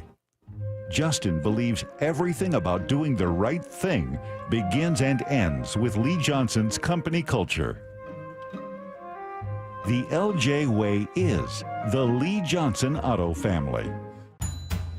There she is, founder and CEO. High five. Dave can't stop celebrating with every business owner in town. All right, Baker Man, high five. He's sharing the excitement of big savings with the Comcast Business 5-year price lock guarantee. Up top, bike shop. Yeah. It's 5 years of gig speed internet. Quick, high five. 5 years of advanced security. 5 years. And 5 years of a great rate that won't change. Yeah, law partners. Chamberlain, Messethorpe, Dubois. All from the company with 99.9% network reliability. Switch today and get the 5-year price lock guarantee. 5 years. It's back, but only for a limited time. Woo! Powering 5 years of savings, powering possibilities. Comcast Business. Can't forget you, voiceover guy. Ah, thanks, Dave. High five. Ends 3/9/25. Guaranteed rate applies to monthly service charge for new customers on qualifying internet bundle, excluding taxes and fees. Other restrictions apply. This hour is served by Warrior Injury Law. Wyman and Bob. From the Quantum Fiber Studio Weekdays 2 to 7. on Seattle Sports and 97.3 FM HD2. Our thanks to John Morosi, who joined us in the previous segment. In case you guys are just tuning in and missed that conversation, you can find it on the podcast page after the show at seattlesports.com. Meanwhile, got some interesting quarterback situations happening around the league with Kirk Cousins being benched and Jameis Winston being benched. Does it make you feel any better about the Seahawks situation? Well, the Jameis Winston one wasn't weird, right? Wasn't weird? Yeah, I mean, come on. It's Jameis Winston. I don't even know. I told you, Dave, I was told by many, many smart people it was all about the LASIK. He'd be just fine. Yeah. He's kept throwing. He said Jesus was going to deliver him from pick sixes, and the good Lord. Yeah, he's going to turn the ball over less, and that just didn't happen. So, hey, as Evander Holyfield said one time, somebody was giving him a hard time about that. He goes, "Hey, he's there for whoever wants to ask." So that's fine with me. But quoting the real deal. Look at that. But I don't. Yeah, I don't see that it's on par. I think we're kind of, my answer to this question would be, I feel like maybe we're panicking a little bit. I mean, you did have to get your backup quarterback in there, and it's always sort of alarming, like you're like, oh my gosh.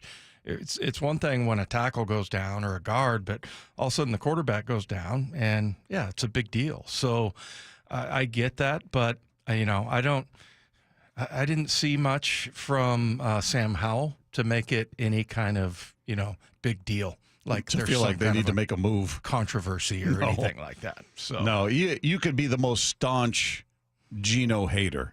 Yeah. You couldn't come out of that game going, see, Sam should be the guy you give the shot to.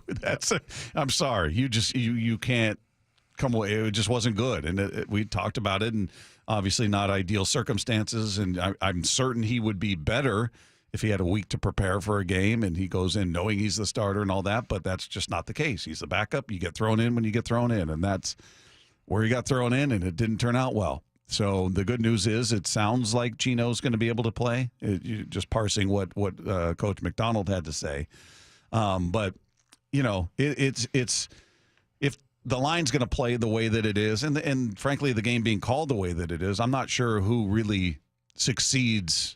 But, in that situation, the way the Packers were playing, they both had a brutal time. We talked about it. The offense didn't do anything when Geno was in there, and they did little to nothing. I mean, they had the rushing touchdown when Howell was in there, but that wasn't him. Mm-hmm. So the offense just didn't have it. It just was not working. The defense was a problem for them. Defense for the Seahawks got off to a rough start, but they at least turned it around. I guess if you want to look for a silver lining, that they played decidedly better in the second half. The offense throughout the game just wasn't really there. Yeah, it's interesting, though. We talk all the time about what was the number of attempts that Sam Darnold or Sam, let's not go down that route again. Sam Howell, we already compared him to Sam Darnold. He had like the number one I think it was 615 attempts. Or last year. Last year. Let me check. Yeah, he did. I know he led the league in attempts. I just can't remember what the number was. And so, it's interesting. He fills in for, Gino, who is number 4 as far as attempts. So, this is a passing team. And now all of a sudden you get the backup in there, and he hasn't had a lot of reps. And so I would say that it's just a little bit more difficult for him. Okay. Mm-hmm. You don't really have a great run game. It's been in the bottom tier for, the entire season. And you're meant to throw passes if you're a backup quarterback here in Seattle. So I think it made it a lot tougher for him. But yeah, I don't think in any way there's any kind of the slightest controversy. And I don't know, I think people are still trying to figure out what to think of Gino with the kind of year that he's having, but he's checked a few boxes. Yes, he should have thrown some away. Sometimes he put the ball in harm's way, but he has, had several, fourth quarter, end of game type of comeback wins. And, he's still, I feel like, proving himself, though. It's not like he's established as like, okay, this is a $45 million guy. Yeah. I don't think he's there yet. 612 attempts last year for Sam Howell, by the way. And he had the most interceptions, right? No, I think he did. Yeah, he did. Or tied. He was 20. He had a Jameis kind of year where Jameis had, what do you have, 33 touchdowns, 30 picks. He had 21 touchdowns, 21 picks. Yeah, and then he got sacked just a ton. 65. Yeah. He led the league there. Led the league. So, yeah, he's used to it, I guess. But no, I think that that in no way is any kind of a controversy there. You're just going to go right back to Gino. And, and I'm really curious to see what happens this offseason. Obviously, it means a lot how this season ends. If they end up going to the playoffs and if they even, win a game, I think you got your quarterback probably locked up. I don't think the rest of the NFL will pay him the $55 million route. But if not, maybe they go a different way. Maybe they start thinking about drafting a quarterback or trying to trade for a young prospect. What if they bring Sam Darnold in? That would be confusing. Wouldn't it? That would be really confusing. He's going to be a free agent. Yeah, I don't know. They still have a year with Gino under contract, and as a very wise texter told me earlier today, Geno Smith is borderline elite considering what he's working with and the level of production. All right, that's their opinion. That's the one extreme. That's the other extreme, right? It's somewhere in between. Yeah. But yeah, that would be really interesting if they signed Sam Darnold, because I would want whoever is in his ear to come with him, and I don't know who that would be. And if it's O'Connell, then it's going to be really expensive. Yeah, it is. All right, coming up, we learn to be careful what you wish for. Find out what we learned coming up next with Wyman and Bob. This is Seattle Sports on 710. Seattle Sports, your home for Bump and Stacy. Manti Te'o joining us now. Your team is only as good as the interior. So if you have a nose guard, if you have an interior guy like Leonard Williams, and then you have a stout middle linebacker with Ernest Jones, and then you have a safety in Julian Love and Kobe Bryant, if your middle of your defense is really strong, you're going to win a lot of games. And, talking about the Seattle Seahawks, you saw that when Bobby Wagner was there, Cam Chancellor, and all of those guys roaming. Like, it's the strength of the defense is the interior. Streaming live on the Seattle Sports app. In the PNW, we all know what driving is like here in the winter. Very slippery. Our friends at Mazda of Everett have your solution. A huge selection of over 600 new Mazda all-wheel drive SUVs. With over 600 new Mazdas in stock to choose from, you can find the Mazda that's best for you. Plus, right now, they've got 0% financing on select new Mazdas on approved credit during the Mazda A Season to Move You sales event. See for yourself why Mazda of Everett is different. MazdaofEverett.com.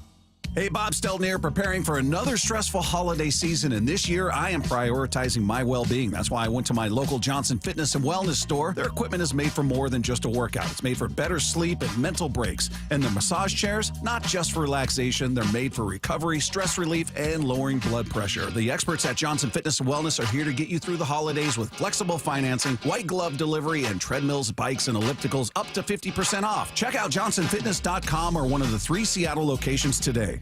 Hi, Justin Shirley, CEO of State Roofing and Exteriors. For over 55 years, you've trusted us for roofing, siding, windows, decking, and gutters. Call 866-ROOF-ROOF or visit stateroofing.com today to schedule a free estimate. State Roofing and Exteriors. Upgrade your home's comfort and save up to 50% off scratch and dent and overstocked equipment at Home Comfort Alliance. Over $3 million worth of heat pumps, furnaces, and air conditioners from top manufacturers, all now up to 50% off. Visit homecomfortalliance.com.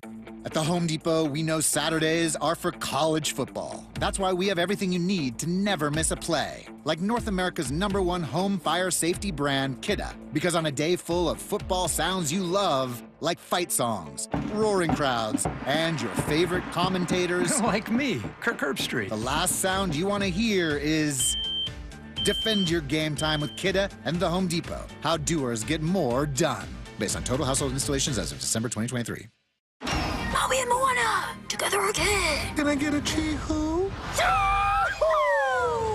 This holiday season, if you can watch one movie, Hey, you wanted to come this time. make sure it's Moana. Moana. Moana. Moana. Moana. Moana. You might want to hold on. Disney's Moana 2, rated PG. Parental guidance suggested. Now playing only in theaters. Tickets available now. Slumber Ease Mattress Factory reminds listeners many uniformed personnel and healthcare providers will spend this holiday season working hard to keep us safe. These heroic men and women spend long hours away from home, protecting our freedom and providing critical medical care. Please thank them for their many sacrifices and putting their lives on the line for us every day. Happy holidays to you and yours from the entire team at Slumber Ease Mattress Factory. Talk to the people who built your mattress in Marysville for over 60 years or find them online at slumberease.com. If the playoff picture has you stressed, let us give you something to breathe easy about. Hey, it's Dr. Ryan Stern of the Stern Sinus Center. Let us fix your ear, nose, and throat problems. Let's make your congestion, sinusitis, snoring, and allergies a non-issue. We can diagnose and treat everything, from allergy workups and treatments to modern nasal breathing procedures to advanced balloon sinuplasty. Come see us in Federal Way and Auburn or at sternsinus.com. That's sternsinus.com. Some said a life-threatening brain tumor would dim Aisley's spark. But this future pop star is back to full sparkle, and she's ready for her big encore. Through research, compassionate care, and support from people like you, Seattle Children's is fighting for lasting cures. So for every kid that didn't have a chance, this relentless fight is for you. Because this isn't about beating the odds, it's about changing them for all kidkind. Hope, care, cure. Seattle Children's. Mariners single game tickets for 2025 are on sale now. The squad will be back in action before you know it. And now's the time to lock in your seats for the biggest games next season. Don't miss opening day on March 27th. Incredible giveaways like the Julio Bat Flip Bubble and matchups versus the Dodgers, Yankees, and more. Plus, check out 30 value games with tickets starting at just $10. Go to mariners.com to get your tickets today. A deep blast. This is gone. Home run. Julio. Be advised, this is your opportunity to save up to 40 to 80% on a hot tub or swim spa. This weekend only, Friday through Sunday, Angel of the Winds Arena Everett. Be advised, this is your opportunity to save up to 40 to 80% on a hot tub or swim spa. This weekend only, Friday through Sunday, Angel of the Winds Arena Everett. 18-month interest-free financing. Our factories have demanded we sell 1,000 hot tubs and swim spas this weekend. Angel of the Winds Arena Everett. Huge factory incentives, factory rebates, this weekend only. Angel of the Winds Arena Everett. We can remove your old hot tub. Free delivery of your new hot tub. Hot tub starting at $2,999. Angel of the Winds Arena Everett. Free delivery of your new hot tub. Just relax and enjoy. Angel of the Winds Arena Everett. Friday, 2 p.m. to 8 p.m. Saturday, 10 a.m. to 8 p.m. Sunday, 10 a.m. to 6 p.m. Free admission.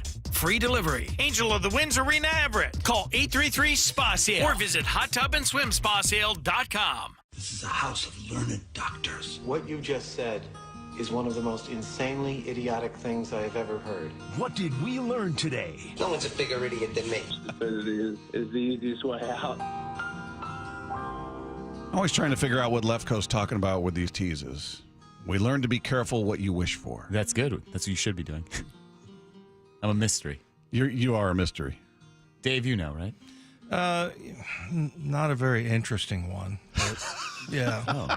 You're a mystery. What do you think it is? No. What do you think this tease is about? That could be a number of things. Not a very interesting mystery. I'll bet you it has something to do with us talking about Sam Howell instead of Sam Darnold. That's what I think. No, incorrect. Quarterback, though. You were right. We did learn about a quarterback and the Lord working in mysterious ways. Browns have benched Jameis Winston. Apparently, how did Winston put it? Hoping the Lord delivers me from these pick sixes. Apparently, it didn't work. And those who pick six against us. Yeah. Lead us not into the end zone. Yes. But deliver us from losing. The Lord to deliver me from pick sixes. Like, that's not me. The Lord to deliver me from pick sixes. He delivered him. All right. He's not going to throw anymore on the bench. No. So he did. The Lord provides. I guess the downside is we won't get any more of those press conferences and those pregame speeches that are awfully creative that he throws out there. Yeah. Boy, be careful what you pray for, right? Yeah, it was a direct quote almost. Forgot about it. So I was optimistic you that would was know. nicely done. Misguided optimism on my part. Yeah. What else did we learn? We learned that no one asked for a Cody Barton update, but we got one. We got one anyway. Hey, before we go to break, we saw a little highlight of my guy Cody Barton. We just review his stats. I go, look, there's Cody. Yeah, Dave just got a big smile on his face. He goes, is that Cody Barton? Yeah. 2 interceptions for 71 yards. One of them 56 yards. He's knocked down 4 passes, forced 1 fumble recovery for a touchdown for 52 yards, a sack and a half, and he has 90 tackles. Nobody asked for one. Nobody was like, oh, wow, that's cool. Fumble recovery for a touchdown. We saw that in I think it was in the Saints game. Yeah, the only thing when he was playing here, he would attack the line of scrimmage. He was a good dropper. He had lots of potential, and then I don't know what happened, because his last year here, and then he went to Washington. No great shakes there. 121 tackles, but 3 tackles for loss. I don't know. I mean, he was okay. He was just okay, but I thought he was going to be a lot better. But now he's playing pretty well on a pretty good defense, Denver. I guess Sean Payton has the magic words for him, huh? Maybe. Or at least their defensive. Who's their defensive coordinator? I don't know. Oh, guy that used to be head coach. Vance Joseph? Vance Joseph. Yeah. So I guess Vance has got the magic words for him. Apparently. Just knows how to reach him. Yeah. What else did we learn? Well, we learned about Cody. No, I was going to do another Cody Barton thing there. We did learn that there's only one Cody Barton update permitted per year, I think. So we got that one out of the way. Okay, good. Yeah. We did learn, though, that we might have found the worst mentor in America. Dave, have you ever had the hell mentored out of you? No, I haven't. Well, that was an interesting quote from Aaron Rodgers. Yeah. Do you want him as your mentor? I think if he just kept his opinions to himself and just talked football, I think he'd be pretty tough to top. I mean, pretty good. His personality aside, he's one of the great quarterbacks we've ever seen. Yeah, I would want to know all about this ayahuasca thing and how his darkness retreat opened up his consciousness. You got to make friends with it, Dave. Yeah, make friends with the darkness. I don't know that might. And then all of a sudden, the kid, the mentee, he all of a sudden is taking ayahuasca. Oh boy, yeah, he's got his own darkness retreat.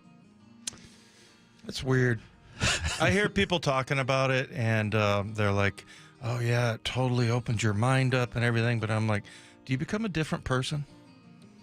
You would hope in a good way if you see that was the goal. For example, you see these people. You ever see these people that are like 60? They've been married for like 35, 40 years, and all of a sudden they're done. It's I'm done. Mm-hmm. Like somebody takes a hard left. Yeah. Or right. And you're like, what happened? I feel like ayahuasca would do that. Just your whole perspective changes. Yeah. Yeah. Yeah, it scares me. But I've heard from very reliable people that it's incredible what it clears your mind up, and that part was appealing to me. That part, the clear mind, you like that aspect of it, but so you're not just babbling, out Cody Barton stats or things like that. I mean, that part appealing. All of a sudden, Dave wakes up, decides he wants to be a freewheeling single. Yeah. This married life, it's not for me. God. What have I been thinking this whole time? If that happens, Bob, I want you to come shoot me. I want you to find me, hunt me down, and shoot me. I just beat you against the rocks like you do the varmints in Put your me in a bag. Did we learn anything else? Yeah, we learned that for some reason, Justin Hollander reminds both of you of Will Ferrell. We could add it second. We could add it third. We can do it in a variety of different ways, but I do think we'd like to add at first and then, if possible, one other spot on the infield. I don't know why it reminded me of from old school. I was thinking Step Brothers. You were thinking Step Brothers. Old so school. much room for activities. Yeah, there's that. Also, it's like, got a nice little day planned tomorrow. Going to Home Depot. Maybe Bed Bath & Beyond. I don't know if we'll have time. I mean, we're very flexible. It's all Will Ferrell. I like your example better. So many room for activities. We have so many options here. Oh, we could do all kinds of things. Like he's skipping around. Yeah. You like guacamole? Yeah. Why did you let us make bunk beds? It's a terrible idea. Did we learn anything else? That was it. That was it. All That's right. all we learned. All right. Well, that does it for us. We got a bowl game coming up. How about that? You got the Art of Sport LA Bowl. That's not a real bowl. It's not. That's a fake. Lefko just wrote that down. No. The Art of Sport. You just made that Unfortunately, up. it's real, and it's airing on our station next. LA Bowl. It's Cal versus UNLV. That is coming up next, so stay tuned for that as bowl games are underway. I want to thank our guest today, John Morosi, for joining us on the program, as well as Patrick O'Connell, Seahawks linebacker. If you guys missed any part of that, those conversations or any part of the show, you can find it on the podcast page at seattlesports.com. Click the podcast tab, click on our picture. It's right there waiting for you, as it is each and every night after the show. And don't forget to click subscribe. It's free, and it just makes your life easier. Have a great night, everybody. We'll be live from the Virginia Mason Athletic Center tomorrow. It's Wyman and Bob, Seattle Sports on 710. For Down Territory, going inside the game with former Cougs and Seahawks wide receiver Michael Bumpus. If you were the OC for the Seahawks, what's something you would add to the offense? We talked about down the red zone deception, getting defenses to move right when you're going left and vice versa. You can do so many things off the motion. You force the defense to communicate. You get their eyes going different ways. I think that is a step that this offense can take, is just using the leverage, because that's what motion does too. For Down Territory, every day at 11:15 and 1:15 on Bump and Stacy. Hey, holiday heroes. It's a special time of year at Shane Company. As a family business for 4 generations, we know firsthand that fine jewelry is the gift that says it all. From the engagement ring that says, "You're the one," to the diamond tennis bracelet that says, "Thank you for being you." We have the widest selection of fine jewelry gifts, in stock and ready to take home. Come pick out a pair of hand-matched diamond stud earrings or a necklace with a colorful gemstone. Check out our new Bloom collection, one of owner Tom Shane's favorites this year, featuring stunning sapphires, emeralds, or rubies. At Shane Company, every gift and every price range is crafted to our high-quality standards. We have jewelers working in every store to bring your gifts to life, making sure rings fit just right, setting center stones and engagement rings by hand, and engraving your pieces to make your gifts even more special. Your gifts will always be protected with our unmatched free lifetime warranty.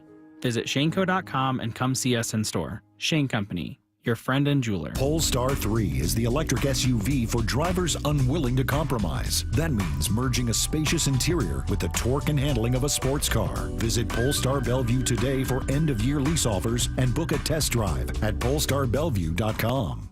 The best defense is a good offense. So before the sewer backs up into your home and wreaks havoc, stop freaking and call Beacon. Beacon Plumbing, Heating, and Mechanical is there for you when you need them most. 1-800-FREAKIN or beaconplumbing.net. Television sales on Black Friday set new records as millions of Americans snapped up the hot deals. But a lot of people were out of town or too busy to take advantage of the special pricing. So, how about a redo? Right now, you've got a second chance to save big on many of the top-rated Samsung, LG, and Sony TVs. Where? At Video Only, where the smart shoppers go. So, don't miss out. Check out Video Only now, or you'll be sorry. Old windows can be a drain on your energy bills and on your peace of mind. Isn't it time for an upgrade? Justin Shirley, CEO of State Roofing and Exteriors. Our energy-efficient replacement windows work smarter, keeping your home comfortable while saving you money year-round. It's an investment in your home and your security.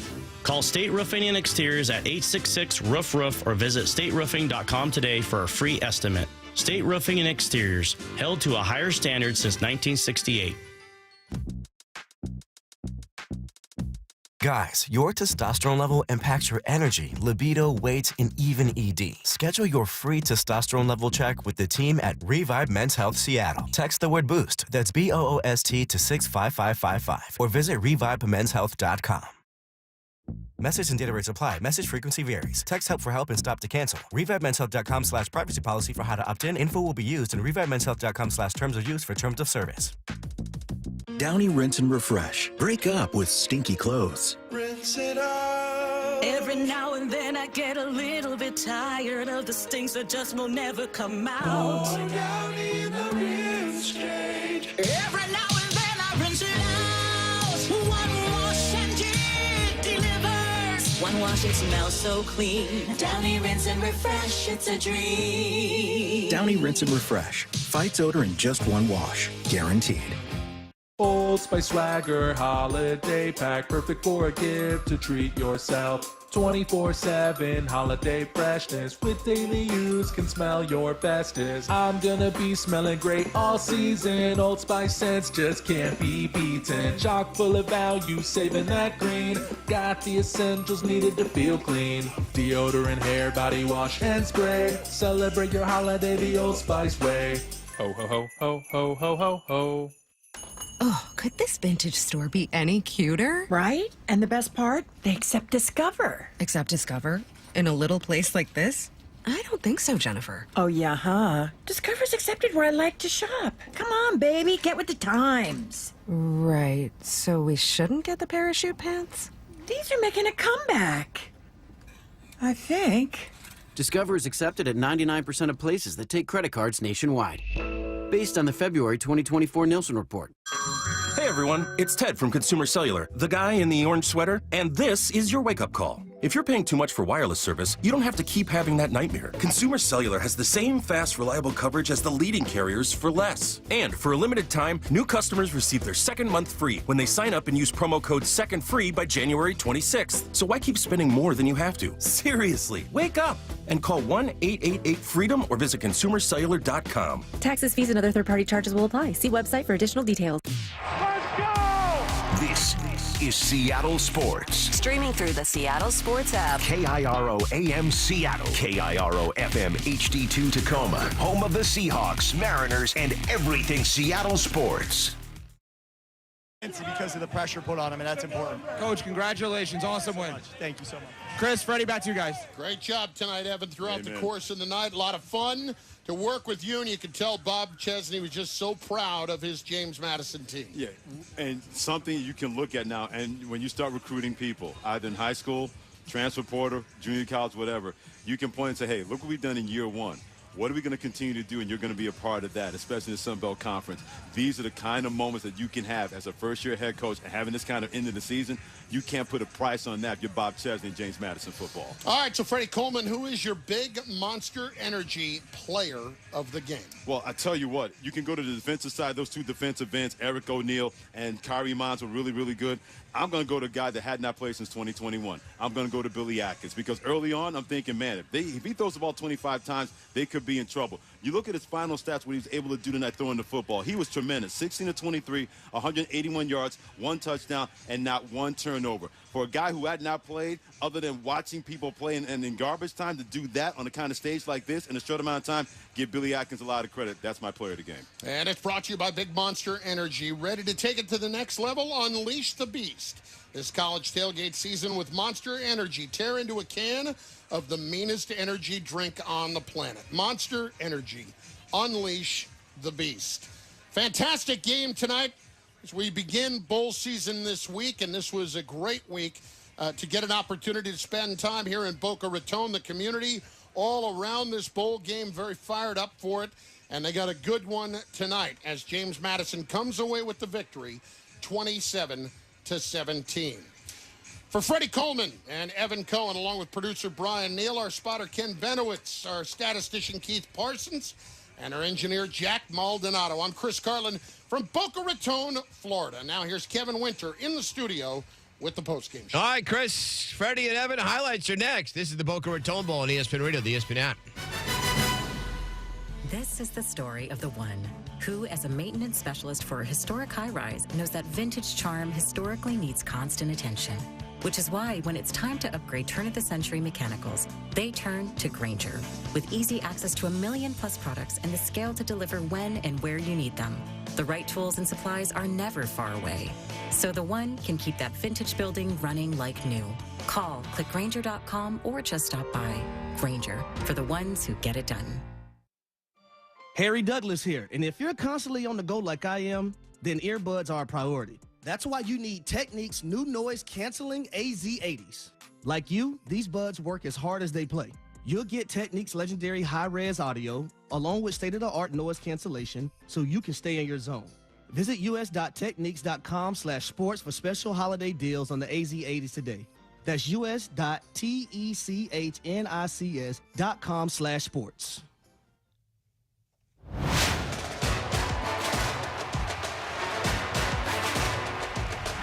This is the Boca Raton Bowl on ESPN Radio and the ESPN app. I'm Kevin Richard. Let's pause 10 seconds for station identification. You're listening to the Magical Bowl season on ESPN Radio and the ESPN app. This is Seattle Sports. Streaming through the Seattle Sports app. KIRO AM Seattle. KIRO FM HD2 Tacoma. I'm Kevin Winter with you. Our game flow brought to you by Progressive Insurance. Insurance for motorcycles, boats, and RVs for protection on the road and on the water. See how much you can save at 1-800-PROGRESSIVE and Progressive.com. 10 points for James Madison in the third and fourth quarters, respectively. They outscored Western Kentucky 20-3 in the second half. They win 27-17. The Art of Sport LA Bowl is next. You're listening to the Magical Bowl season on ESPN Radio, the ESPN app.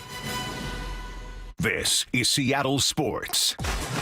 Be advised, this is your opportunity to save up to 40 to 80% on a hot tub or swim spa. This weekend only, Friday through Sunday, Angel of the Winds Arena Everett. Be advised, this is your opportunity to save up to 40 to 80% on a hot tub or swim spa. This weekend only, Friday through Sunday, Angel of the Winds Arena Everett. 18-month interest-free financing. Our factories have demanded we sell 1,000 hot tubs and swim spas this weekend. Angel of the Winds Arena Everett. Huge factory incentives, factory rebates, this weekend only. Angel of the Winds Arena Everett. We can remove your old hot tub. Free delivery of your new hot tub. Hot tub starting at $2,999. Angel of the Winds Arena Everett. Free delivery of your new hot tub. Just relax and enjoy. Angel of the Winds Arena Everett. Friday, 2 p.m. to 8 p.m. Saturday, 10 a.m. to 8 p.m. Sunday, 10 a.m. to 6 p.m. Free admission. Free delivery. Angel of the Winds Arena Everett. Call 833-SPA-SALE or visit hottubandswimspasale.com. Do you hear that? These are the sounds of our jeweler's workshop at Shane Company, where they're working their magic to bring beautiful, fine jewelry gifts to life. At Shane Company, we love jewelry as much as you do, and we know what it takes to create something special. No matter your budget, we craft our jewelry with expert care to be passed down for generations. With jewelry craftsmen in every store and an unmatched free lifetime warranty, we're here to make sure your jewelry always shines bright. Stop by and shop online at Shanco.com. Shane Company, your friend and jeweler. The 12-team college football playoff kicks off from iconic campus stadiums for the first time. A new chapter to be written. Friday night, 10th seed Indiana takes on 7th seed Notre Dame in South Bend. Then Saturday night, 9th seed Tennessee clashes with 8th seed Ohio State at the Shoe. The college football playoff first round presented by Allstate. Friday and Saturday at 8 p.m. Eastern on ESPN and ABC. Can't kill a man that was born to be born again. I'm Harry Laus Jr., hosting ESPN Daily today. Every weekday morning, we bring you the best sports story you'll hear all day. Today on ESPN Daily, the surprising upstart Indiana Hoosiers travel to Notre Dame for an in-state playoff showdown. So, we get to know outspoken head coach Curt Cignetti and examine his vision to make Indiana, of all places, a powerhouse for years to come. That's ESPN Daily. Follow us and listen wherever you get good podcasts. 'Tis the season for a Monday night showdown in the frozen tundra of Lambeau. Alvin Kamara and the Saints are bringing the Cajun heat to Green Bay. Breaks a tackle. What a run. First down, New Orleans. While Jordan Love and the Packers hope to wrap up the night with a win. Touchdown, Green Bay. Saints-Packers, Monday at 8 p.m. Eastern on ESPN and ABC. Evan, Canty, and Michelle are unsportsmanlike. Evan, aliens or not? I'm not a big alien guy. I don't believe in aliens. You think we're the only life force in the entire universe in its vastness? No, it's not that. It's just I don't know that they're here all of a sudden and they're flying. They're checking for us. Yeah, I just love the idea of the aliens being like, let's see what New Jersey's up to. Right? Let's check in on Newark. Unsportsmanlike. Weekday mornings starting at 6 Eastern on ESPN Radio and on ESPN2. Come on, Mufasa. Let's get in some trouble. This Friday, destiny awaits you. You can grab your friends and experience Mufasa the Lion King in 3D. Everything the light touches belongs to me. You'll have to take it. Don't miss the perfect family Christmas movie. Now went swimmingly, if I say so myself. Disney's Mufasa the Lion King. Oh, yeah. That looks good. In theaters Friday. Rated PG. Parental guidance suggested. Tickets on sale now.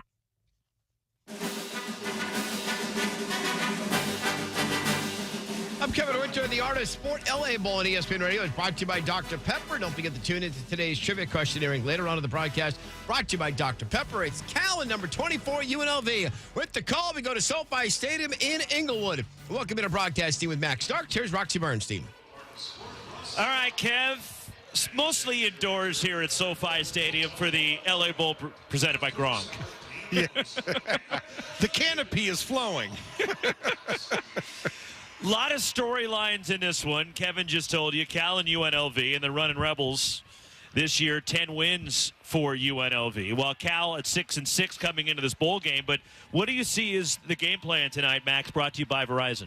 Well, I think one of the biggest things, I mean, if you're UNLV, even though you don't have Brennan Marion there on the sidelines calling the go-go offense, you still have all of those principles there. So I think for Haj Malik Williams and company, the run got you here, so you might as well continue with that process. I think the triple option that they run outside of a service academy is probably the only time you're going to see this type of offense. So for Cal, they're going to have to be very disciplined, and they got a good linebacking core that can go do that. One of the tops in the country in stopping the run. And then for Cal, balance, balance, balance. You got to figure it out. You got to figure out who your quarterback is first and foremost, and then go from there. Whether you're going to have a balanced attack of throwing it consistently to get those first downs, because you also have a stingy rush defense for UNLV. So it's going to be a good running game, I feel like, for both of them trying to establish it, but also I think Cal gets the edge for the air. Max Stark's game plan brought to you by Verizon. At Verizon, you can trade in any phone in any condition.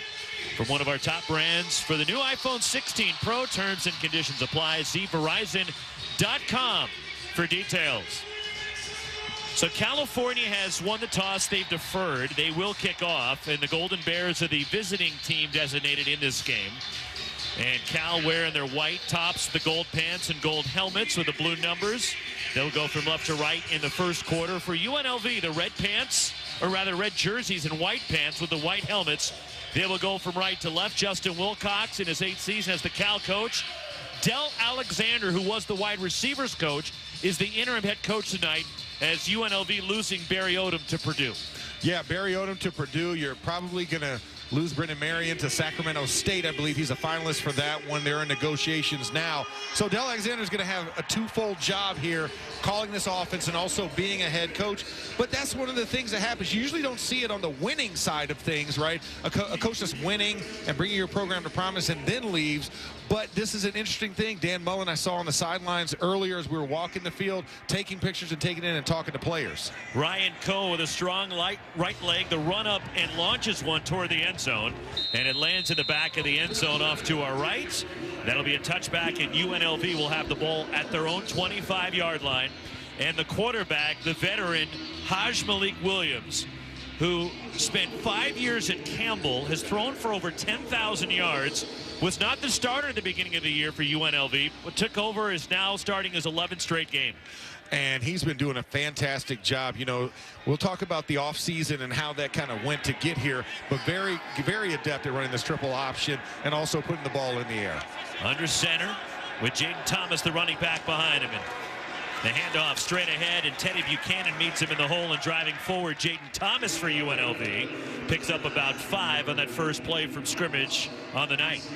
Yeah, get used to that. Jaden Thomas coming into this game with over 840 yards on the ground. Loves to run there. Nice, just easy dive play off the right side between the right guard and right tackle. 2nd and 5, now in shotgun Williams, and flanked on his right hip is Thomas.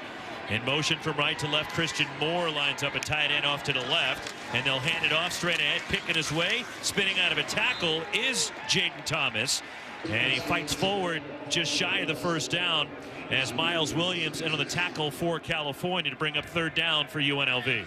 And so this is one of the interesting things. They set this up by bringing that H-back type of motion and using a lead from a short stem position, but they can also go triple option off of that same look.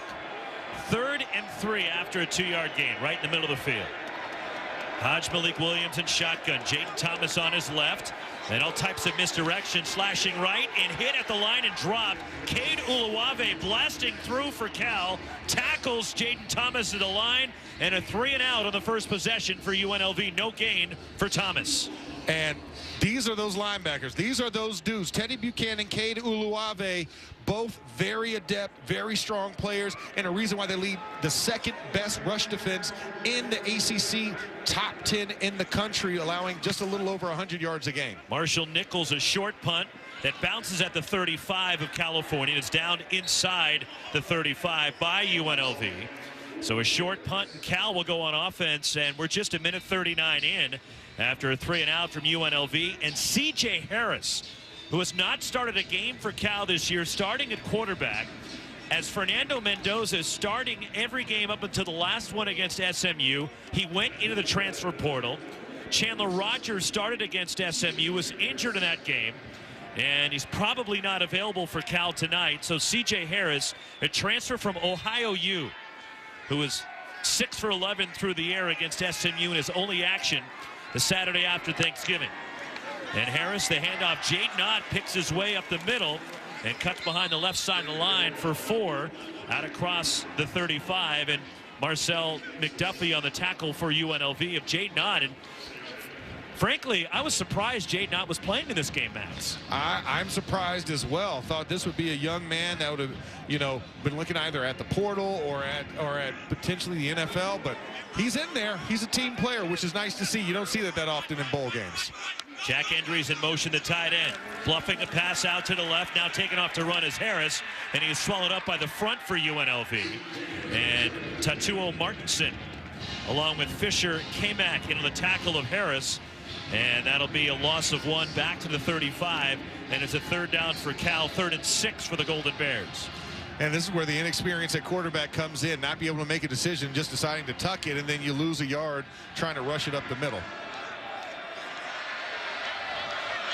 Shotgun for Harris. Jaden Ott on his right hip. 2 receivers out to the right, 2 to the left. 6 up on the line for UNLV. They back off. Harris from the pocket on the move to his right. Penalty marker is down. Pass downfield is complete out to the 45 to Jack Endries. And that will be a first down, but there is a penalty marker in the Cal backfield. Yeah, that's looking like that. That's in the hold zone. As much as I hate to say that. Holding, 66 offense. It's a 10-yard penalty. Replay, 3rd down. Offensive linemen don't normally hold, so apparently he did not get to the clutch position in that moment. But here's the thing, UNLV came up, it was what we call a 4-2 mug, right? You go 2 wide, 3 techniques, you walk both your backers up in the lane, and then they twist. So right side comes and tries to pick off the center, and the other one loops around to that opening A gap. And on that moment, Will McDonald held on to that guy that was coming in to crash him. And unfortunately, referee and umpire in the backfield, easy to see. Now 3rd and 16 after it wipes out the first down completion.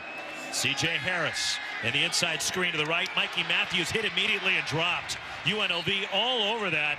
And off the edge is Jet Elad, the transfer from Ohio U who played with C.J. Harris with the tackle, and Cal goes 3 and out. I mean, he might know a thing about C.J. Harris.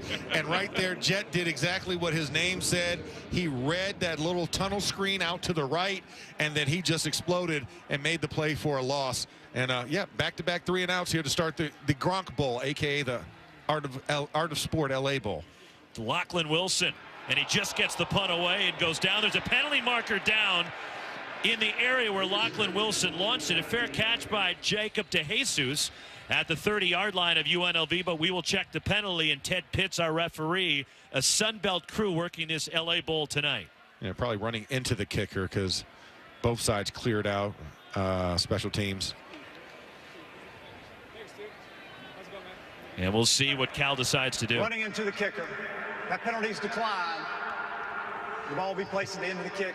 First down. So it's declined by Cal. UNLV will have the ball, their own 30-yard line. 11-12 to go. First quarter of the L.A. Bowl. Cal and number 24, UNLV, are scoreless. You're listening to the Art of Sport L.A. Bowl on ESPN Radio and the ESPN app.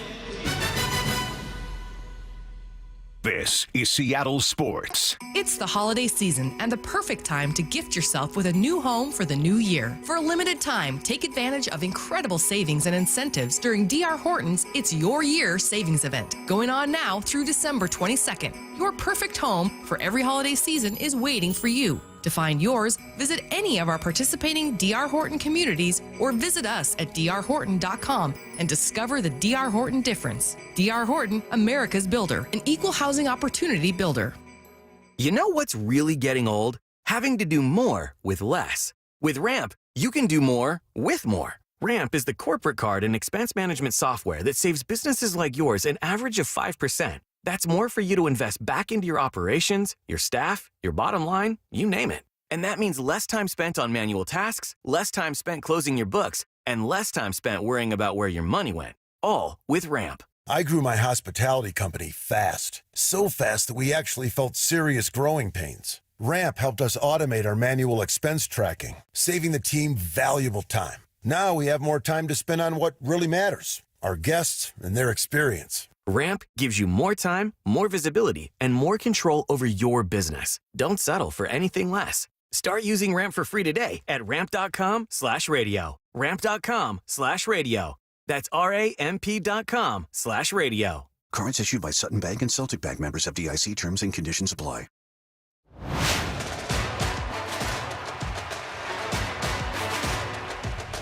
This is the Art of Sport LA Bowl on ESPN Radio and the ESPN app. Along with Max Starks, Kevin Winter in the studios, our ESPN Radio crew from SoFi Stadium, right near LAX in Inglewood, California, technically. Scoreless, Cal and UNLV. First down for the Rebels at their own 30-yard line, and each team going 3 and out on their initial offensive possession tonight. Now, and one of the biggest things was you really saw run, and then pass for the 3 and outs. So you didn't really see a lot of ingenuity or trickery there early on, just very standard. I think this is like the chess match, right? Like I move the pawns up, create the wall, see what you're going to do to counter But I really expect, especially for UNLV, they're so tricky, and the way that they had this Marion-led offense, running and moving triple. I expect to see the triple option come into play. I think they're trying to soften them up the middle, and then so they can start getting to those edges. And the interesting thing is calling the plays tonight. You mentioned the Marion situation. The offensive coordinator, Brendan Marion, probably taking the Sacramento State job. So Kenneth Merchant, who is the offensive analyst, the interim offensive coordinator for UNLV. On the other side, Cal let go their offensive coordinator, Mike Blesh. So Sterling Gilbert, who's been the quarterback coach, has been an offensive coordinator before, is calling the plays tonight for Cal. Yeah, just interesting here. This is the beauty of bowl season. You see the coaching bingo start to happen. And the transfer portal. Pistol look with Malik Williams at quarterback, right hash, and a penalty marker is down before the play. UNLV at their own 30-yard line. This will back UNLV up 5. False start, 78, offense, 5-yard penalties, still first down. The right guard, Matthias Sua, the senior from Las Vegas, transfer from Western Colorado, and it's usually never good when we single out offensive linemen.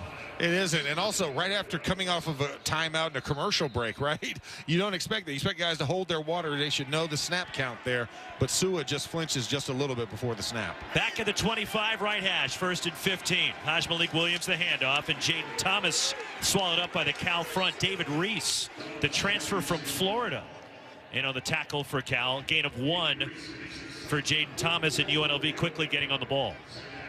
Yeah, trying to get some type of pace. Maybe you saw something you liked here and want to keep that front there. Middle of the field for the Rebels, 2nd and 14. Malik Williams, shotgun snap from the pocket. Deep drop, throws short over the middle. It's caught and upended and dropped, as it was Liam Johnson, the Princeton transfer, the grad transfer from Princeton, who leveled Kaleo Ballanguy, the tight end for UNLV, and a pickup of 4 to bring up 3rd and 10.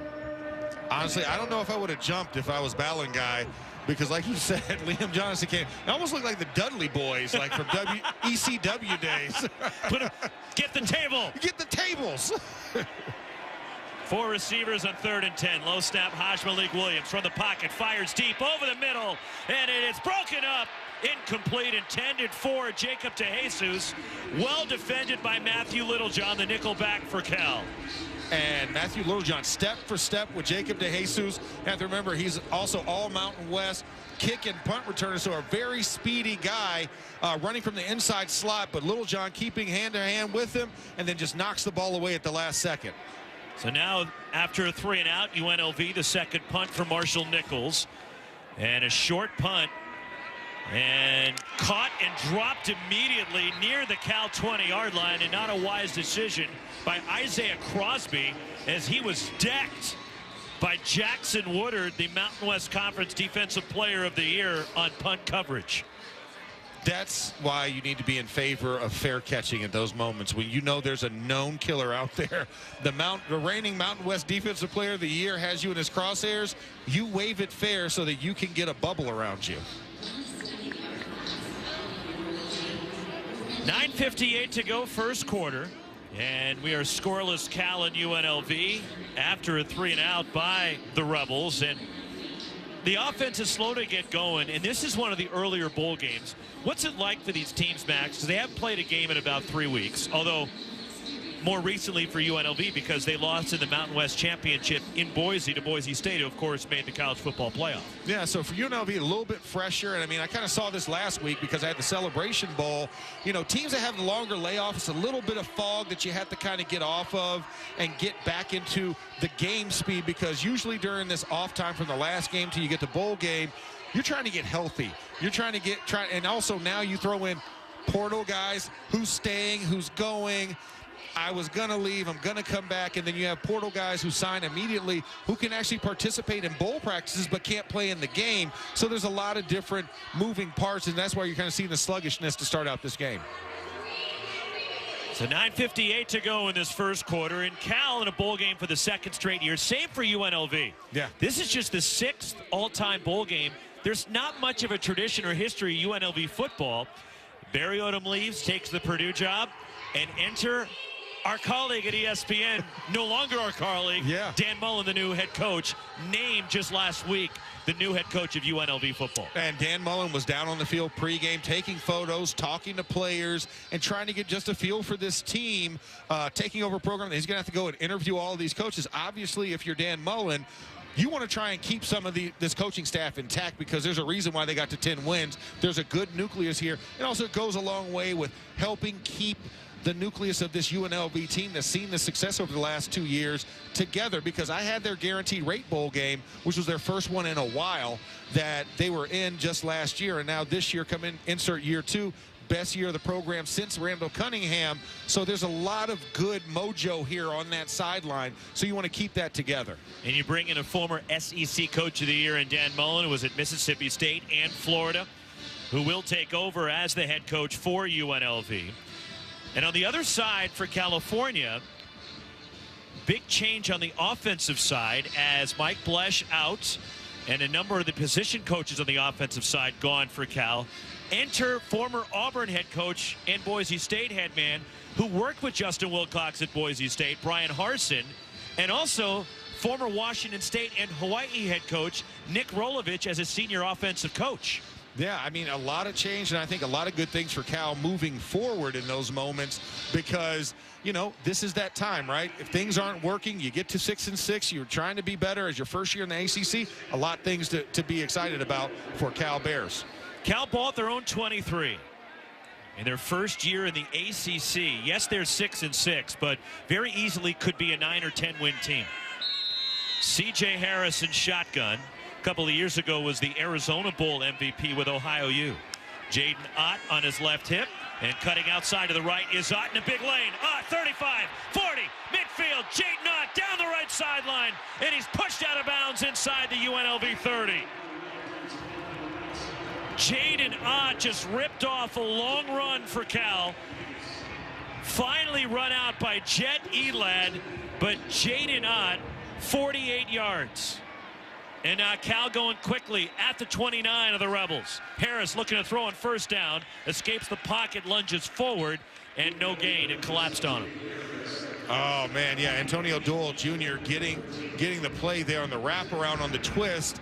Harris just kind of panicked a little bit and saw that there was an open lane in the middle, tried to escape up the middle, but got stopped. But Jaden Ott, beautiful job running influence zone to the right on the handoff, and a great block by Tobias Merriweather to really spring him on that 48-yard run. 2nd and 10 Cal, right hash at the UNLV 29. 4 rushers for UNLV. In motion goes Ott. And the inside handoff, Ott gets the edge left side. Trying to get to the sideline, breaks a tackle, and Ott is rustled out of bounds at the 25. In pursuit, Malik Chavis, the safety, a transfer from Arkansas, along with the All-Mountain West safety, the All-American Jalen Catalon, another Arkansas transfer. Yeah, as we know, we're now having to reference former schools, so make sure you have name identification. But right there, Cal trying to get some different things. Ott sitting in the slot position, coming in motion almost like a jet sweep instead of being traditionally in the backfield. Gain of 4, 3rd and 6 at the UNLV 25. Empty backfield for Harris. Motioning is Javian Thomas, and he circles around the quarterback in a screen out to the left for Thomas, and he is met immediately. And not much running room as Malik Chavis closing in. A pickup of 1, and it's 4th down to the field goal unit heading out for Cal. And this is something that Justin Wilcox mentioned the other day. We lead the country in field goal attempts. That's not necessarily something that's great for an offense. No, it's not great for an offense. That means you can't get the ball into the end zone. But the good thing is when you have somebody that's a steady kicker, you do want to use that guy if that's going to be his skill. Freshman Derek Morris, 43-yarder from the left hash, trying to give Cal the initial lead of the game. Plenty of leg. It hit the right upright, and it goes through. 8-ball corner pocket. Doink! The freshman Morris connects from 43, and Cal with the first points of the game. 7:45 to go. First quarter, 3-0 Cal leading UNLV. This is the Art of Sport LA Bowl on ESPN Radio and the ESPN app. If it's hot, it's at GNC. And we bring you the best new stuff first. GNC has this winter's newest in weight loss, muscle building, and wellness. And the best energy drink flavors anywhere. If it's at the top of your feed, it's already at GNC. Ask a GNC coach about the newest drops from Rise, Mutant, Alani Nu, Drip Drop, and more at your local GNC store, or shop our full collection of flavors and online exclusives at GNC.com. If it's hot, it's at GNC. Live well. Some people just know they could save hundreds on car insurance by checking Allstate first. Like you know to check that your guests like spicy first before serving atomic hot wings. Who's hungry? Oh my gosh. What are these? You don't like them? Yeah, checking first is smart. So check Allstate first for a quote that could save you hundreds. Water. You're in good hands with Allstate. Savings vary. Subject to terms, conditions, and availability. Allstate Fire and Casualty Insurance Company and Affiliates, Northbrook, Illinois. This college football moment is brought to you by ServPro. College football teams have moments they recover from and made it like it never even happened. Like when the University of Houston trailed by 25 points in the fourth quarter of the 2015 Armed Forces Bowl. The Cougars recovered 2 onside kicks and converted a 2-point conversion with 59 seconds left to secure the improbable 35-34 victory. Houston stages a comeback for the ages. ServPro, like it never even happened.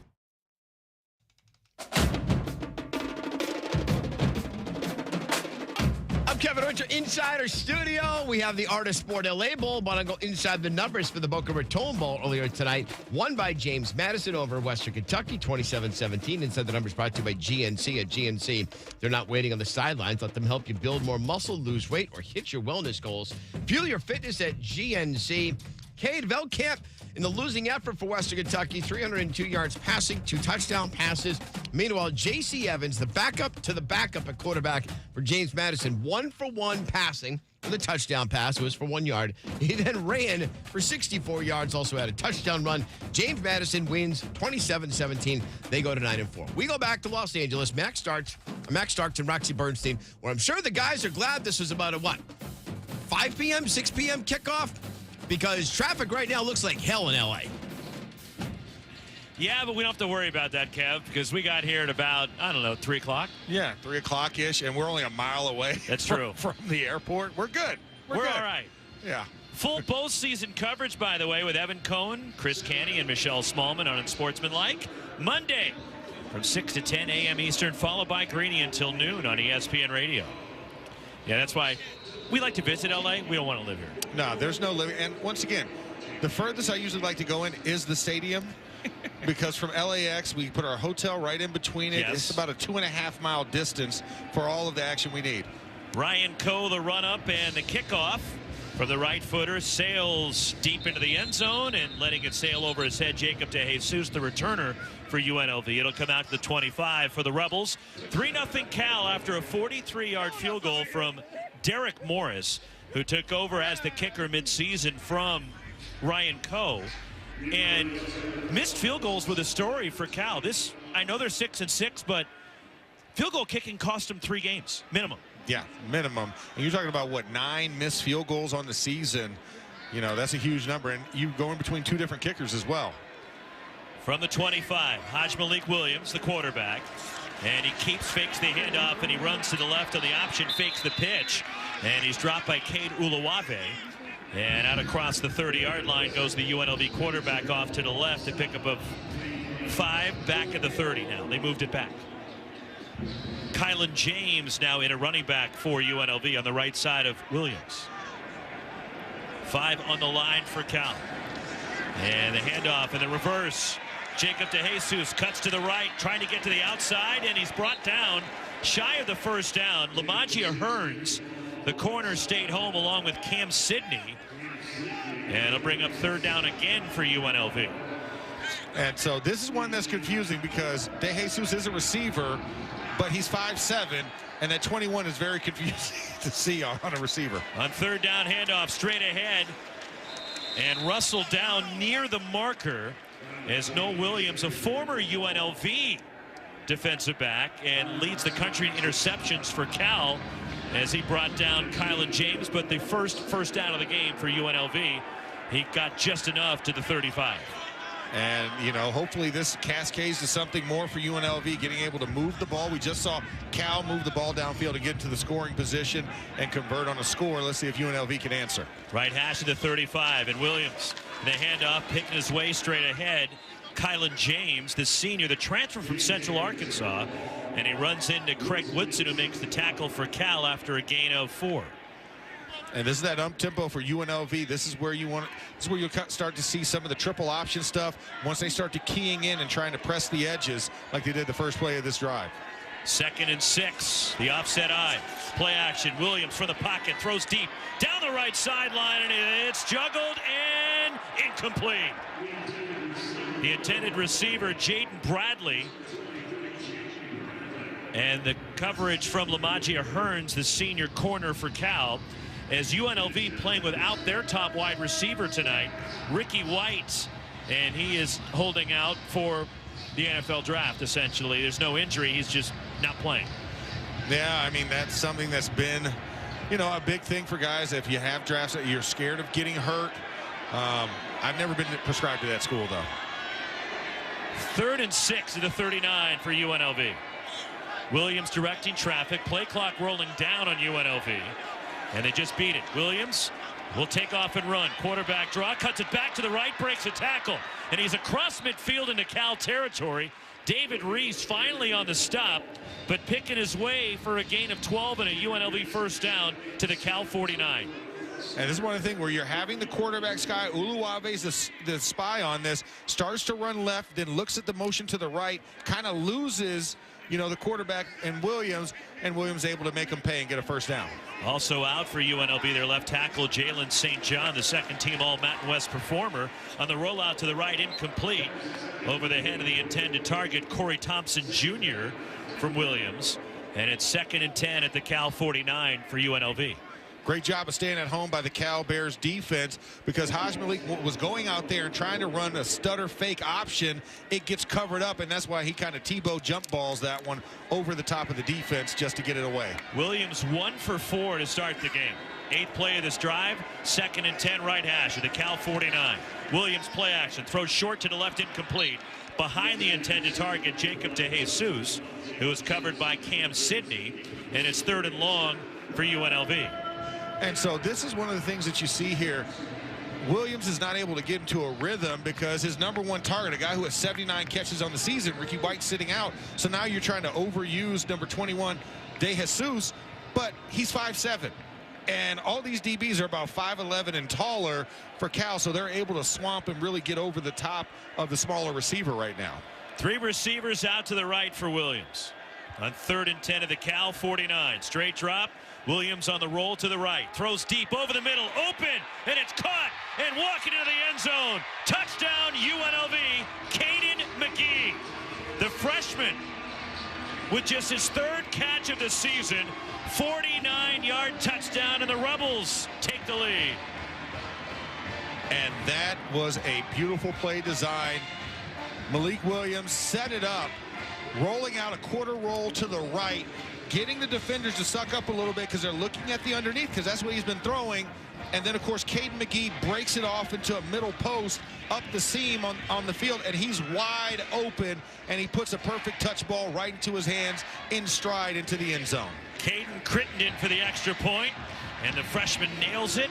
And with 5:04 to go in this opening quarter, UNLV now leading Cal 7-3 after the 49-yard touchdown pass against a veteran secondary, Max, that just had a breakdown. Yeah, just had a breakdown. There were 3 different receivers on the right. You had a short motion to the inside. Caden McGee is the guy that ends up being the outside of the slot receivers, and you have a short motion. Kalen Belangi runs along on a shallow drag. They kind of put an eye on him.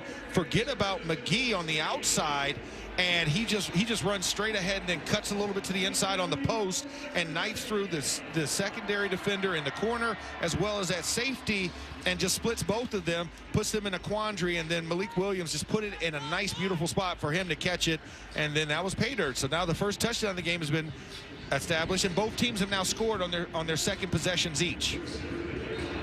7-3 UNLV, and now they'll kick off from right to left. Chittenden, the freshman.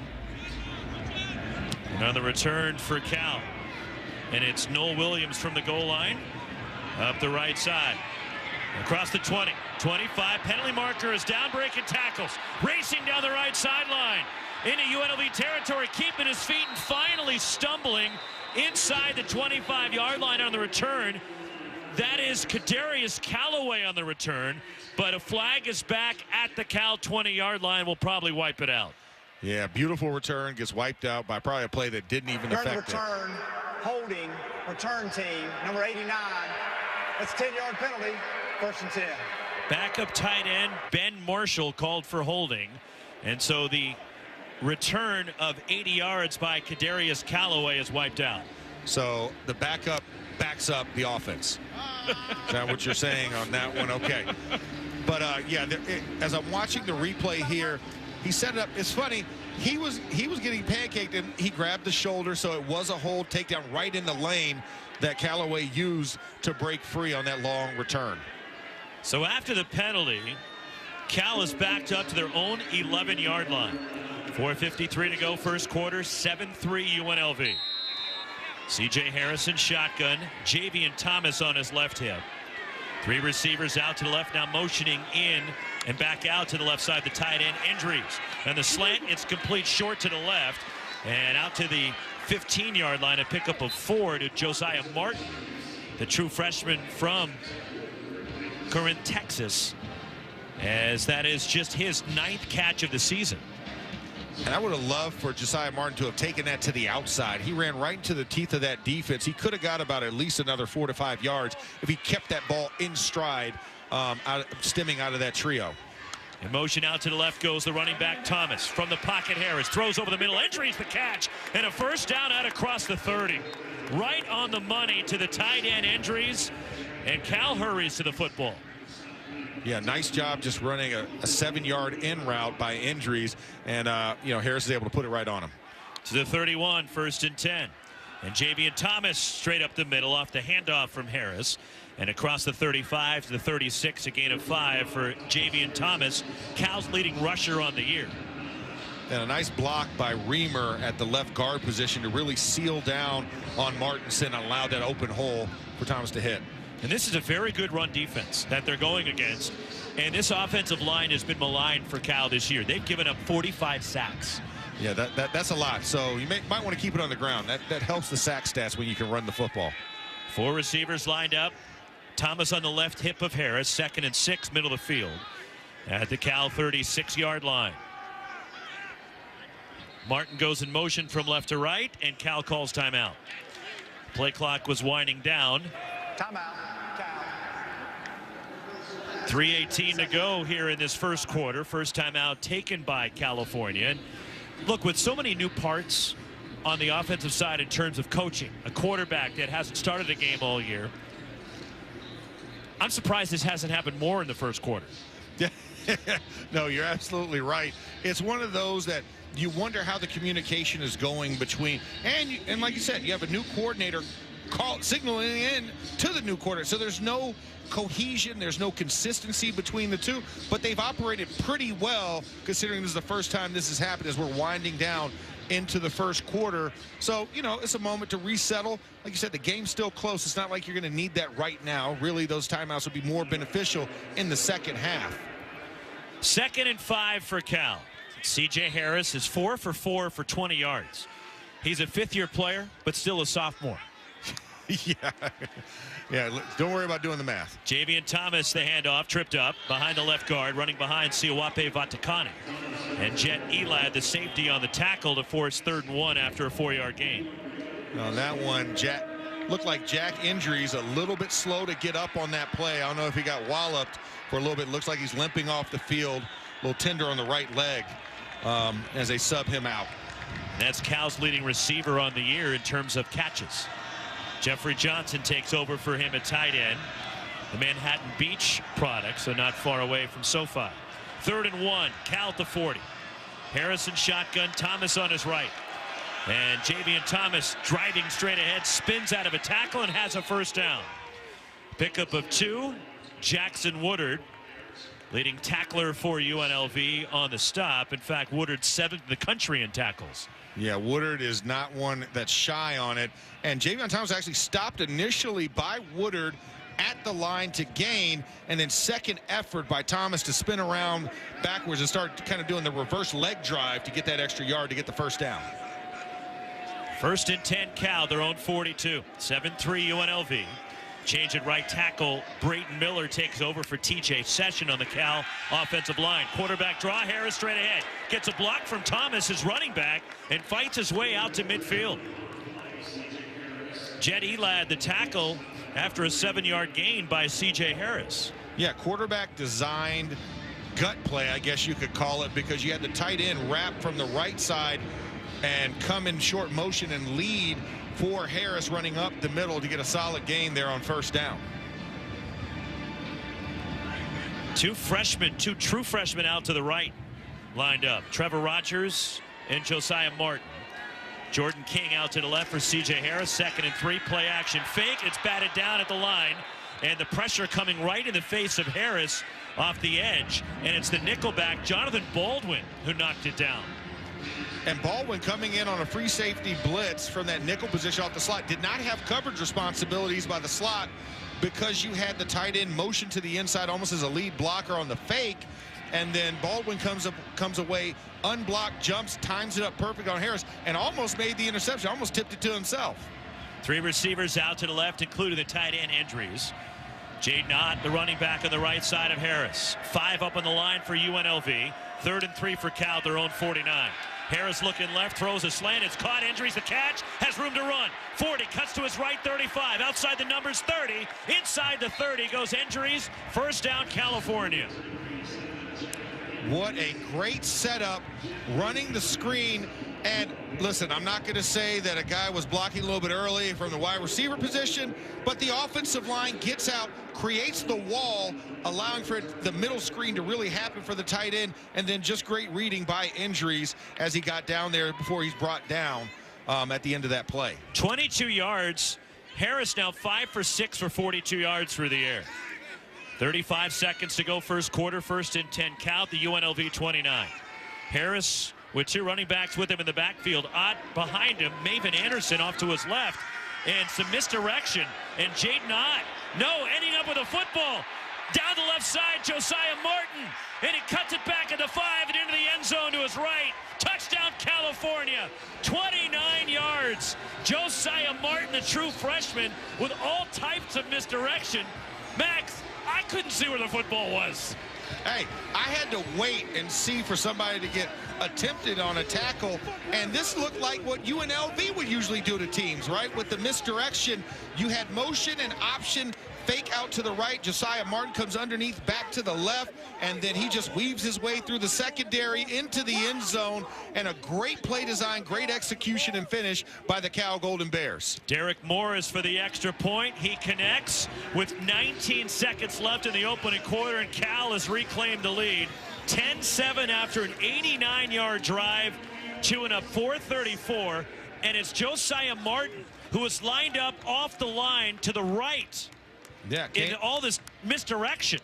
Yeah, came around in a slot motion along with the running back coming behind. So you had cross motion behind him. So you think the ball's coming back out, and then Harris faking the pitch out to that guy as well, as Martin just kind of weaves his way. Great blocking by the offensive line as well as injuries to really set that wall for him to cut back inside. And even though that didn't start well, you got the holding call on the kickoff, they still marched down the field. So now both these teams, slow start.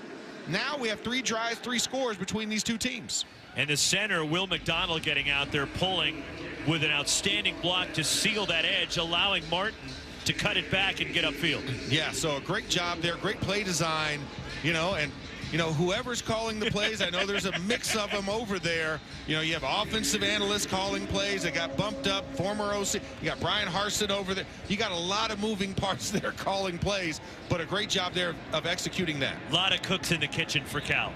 Exactly. Ryan Coe, the run-up and the right footer.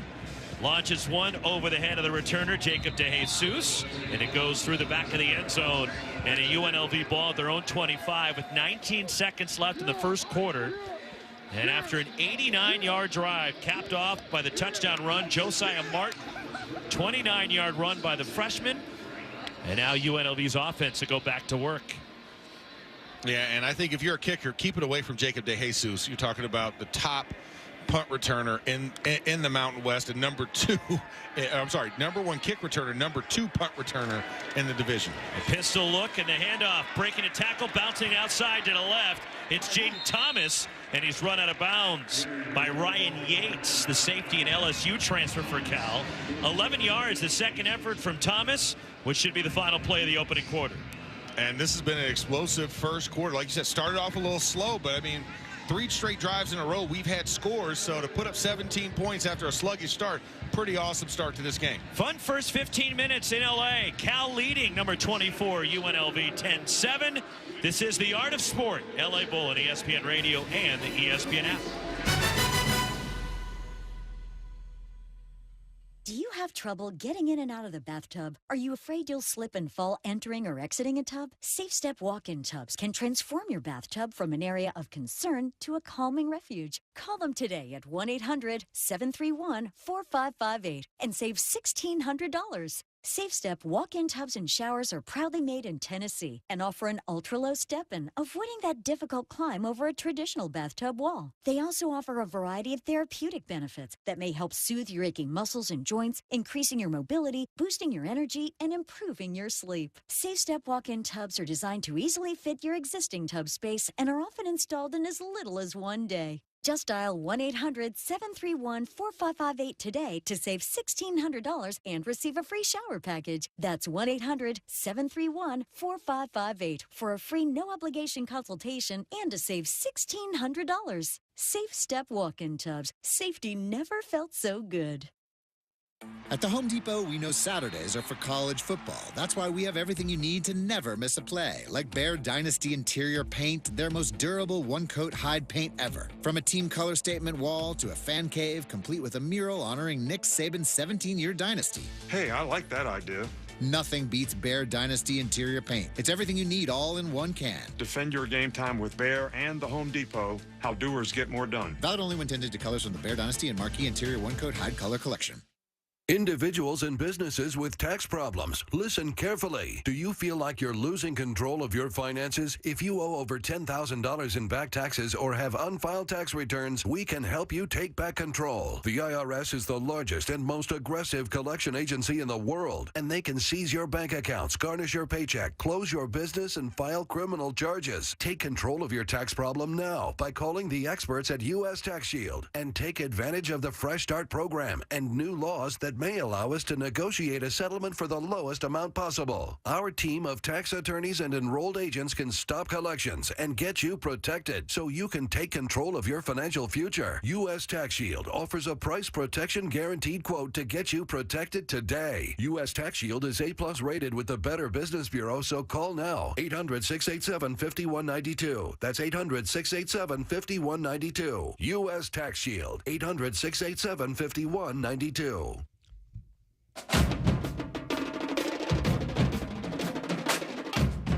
I'm Kevin Hoyt. Remember when UNLV had a quarterback named Matthew Slocum and he transferred and quit on the team after week 3 when the Rebels were 3-0? People thought their season was done. UNLV's done a hell of a job to make it seem like the Slocum era never even happened. Brought to you by ServPro. ServPro, the #1 choice in cleanup and restoration. That was a long time ago, Roxy and Max Starks, because UNLV's put together a hell of a season. Back to the second quarter in L.A. Yeah, Kev, he started the first 3 games for UNLV this year.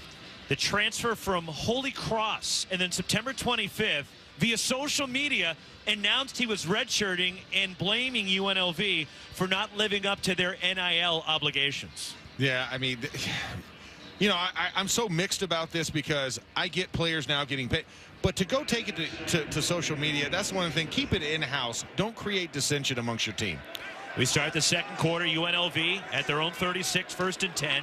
10-7 Cal. And the handoff straight ahead. Jaden Thomas, after a couple of yards, is knocked backward. Xavier Carlton there for Cal defensively, along with Ricky Correa. Yeah, run right up the middle. Correa did a great job really crashing down and really starting that stop for that play.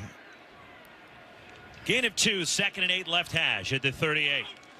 Malik Williams rolling out to his right. Tucks it, tries to run, and he goes down. Cal all over it. TJ Bowlers, David Reese closing in, along with Xavier Carlton, a gain of 1, and it's 3rd and 7 for the Rebels. Yeah, Cal came out blitzed. Malik Williams trying to force him to get a little bit uneasy, rolls out of the pocket, and then, of course, actually the first man on there, Hunter Barth, was the one that started the tripping of Malik Williams before he actually fell down. 3rd and 7 right hash at the 38. 3 receivers out to the left. Williams straight drop. Good protection. Fires toward the left sideline. Outside the numbers, incomplete. Broken up. Cam Sidney read it for Cal. The blanket coverage on Corey Thompson Jr. And that is one where you look at it, and now another 3rd down conversion miss. You know, UNLV started this game 0-2 on 3rd down. Since went 3 for 3 on that touchdown drive, and now another time. So sitting right at about 50% on their 3rd down conversion so far in this contest. And Williams 2 for 7 through the air. Marshall Nichols punting from his own 25, and a fake, and a beautifully designed play on a pitch, racing down the left side into Cal territory, down the sideline inside the 15, and it's Cameron Oliver, the starting corner, and he was cutting in from the right, Max, and there was all types of room to run. 51 yards on the fake punt. Oh, this is beautiful. So he started out as the right gunner position, and there was kind of like a slot gunner type of position there, and everybody runs what we would call a streak route, right? All downfield, simulating the punt, and then he just cuts underneath on a shallow drag and then takes it all the way down the field. It's almost like he had a running gate for him and a big play for the UNLV Rebels. And it was a push pass by Marshall Nichols, the punter. 1st and goal at the 10.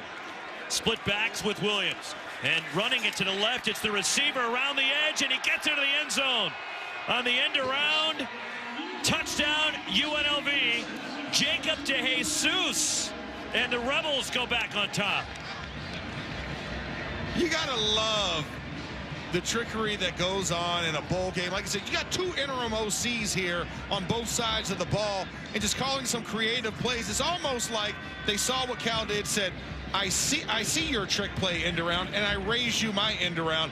Unfortunately, they were running with Mighty Mouse. Jacob DeJesus is like 5'7", so you don't really see him too much, but a great job running it back to the left again and making the touchdown drive. Chittenden the extra point, and the 52-yard fake punt, setting up a 10-yard, technically a touchdown pass, because Williams pushed it forward to Jacob DeJesus, and it's 14-10, UNLV leading Cal.